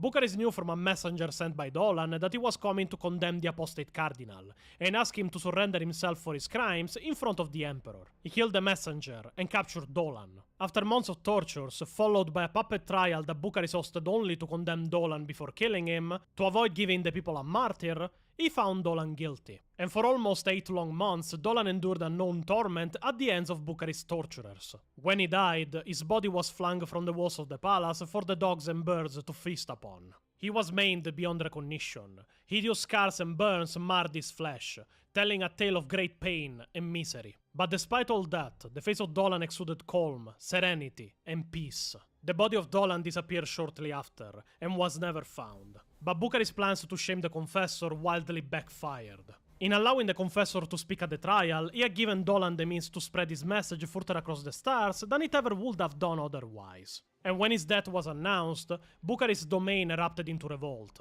Inspired by the sacrifice of the Great Confessor, millions of men, women and children faced the guns of their foes with their bare hands. Bucaris' palace itself was stormed, and traitors within his own ranks opened the gates to allow the faithful to gain their vengeance. Bucaris fled. Using a network of tunnels, he made his way to the spaceport where he intended to board the next shuttle leaving, and desert everything he had built up to preserve his own life. Again, his own closest followers betrayed him, hoping to save themselves from the savagery of the mob. Warned of Bucaris' imminent departure, the inhabitants of Gatalamor surrounded the spaceport. They threw themselves at its electrified walls until the generators short-circuited. Bucaris never reached his ship. The mob found him as he was boarding. Swallowed up in a mass of hundreds of thousands of slaves crying for revenge, he was torn apart. His body was never recovered. But when the mass of repressed citizens dispersed, the scattered ashes of a fire were all that was left to mark the place of his demise.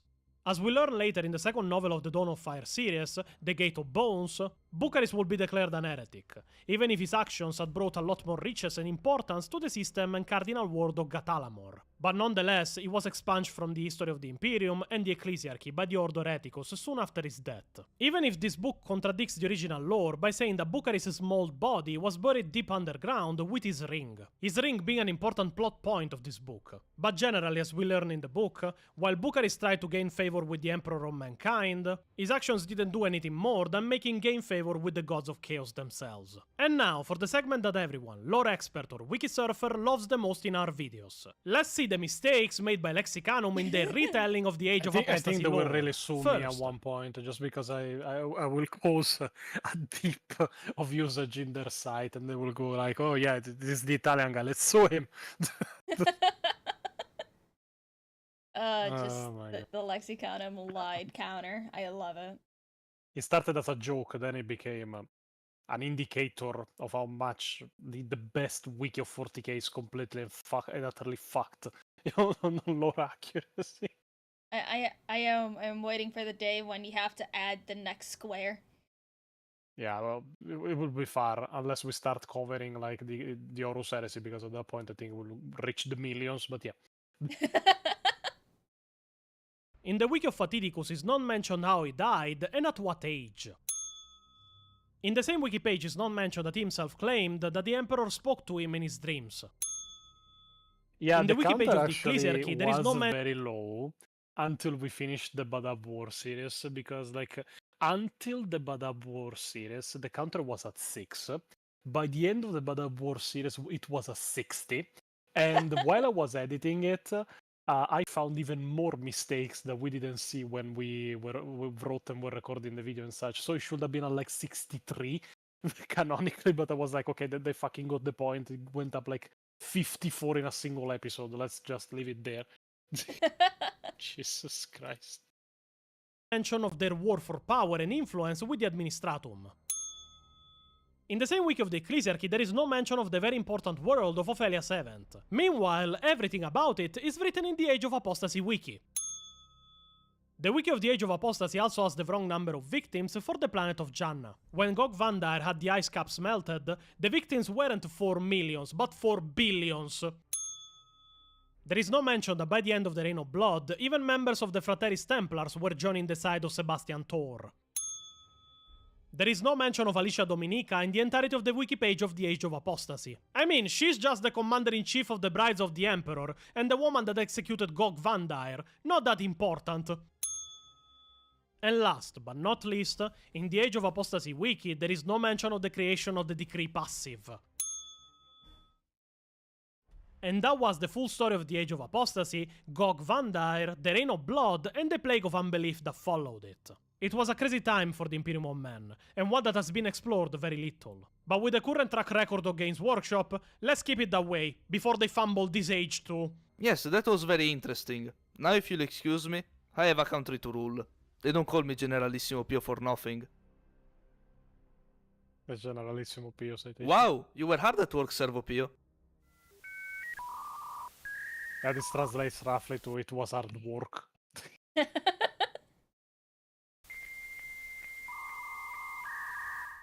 Good, because I am back. Sorry for my few days of absence, then you needed me for a video. So, I'm taking it from here. Yeah, it is pretty angry because it translates, no, I am the president of Brazil now. I mean, he has his own Skitari protecting him. So he has created the Servitor Revolution. Is it a bad moment to mention that I don't speak binary? That bastard! I leave him a few days and he makes Brazil a world level superpower, and then he steals my position as president of it. At least he let you keep the hat. Also, I didn't know if you Let will be Pio keep back the for hat next because video. Servo Pio is not a monster. Technically, Pio is a monster, but Servo Pio is not a monster. So he let Pio keep the hat. Not the presidency of Brazil, but you can keep the hat. I mean, hat's pretty neat. Yeah. I ordered a new Pio to be cloned, with some improvements. Say hi to Pio Perios. You guys will now share the basement. Be friends, eh? See you next video. Yeah, I'm sorry, Pio Perius, but I got backstabbed already by Servo Pio. I'm not taking my chances. Actually, the shot. Just at him in the end of the video. Oh, beautiful. Yeah. I The mean, Pio storyline has evolved a lot. hey, sir, you can make an entire PO miniseries at this point. The origins of Pio. And his very controversial predecessors. Like the Chinese one, called amicably Pio Zedong. Or PO deepens. Yes. Question for Pio: have you ever shot a real gun before? We are Italians. The only guns we can shoot are the pasta ones. Like literally, we are not England level, but you need very many licenses for a weapon, especially for a shotgun of that kind. Oh, hello, Miss Co. Surprised you didn't bother me during this entire.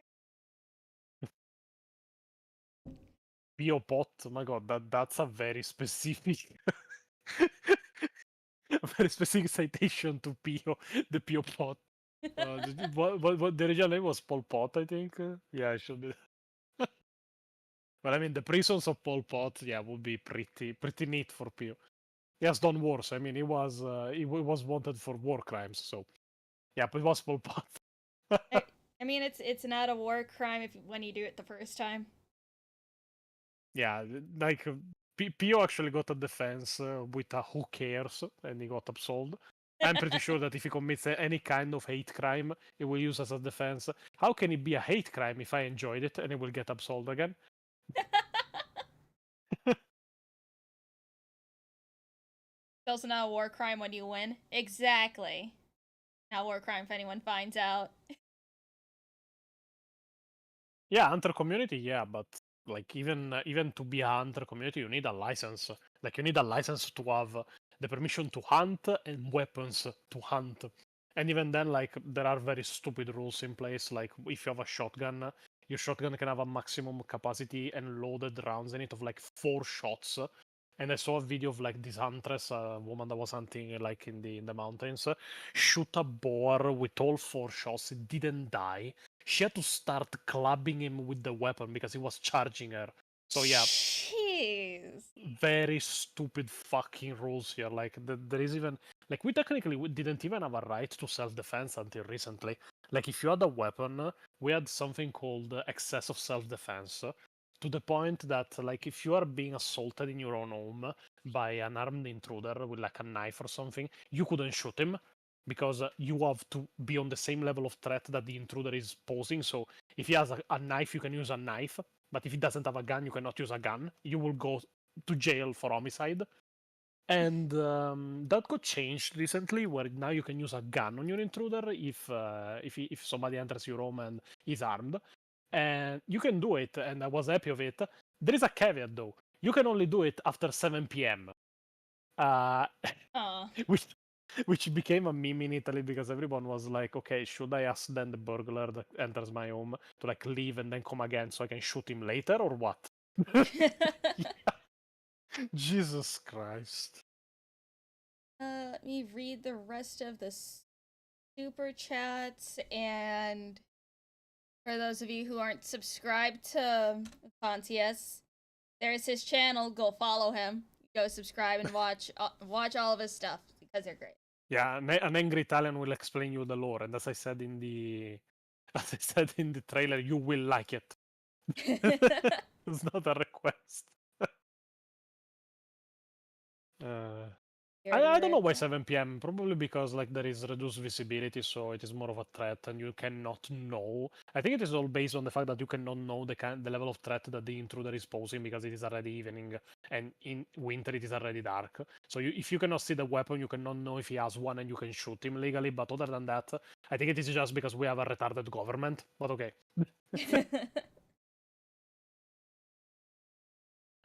Ben, just imagine a Futanari Marines Force member made from the most pristine, silky skin, moist. No! How did YouTube let that through?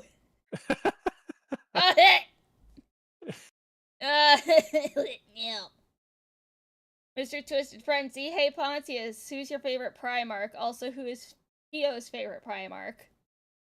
My favorite Primarch personally is Sanguinius. Pio is more for Dorn. Or Perturabo. Like, for him are almost on the same level, but a bit more Dorn. That one. Hey Larry, when will you cosplay your spirit animal, Van Dyer? Shut up.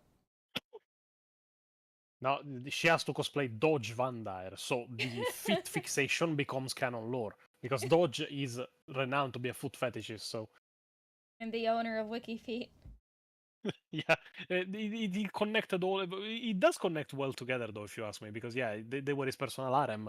We don't know what kind of perversion he had. He could have been a foot fetishist, so... We need a Danny and POC bunny. I don't know, maybe I will get one made for each of them because I have sea bunnies made for my supporters, and I did have one made for Arch. On here, I'll show you the Arch bun. Very cute. Behold, the Archbun. He's a little sea bunny. Well, it is golden, so it fits my aesthetic. But then we also have the Archbun when you feed him pastries after midnight. Behold. This is a bit more accurate to Arch, I must say.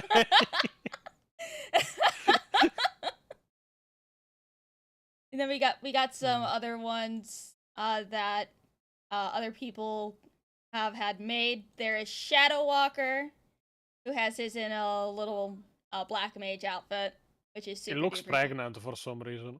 That's just his booty. He's not pregnant. We also have one for Atari, the server's #2 femboy. It looks like a tyrannid, especially the back of his back. It's supposed to be Like it decorated looks like a spines. new experimental tyrannid form. We also have Sid's.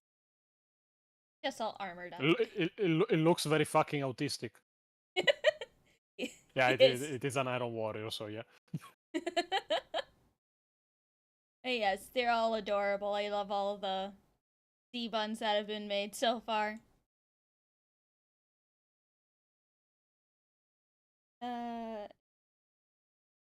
That one. He's squishy because of all the pastries he eats. Yes, Arch is squishy because of all the pastries he eats. I'm very curious about how this artist will well, the PO version, I can imagine it like a very depressed sea bunny. But for me, I wonder what it will do to express the Italianness. Will it give me like little Italian hands, armored? The hands are just welded on. Okay. Shadow Walker, thank you for the 2 gifted memberships. I really appreciate it. Lumi hates. No, I don't hate your bun, Mechanicus. Lumi, show gas masks. I'll show gas masks. Let's see. Oh, here it is.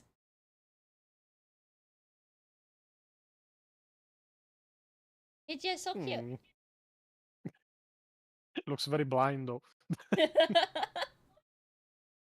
Yeah, it reminds me of the skit of TTS where there was like the Necron with an hat going over his eyes, and somebody asked him to look at something that was written like on a piece of parchment. He started laughing with the other one, and then after a bit he went, "I cannot see a fucking thing," and kept laughing. Oh, Tori says the hands will replace your helmet wings. Yeah, well, it will be fitting. It will be very fitting. Tori is the one that's been drawing the sea buns so far. No, they look extremely well made, I must say. Pretty cute. Ella Serrana, Alicia calls for feet. No, leave her be. LumLum looks so cute in her little foot warmer. It's a blankie. It's not a foot warmer. It's look at it's a blankie. It's a blanket. It's not a foot warmer. Fuck you guys. You don't get blankie anymore. Fuck you.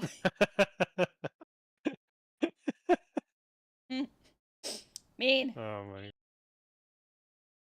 You get this instead. Yeah, Shadow Walker, we will commission it, but even considering the Patreon and such, we are still a very small channel. We don't make that much. Oh no! So it's okay. I got you guys. I cover you. the cost for you guys. I commission the ones for my friends. I will have Pio put his as his own profile pic. Not like he chose to have Servo Pio as his profile pic. I told him to put Servo Pio as his profile. David the Red, I hate that proportional rule. God bless the USA. Hell yeah. AI music, LumLum, now's the perfect time. Yes, we will be playing the music in a second.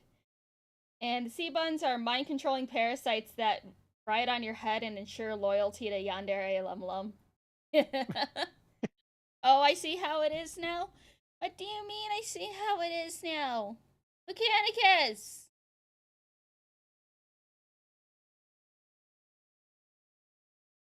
Let me see.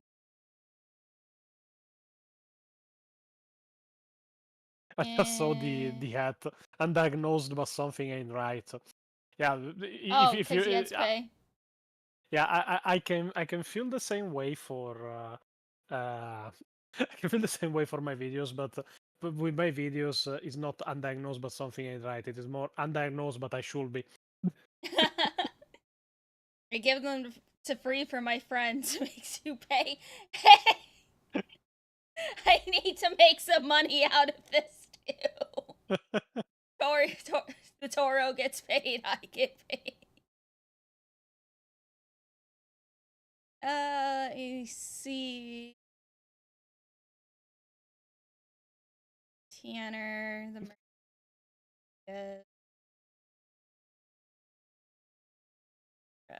download.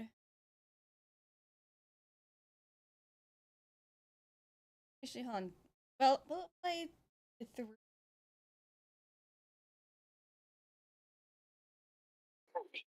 Hold on. I paid an MRDM. Oh my god. Ah, poor guy. Yeah, Alright, so you kinda want another one. what you need to get a free one is just being a funny Italian man speaking 40k lore. Very specific. Alright, there we go. Let me add it as a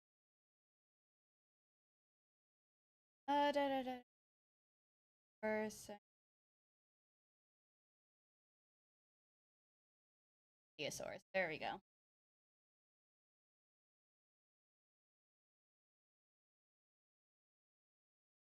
Browse.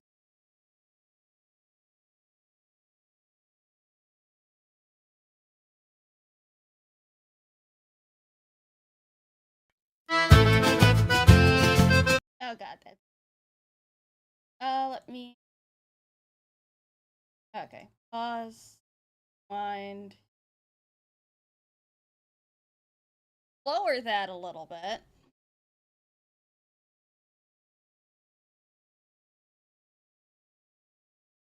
Alright, I will play it now then.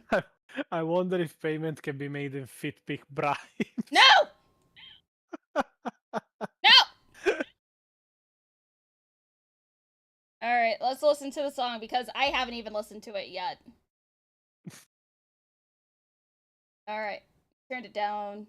Let me know if it's too loud or too quiet.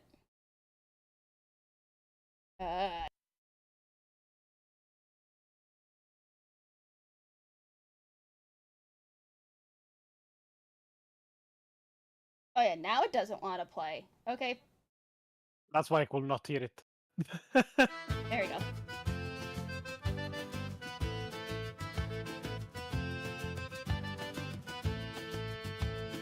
Down by the shore where the waves do play, Queen Lumi sits in her salty bay. Her tail is silver, her crown is gold. A story unfolds as the pasta's told. Oh Lumi, the sea is your throne. But let me explain with pasta alone.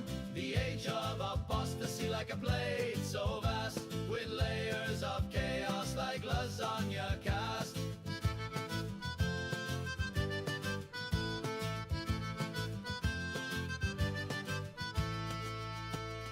Pontius the YouTuber sat with a grin, a bowl of spaghetti to help him begin.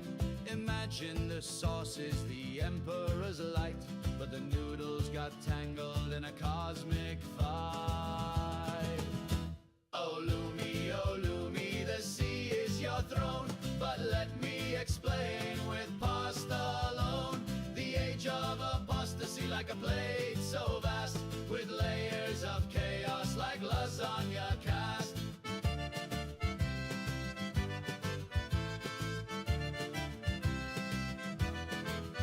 Now the heretics are ravioli filled with lies, and the Imperium's faith is the garlic that fries. The war is a pot that bubbles and boils, with pasta the prize and chaos the spoils.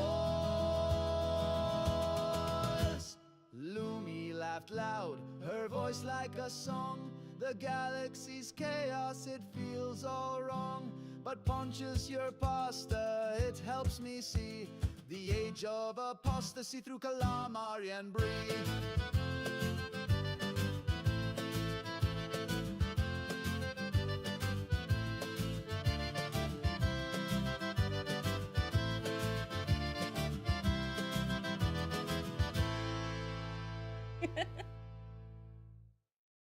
I swear these songs are just they're something. Thank you, Tanner. Yeah. Actually, I will need to have that because I'm sure my listeners could actually enjoy it. Jesus Christ, it was very specific for being AI made. Oh, beautiful. Absolutely beautiful.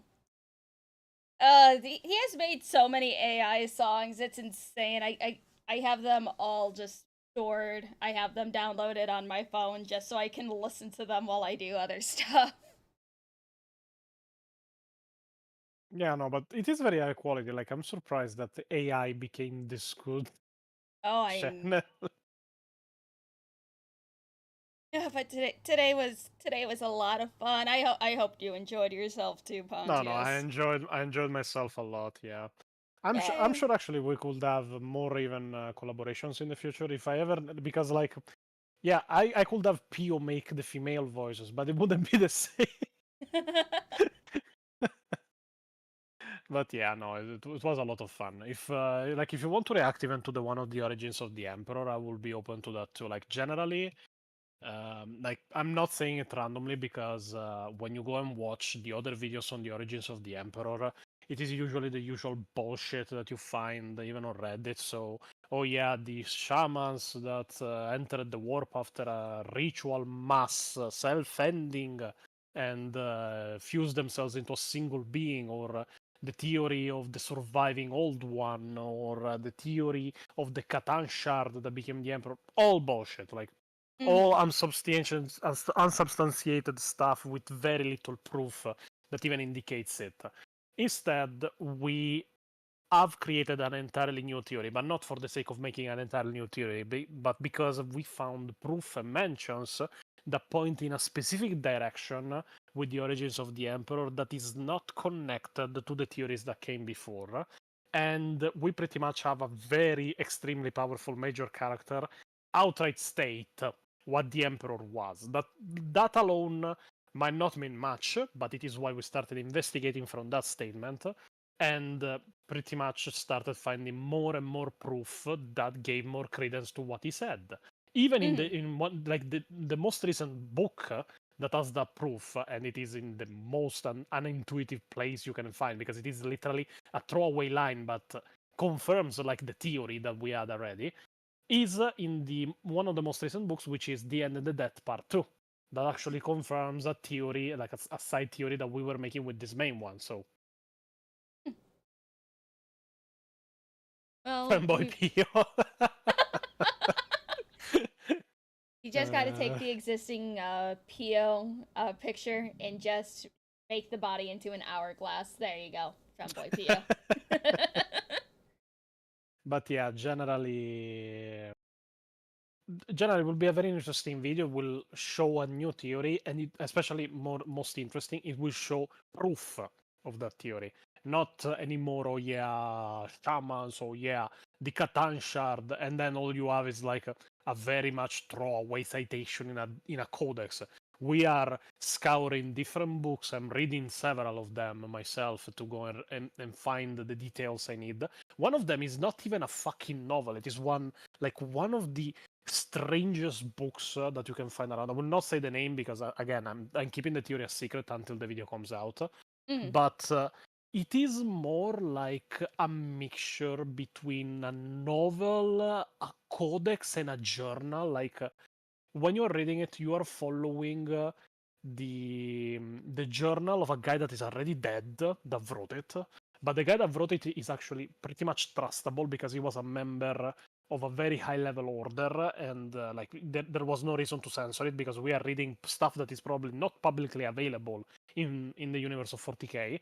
And the connection he made and the stuff he found out, like it is more like you're reading a journal. Part of the journal is a novel, and the rest of it is pretty much illustration codexes and connections. It is a very strange read, but it is serving the point of creating this this theory.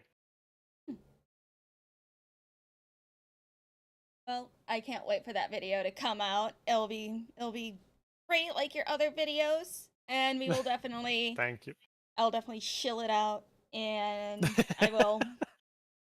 I mean, will make sure it gets out there. if you want to make it even more interesting, so it might blow your mind, I will suggest like if we organize with another evening like this, because like one of the main things I found out when, at least I found out when I started getting interested into 40k, is that all the main questions came while I was watching stuff and not after. So it would be most interesting like if you avoid watching the video, and then when we get like in the live stream and such, you will watch it live.